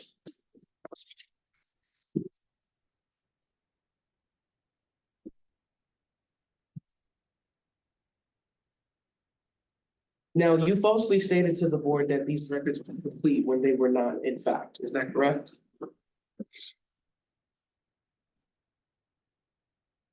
I would not, I'm sorry. I wasn't able to hear I'm not even, For the answer. his answer. Okay. Go ahead. oh, what answer? I thought the records that we had submitted were complete. If I didn't intentionally make a false statement. If they weren't complete, then I stand corrected. All right, so for clarity on the record, Exhibit H, page 4, where when asked, this is meant to be a comprehensive list of what was requested by the board, you state, yes, Jerry said the requested time records and contracts. That's correct. Now, I want to turn your attention to Exhibit I, page 55.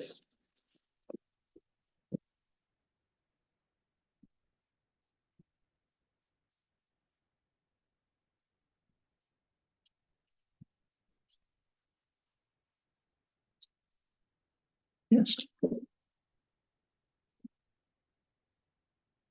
Okay, You're on Exhibit I, page 55. Now, you said that you stated that Jerry submitted all requested time records and contracts. In your opinion, is that record complete? this was a record that board staff copied or scanned out of a student file as far as I know. Were these records, These were not submitted, no. were these files not provided to the board for scanning?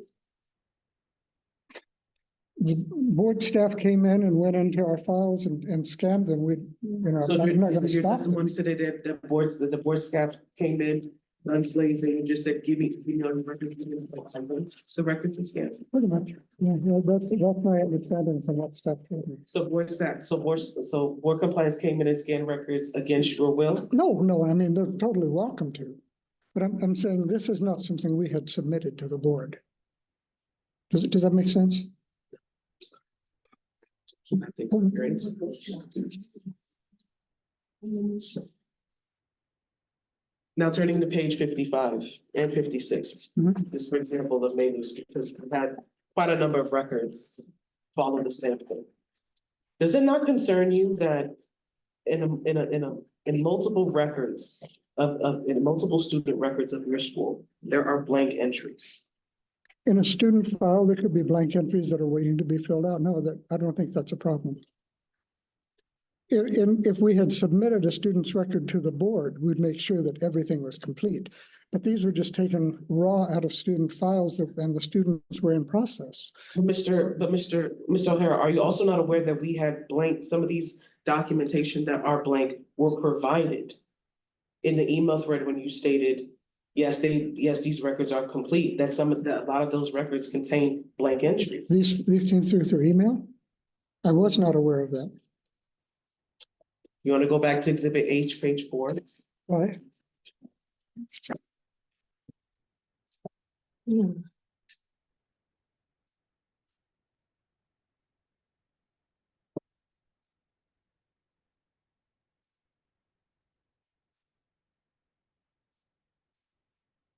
We're at least referencing in your June email for records provided, at least in the time frame from May of 2023.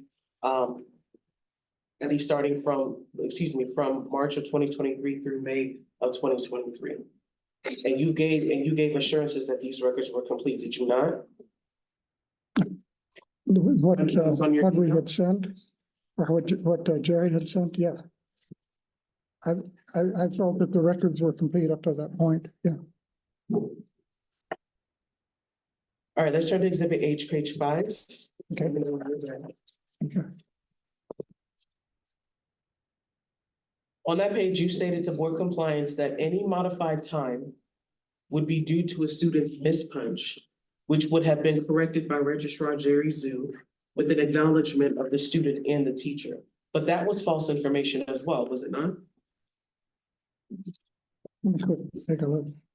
To our knowledge, the only modifications of student time would have been because the students mispunch, usually due to a malfunction of the Wi-Fi system. Any such data entry would have been corrected by Assistant Director Shi with acknowledgement of both. Yes, I did say that. All right, so turn to exhibit I, page 141. Let me know when you're there.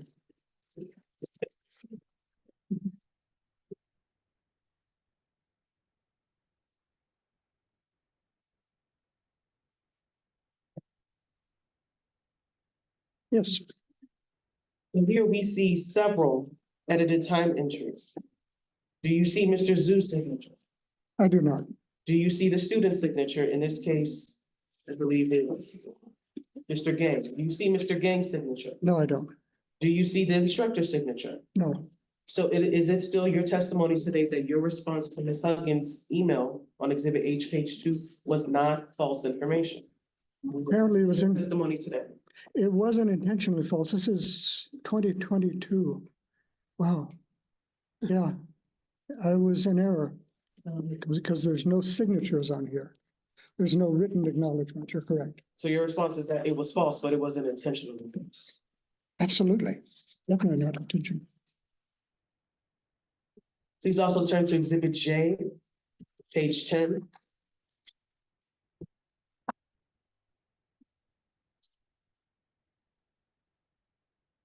Okay. Here we see another edited time punch. This one's for student Mei Lu. And we also see an additional edited time punch on page 11. Do you see Mr. Zhu's signature? No, ma'am. Do you see student Mei Lu's signature? No, ma'am. Do you see an instructor's signature? No, ma'am. Do you have an explanation as to why these time punches were not corrected properly? I mean, where they Per were, your directive to board compliance, you have any explanation as to why you don't have any of these acknowledgements or signatures as to what you told board compliance previously in that email? I do not.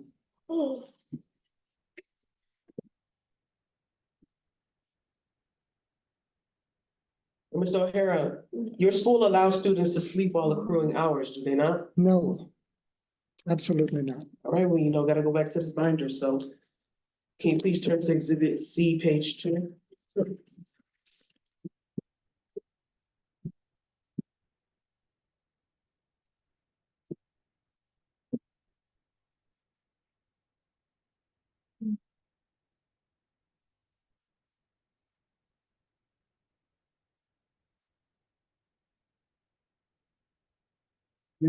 Let me know when you're there. I'm here. Is this student not accruing time while sleeping? You know, I really don't know, but I would guess possibly, yeah, very possibly. That doesn't mean that our school allows it. But yeah, this should not have happened. Can you explain how are students supposed to know the difference if this is not checked? Like what's it, like, you don't have any safeguards to prevent students from sleeping on class time, do you not? I mean, we tell them they can't sleep. There's, I remember one situation with a young man who had his head down on his desk, and I went over and tapped him on the shoulder and said, "You really can't do that." And the teachers and the instructors are instructed, you can't let your students sleep. This happened. I don't know how to say it. It shouldn't have happened. It did. And did you submit any supplemental records for this particular student? Correcting any time that she might have accrued while sleeping? Not your knowledge? Not to my knowledge. What about still on exhibit Let's go to Exhibit G.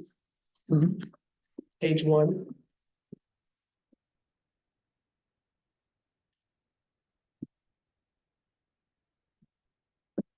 Okay.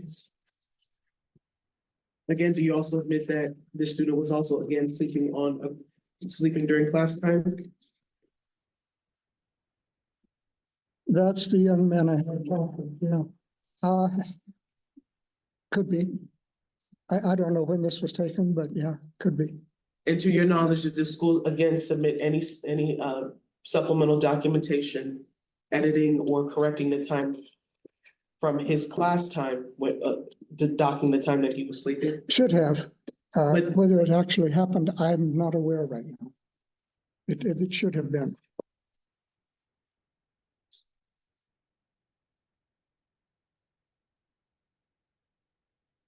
Ms. O'Hara, the school also allows students to accrue time for activities unrelated to the aesthetics program, do they not? No, All right, let's turn to Exhibit D. Page 2, let me know when you're there. yes,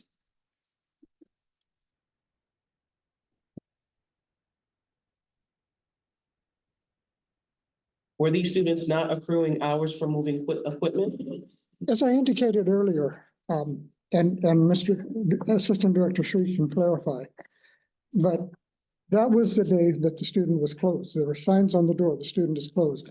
Some students came in and just out of habit signed in. Mr. Sri told them, no, you have to sign back out. And within half an hour, they were all signed back out. I don't know if this was taken during the half hour that some students were signed in. I don't know if this was one of the students that was signed in. I don't know. If this happened, it should not have. The student shouldn't have gotten credit, and I don't think you'll ever find this kind of thing happening. So, Mr. O'Hara, why was this student able to still receive hours on your watch? Not ours. If this particular student received time, it would have been like, I looked at her record, it would have been 34 minutes. At that point, we forced her to sign back out. Did the school submit any supplemental documentation for any of these students pictured in Exhibit D, pages 2, 3, 4, and 5? Did the school submit any supplemental documentation, docking their hours out for moving equipment during that time? Right, we should have. I'm not sure if we did. You can't confirm that. I can't confirm.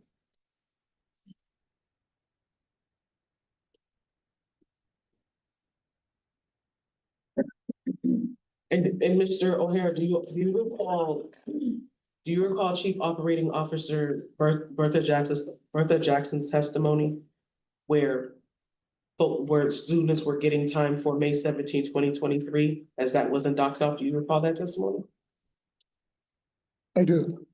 So apparently this 34 minutes or whatever it was not taken off. I don't know. I really don't know. Can you give an explanation as to why there wasn't a procedure in place? Because given the timeline that you gave us, since March, you know that there's a time issue going on.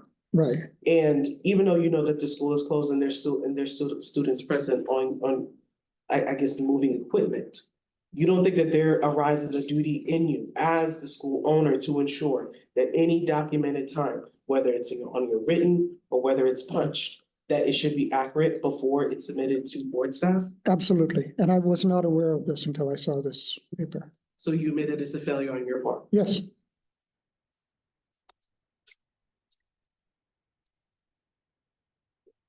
Now, given the extensive testimony that we heard today, in review of all these exhibits, as the school owner, do you truly believe that your records are reliable?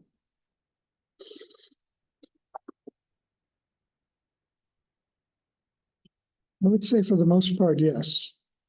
I would say there may be some errors, but I would say for the most part, our records, especially since we reopened, are reliable.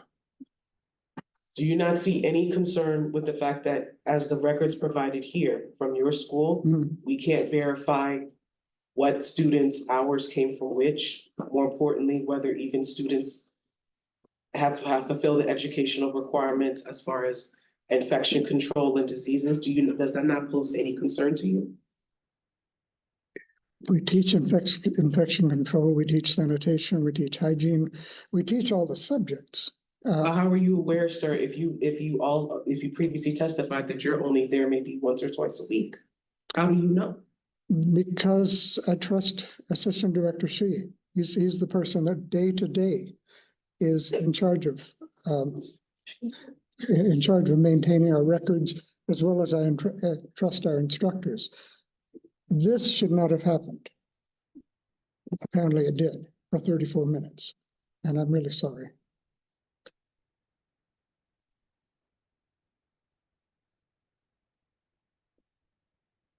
And again, I'm not sure that this was during the time that this person was signed in or after, I don't know.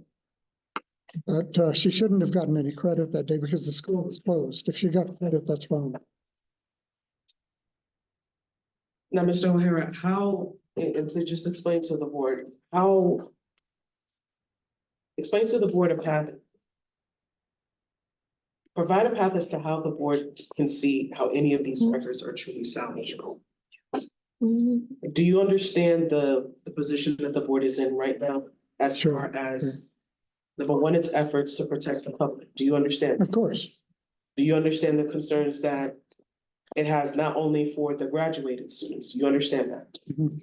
Do you also understand the concerns that this might even pose for recent graduates of Ability who are now out in the field?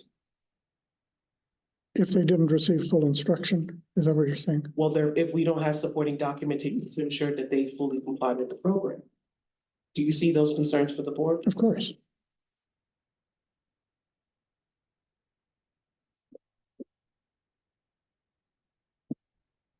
I have no further questions at this time. Thank you, Mr. Rams. Thank you.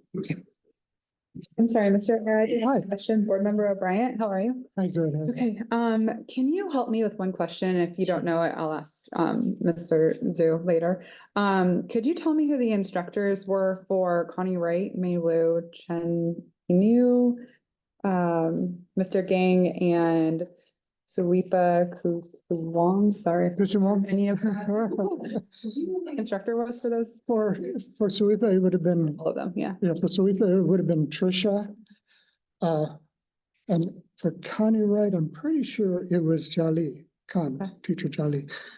And who are the others? I'm sorry. Mei Lu? Mei Lu, I'm pretty sure it would have been Jali. The students that speak Chinese, most that are more comfortable in Chinese would have been taught by Jali.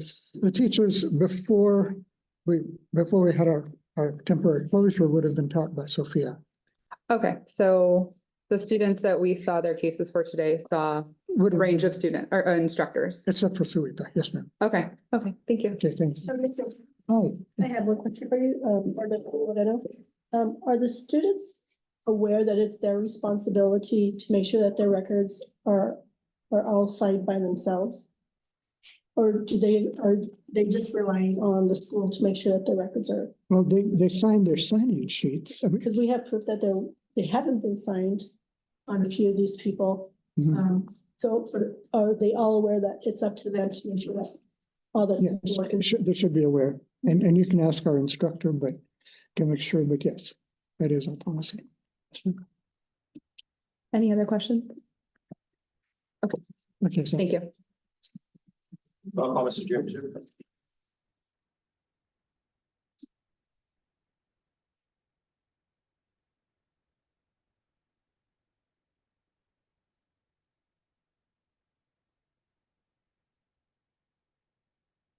And Mr. Zhu, can you raise your right hand, please?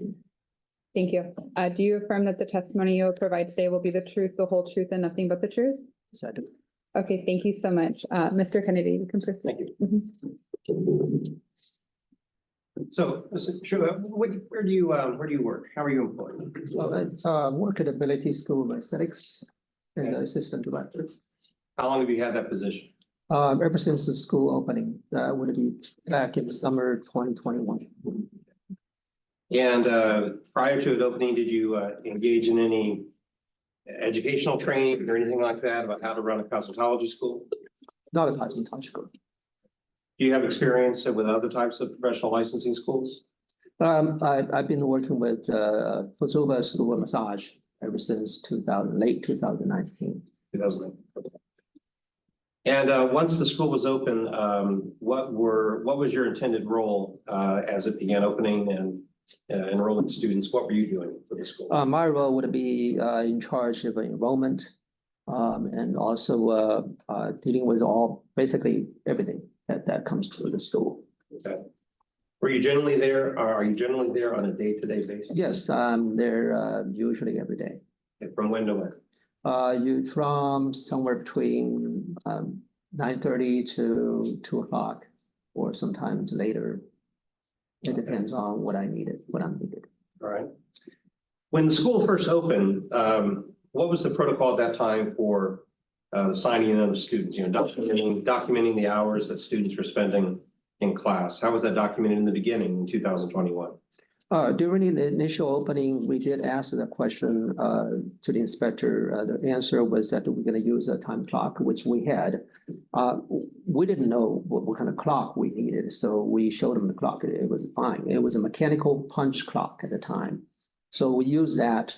And at the beginning, because the mechanical punch clock only clock in time and out, it does not calculate for you. So we had one instructor specifically in charge of the calculation.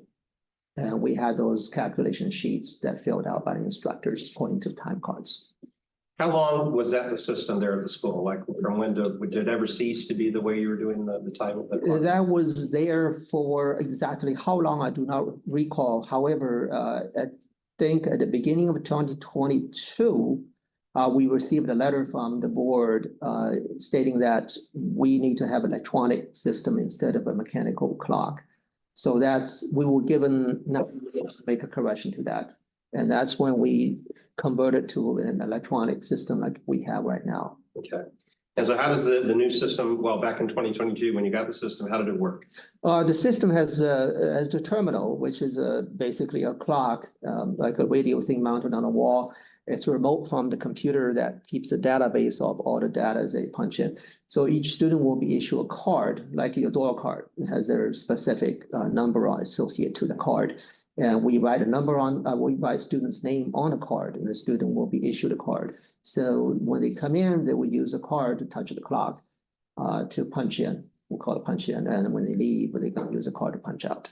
Okay. So the time will be recorded by a clock, and then later the clock will send the time back to the server to be compiled. So that system actually compiles the hours for each and every student that they're clocking in and clocking out, right? That is correct. Ever since I believe it was in March or April 2022. Okay. Was there any practice with the board at your school regarding if a student is there in the morning session and there's a break, whether it's a break during classes or whatever, are the students instructed to clock in or clock out during that time, or was there any? What's the practice in 2022? No, in 2022 or 2021, as a matter of fact, and the breaks, usually we have 5 to 10 minute break on each hour, just like all the colleges. And we do not ask students to punch out because we believe that's part of instruction and it's just a break. Okay. So we never ask the student to clock out during that short break period of time. What about between sessions, morning sessions and afternoon? Yes, during lunch hour, which is mandatory, it's a minimum 30 minutes. We do ask the student to punch out during the lunch. Okay. All right. So into 2023, that was still the system, at least in the first quarter of 2023. Is that correct? That's the same system as far as now. Okay, yeah, so it's still in effect now, right? Correct. But there's an additional protocol now as far as signing in. Is that correct? Correct. Yeah. All right, I'll ask that in a minute. So you heard testimony that in March 2023, Mr. O'Hara was approached about some concerns with students signing in and out for each other in Sophia Cuppy's class. Were you aware of that being an issue? Yes, later on, Mr. O'Hara did talk to me about this issue. Then, well, actually, maybe 1 or 2 days after they talked to the student, we had a after-school meeting.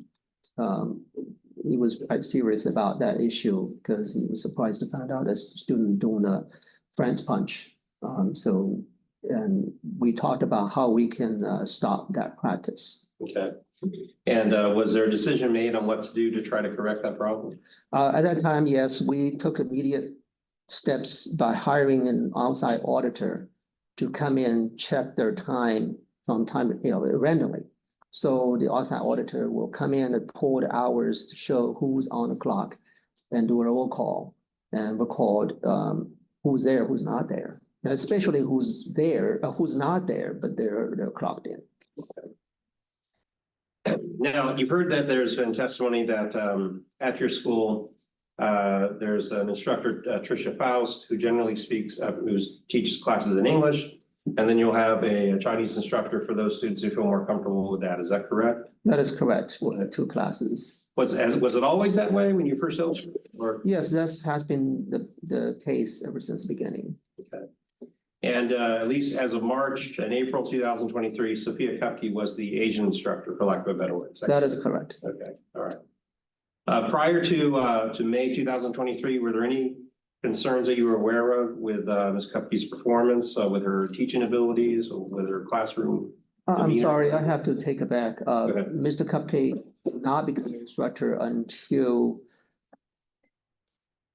sometime in 2022. At the beginning, she was a provisional instructor working under Miss Erin Gomez. She did not become, she didn't qualify for an instructor until she got her instructor's license in spring, I believe, spring 2022. Okay. And that's when she was allowed her own class at that time? That's correct. Okay. So getting back to where I was going, it's by April, May timeframe, before May 15th, were you aware of any concerns regarding Ms. Kupke's teaching abilities or anything with her classes or anything of concern? I wasn't until they had a meeting regarding the information. Okay. Do you have any understanding regarding the students in the Chinese language class, for lack of a better word, their access to textbooks? Is that something that are the students provided textbooks when they enroll, or what's the story with the textbooks? Right before we opened the school, we discussed with the instructor. At that time, 2 instructors we had both only spoke English, so we all consulted Sophia, who spoke Chinese and had years' experience in the cosmetical field. And she contacted someone in a school in China, I believe. I'm not involved in that process. So then we decided on a book that we could purchase in China and had to ship in. We did purchase that. We had a bunch of ship in, and we did that on periodic basis. So the first batch of book, I believe we ordered probably close to 50, arrived before school started. So we were using those books. Okay. So did the students then have access to textbooks prior to May 2023? Absolutely. We also kept the standard textbook that recommended by the board, the fundamental aesthetics by my lady. We kept at least 7-8 copies in our library. And students were able to, for a period of time, they were able to buy those books from us. And later we recommended the student buy their own books because they could buy a lot cheaper. So we were still loaning those books out to students if they needed. What about this issue of the student kits, these test kits, student kits? What's the story with that? Or is every student provided one of those? This is a little bit confusion I had when I was listening to the testimony earlier. So student kits is the one that we usually refer to, the kits that students required to have throughout their study. That's the kit that we make as a package to be handed out to the student when they start the school. I was in charge of, Nathan O'Hara was in charge of our initial purchase, and I took over the subsequent purchases. We keep at least a dozen set of the kits on hand, just as a spare. Then when new student comes on board, we'll hand those out to the students. Now, on a daily basis, we ask the students to bring those to the class for their practices if needed. However, we found that students sometimes forget to bring their kits, so we always have a few extra kits on the table or in the office that's available to the students. So they're stored there. There's extra kits. Correct. Oh, yeah. Is it your understanding that a student kit is used every day in every class at the school? In other words, is it something that every day, so there's gonna be something in the curriculum that's gonna require the student kit every day. I'm not involved in teaching, however, my understanding that they're not used every day, only during a particular process, particular practical process that they use, many kind of use their kits. If they use if they do practice on the real person, they would be using much better products than having the kits. So the first inspection that's been an issue was on May, May 15th, 2023. Were you there that day?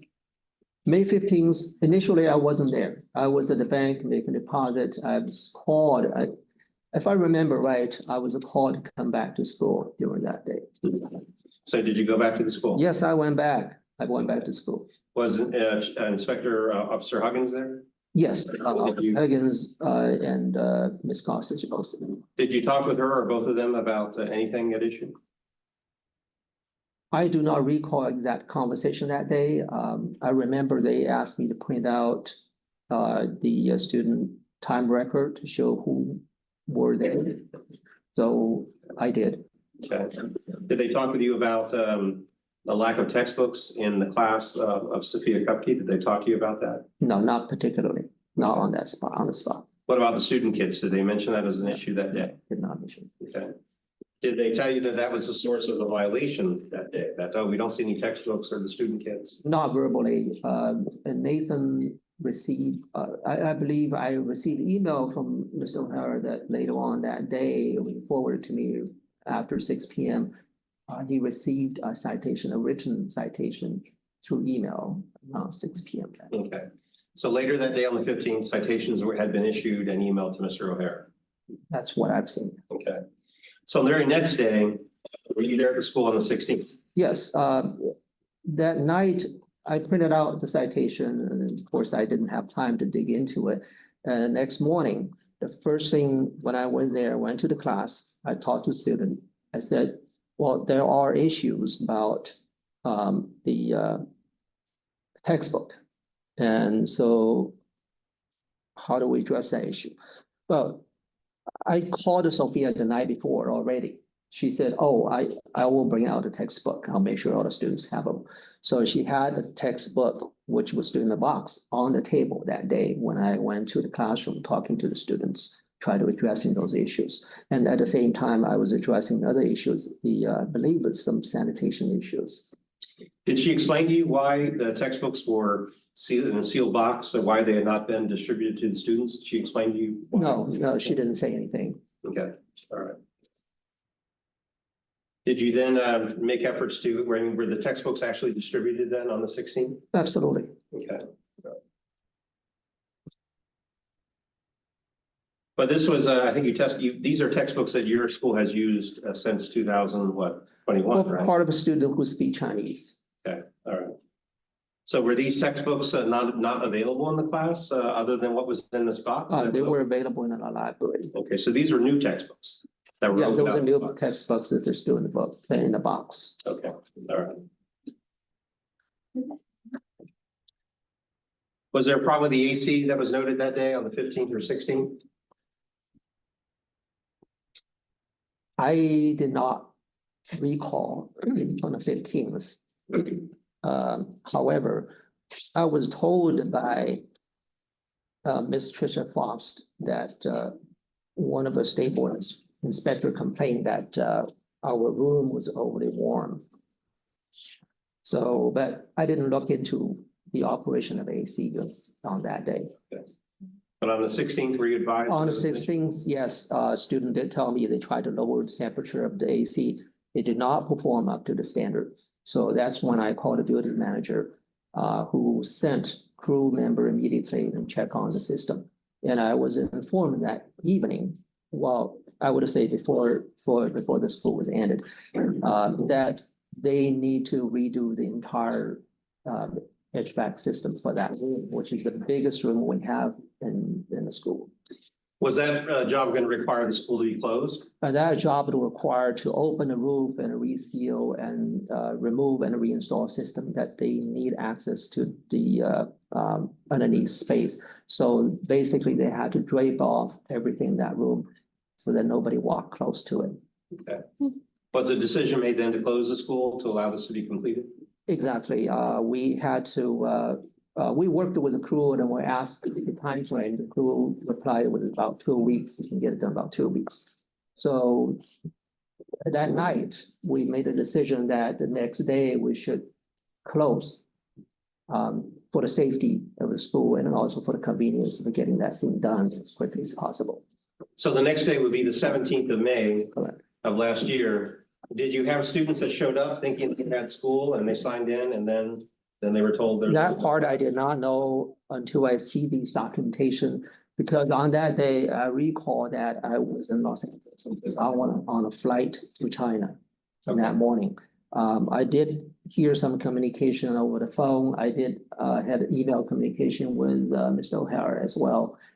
But I was the one who printed out this door sign the night before to show that the school is going to be closed and for at least 2 weeks.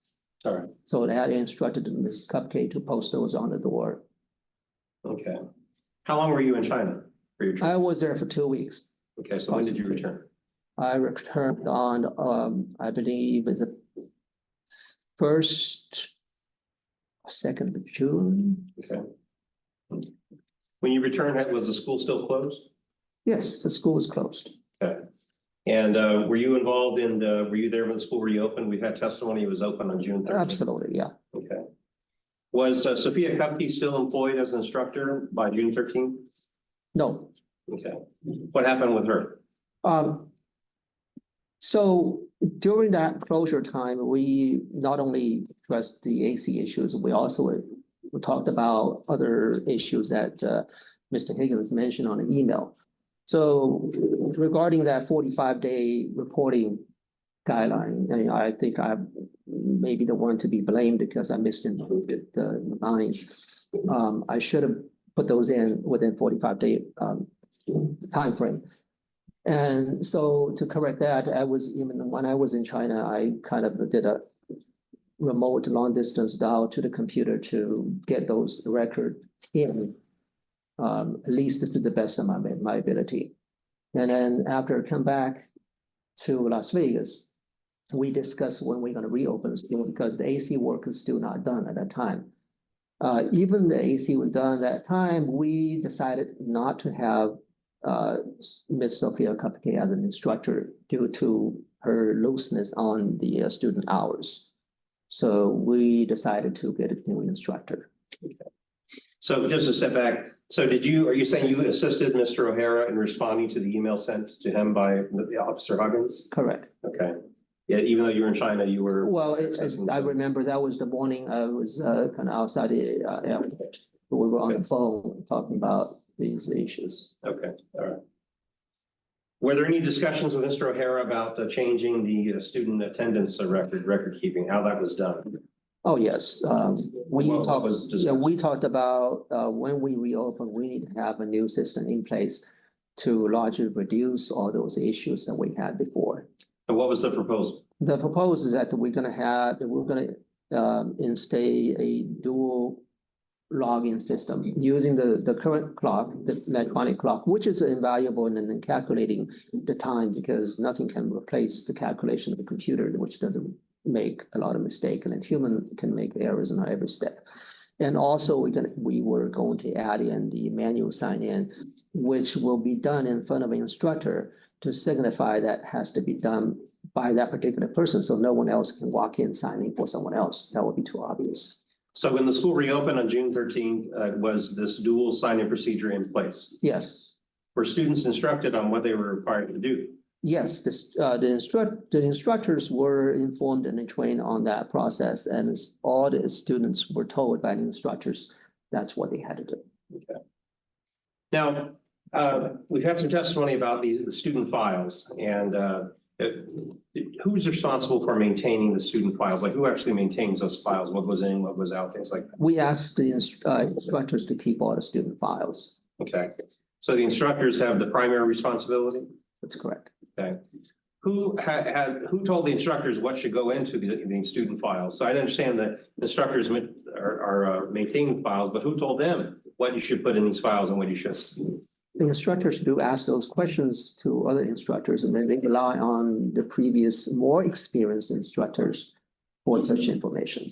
Does the ability school have any written guidelines on what should go in or out of a student's file? We do not have a written guideline.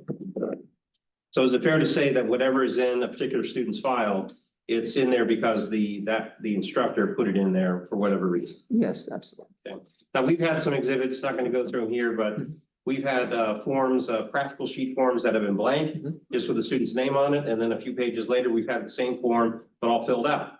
How would something like that happen? Why would there be blank forms? So why would those be thrown in the student file? What for? So on a blank form, one reason was that we have two instructors. We asked the instructors cross-check their student files to ensure their completeness. If the student had the form out, for example, during the practice, and the other instructor checks the forms are not there, the other instructor will add the form into the file to make sure it's available for student use. So they may be redundant forms. Okay, but again, the school had no strict guidelines as to what should be placed in the file or not. Is that right? We have guidelines of what should be placed in the file. We don't have guidelines of what shouldn't be put in. But in your, as the director overseeing daily operations, what should be in the student's file? Student file should have their exam records. They should have their practical exam records, and also their assignments and their practical sheets. Are the exam records, are the actual tests that the students take, Exactly. are those on paper format? Are those included in the student's file? Yes. Yeah. Would those generally be included with the exam results? We've had some examples of the exam result pages, but we don't see any of the actual examination. Yes, they will be, the exam results, the answer sheets you're talking about, the answer sheets are stapled to the actual exam paper. So they're meant to be looked at together. Exactly.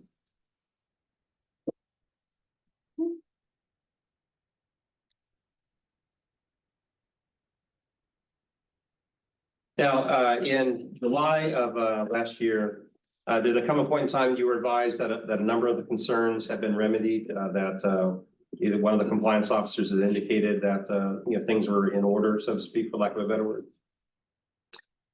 I was not informed in terms of some of the order, and directly be told that some of the issues been remedied. I was there I was present during some of the inspections, but I wasn't told there's an issue. There are particular issues for the findings, and we did not receive any written information either. But let me take you to September of 2023. Did you have any communication with anyone with the board about the student records being insufficient, or being not having the required documents or anything of that type? Is there any communication that you were aware of from the board saying, hey, your student files are incomplete? No. Did you learn or come to learn that some students who had graduated the school were having trouble taking the licensing exam? They were getting their applications denied? Absolutely. I mean, they came with pretty loud announcement. Let's say the first student came back was Connie Wright. Miss Wright came back and said she passed the exam, denied her license. So she came and asked basically she came and asked. We did not have information. And later she brought in a denial letter showing that insufficient schooling information. Again, we did not have information on that, and we were not sure. And now what they told me is that they had gone back to the state board office multiple times, almost on a daily basis, asking the reason why they were denied, but they were not told anything. And then again, no one from the board was telling your school, what was insufficient, what was incomplete. No communication from the board regarding their schools. Now, we've had some testimony that a number of the student files, or some student files, were copied or scanned on a particular day or days. Are you aware of that? Yes, in mid or late July, I think that was the time that Officer Higgins and Ms. Gossage came in on one afternoon asking both instructors for all the students' records within a certain time period. So that's the time the instructors gave them the folders. Okay. And there's nothing wrong with that, right? I mean, there's not, the board can look at student files anytime they want, right? Yeah. I mean, it's something that you're required to provide, is that correct? Yes. Okay. But were you there physically watching them scan each and every sheet of paper in the files? I saw it out of curiosity, but I didn't watch them Okay. throughout the time. I just kind of let them do their own work.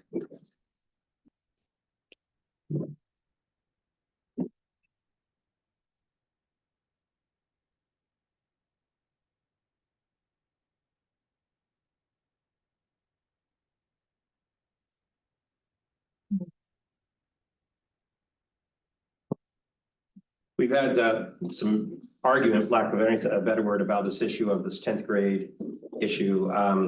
Let's just put it to rest. So this issue of in the People's Republic of China, when you go to a high school, is it called a high school? Is it called a middle school? How is it broken down based on, first of all, where are you originally from?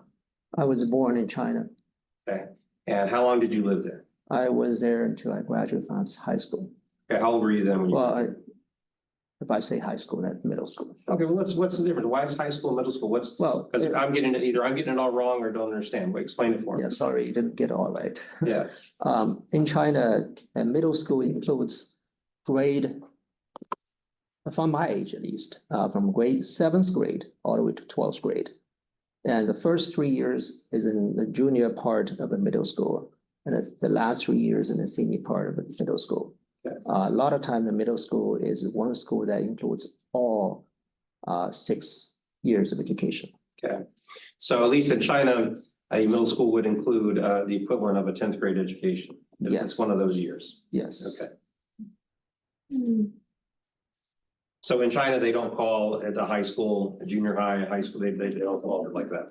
Now, there are a small portion of it, a small portion of the school, there are only junior high, that means 3 years. They only have 3 years. They will be called, I don't know how to translate, but I would translate in junior middle school. Okay. All right. Okay. Now, I saw in a number of these exhibits, worksheets and tests and things of that type. Many of them are actually they look like they're in Mandarin. They're printed on forms in Mandarin Chinese. Is that correct? You saw that? That's correct. Okay. Have you ever been contacted by anyone with the board and inspector or anything to raise concerns about the fact that some of the teaching materials for the Asian students were in their native language? Is that ever been brought to your attention as a concern? No. Okay. Have you ever been asked by anyone with the board to translate a worksheet, a test result, an examination that's in Chinese to provide an English translation for the curriculum or the study? No. Have you ever been told by the board that you cannot instruct students in Chinese, that all the instruction has to be in English only? No.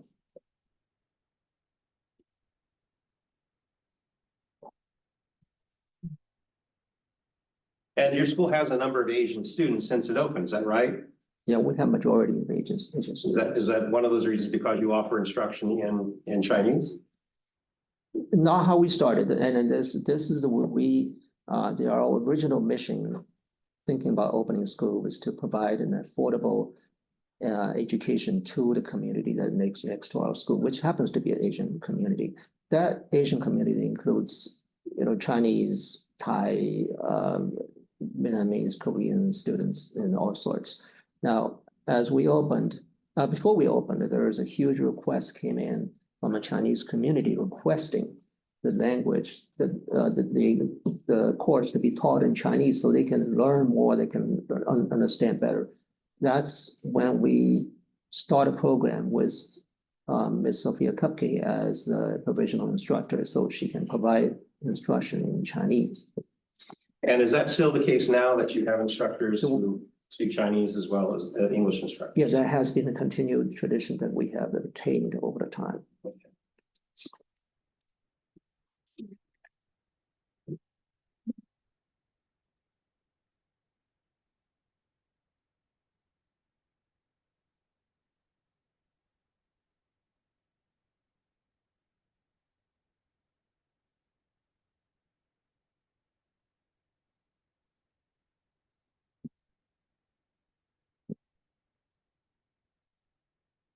Some of the exhibits in here with the handwritten timesheets, you have the computer printouts, we've seen those, the time records.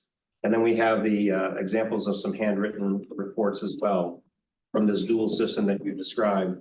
Some of the ones that have been pointed out in here had entries where you had the morning session was written down, morning, afternoon, but then the afternoon session would not be written down by the student. Do you have any explanation for that? Or do you have any understanding as to how something like that could happen? Because that would go against that goes against your program, right? Because you want to have the time record with the machine, for lack of a better word, and the handwritten record, right? So how would something like that happen? So this is something that we have talked to the instructors specifically regarding, I think that this is regarding July 11th and July 12th record. And I do have record from these 2 days and. You don't have to just really describe differently. How do you think that what's going on there? Okay, so on that particular issue is that the picture taken on says on July 12th, actually, we believe was taken on July 11th. Because the July 11th sign sheet looked like this, complete. The picture shown was halfway complete. And this is not, well, you can always say that this is done by students and instructors afterwards by handwriting in, by chalking it in. But we also have electronic records showing that afternoon was all punched in real time. There's no editing to it. And then we have social media posts in real time showing that activity, school classroom activity on the afternoon of July 11th. So that must be. Let me ask this, though. I guess what I'm getting at is we have examples in here in this book that's provided by the board of at least a few sign-in sheets where, it was not signed, it was signed in the morning session, but not signed out on the afternoon session.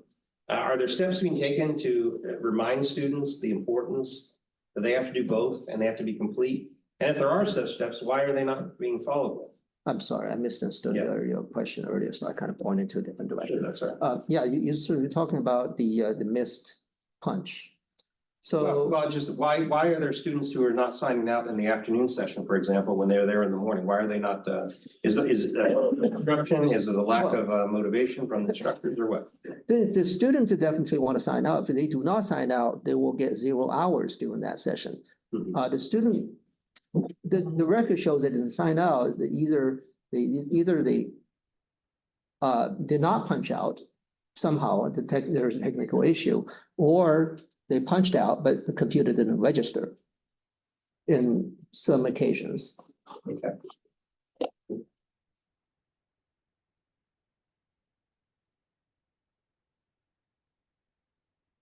Now, the school is still in operation to this day, correct? Yes. And how many students are presently taking classes with your school?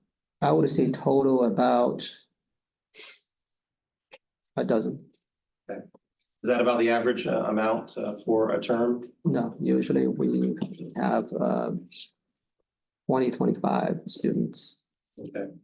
And how many students, since your school opened, how many students have graduated that you're aware of? You have a number? Well, I heard a number earlier, 170 students. I just quoted someone else's number, but yeah, that's about right.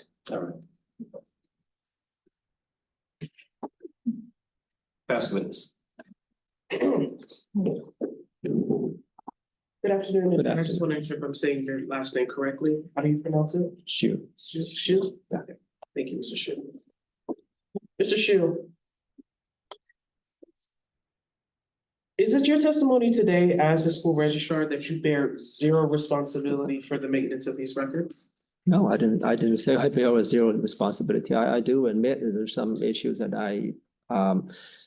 I missed due to inexperience or total lack of knowledge. No, I'm not saying that I have no responsibility.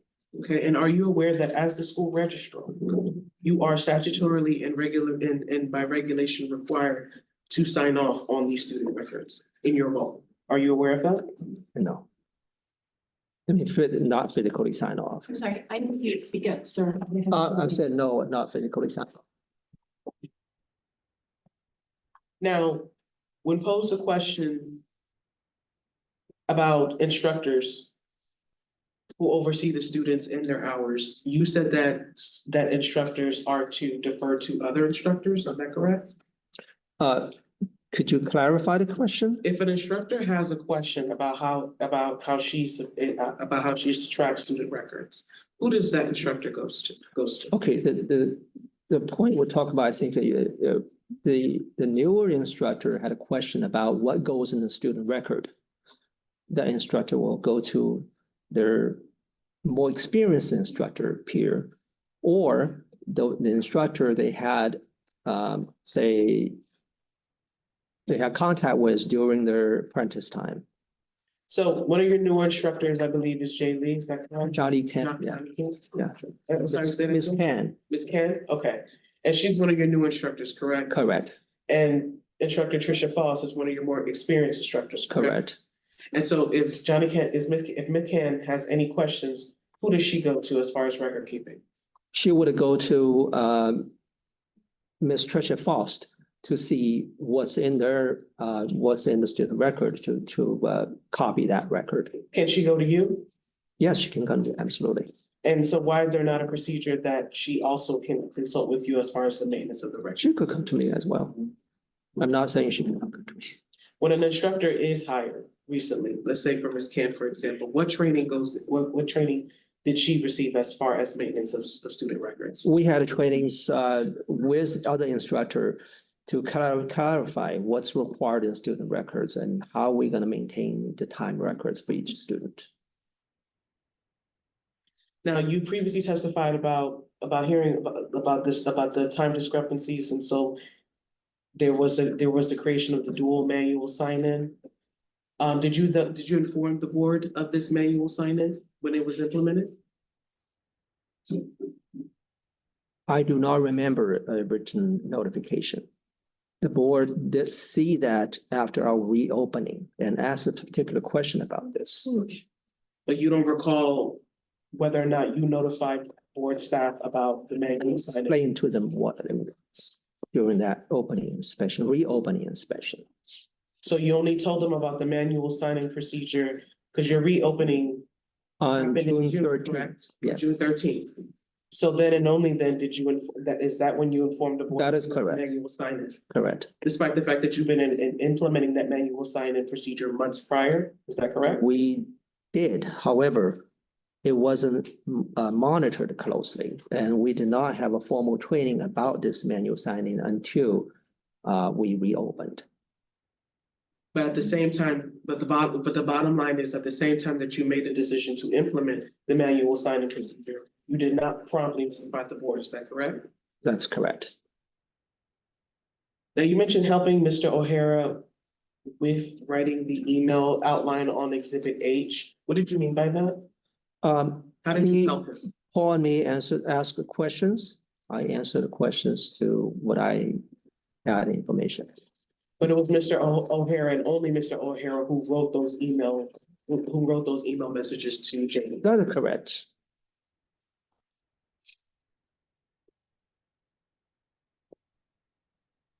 Now, in your direct examination, you talked a little bit about the minimum educational requirement.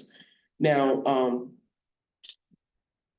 and bear with me as I answer this, but are you certified in the Chinese education system? I'm not.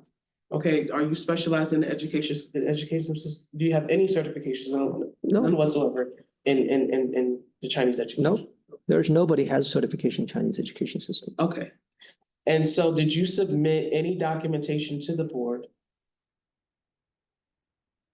establishing how if a student graduated from, I believe it's Delayan Middle School, that is the equivalent education to that of a 10th grade or more? Did you submit any documentation to that? Nothing specific. To your knowledge, did Mr. O'Hara submit any documentation to that? No.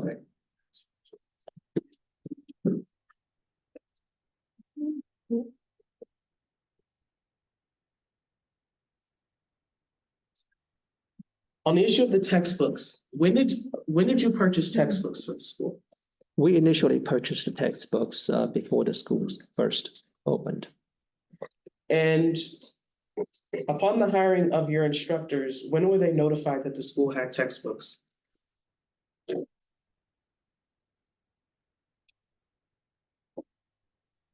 That I do not recall. So you don't recall when you informed either Tricia Foss or former instructor Sophia Kupke when you? Sophia would know from day one when the textbook arrived because she was involved in the picking process of the textbook.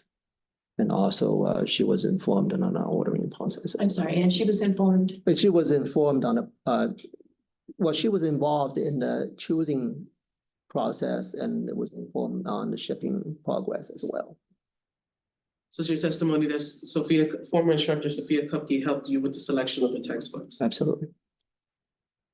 So during the May 15, 2023 inspection, you didn't, prior to that inspection, the school did not provide textbooks, correct? We provided textbook. But during the May 15, 2023 inspection, Sophia was opening textbooks as we see on exhibit C, page 1. She's opening textbooks for the first time. She's opening for textbook from a box. That box was the first time open, yes. We have multiple boxes of textbook. We have been used textbook for quite a while. Like I said, originally, before the school was open in 2021, we ordered at least 50 textbooks to begin with. So if the school if the school always provided textbooks, how come those representations weren't made to board compliance following the May 15th inspection? Well, we believe that the student didn't bring their textbooks. Or, I'm sorry, or if some students that during that batch, they were not handed textbook during that time. But we do have pet textbook available in our library if they don't want to have one. Now, right? No, But always. From day one, we have spare textbooks. Like in my lady book, it was $110 each. We bought at least 8 extra to be kept at the school library. Now you mentioned having a library. Where is this library on the school premises? In the office, that the instructor can hand out the books to students if the student failed to bring the book. And so so the library is in the office. Whose office? It's a storage office. It's a storage office? Yes. Where? What is it next to? Within the classroom area. Is within the classroom area? Yes. Now, how many floors does your school have? For 1 floor. 1 floor. Yeah. So there's a classroom area and then there's a separate office? Yes, we have 2 divided rooms inside a big classroom. Now, I don't think that this location of an office has been previously provided to board staff. Do you have an explanation as to why, if this office exists? It was there during the day one and when school opened. And so if it's your testimony today that textbooks were always provided and that students can simply check the library, then how come Sophia didn't direct the inspectors to the library? Now, this is one thing from my standpoint of view, I can explain, but I wasn't a student in the class. But I'm sure from my observation that Sophia, for that particular instruction, the teacher, the instruction she was copying all the text contents or outlines on the board, on a whiteboard. She was writing out all the contents on the whiteboard. I appreciate that, but I just want to reiterate my question again. If there is an existing library on your premises where students can reach textbooks from, why didn't Sophia or even Tricia Foss direct any board inspector to that location as proof that you offer textbooks? I don't know. Were they asked for that question?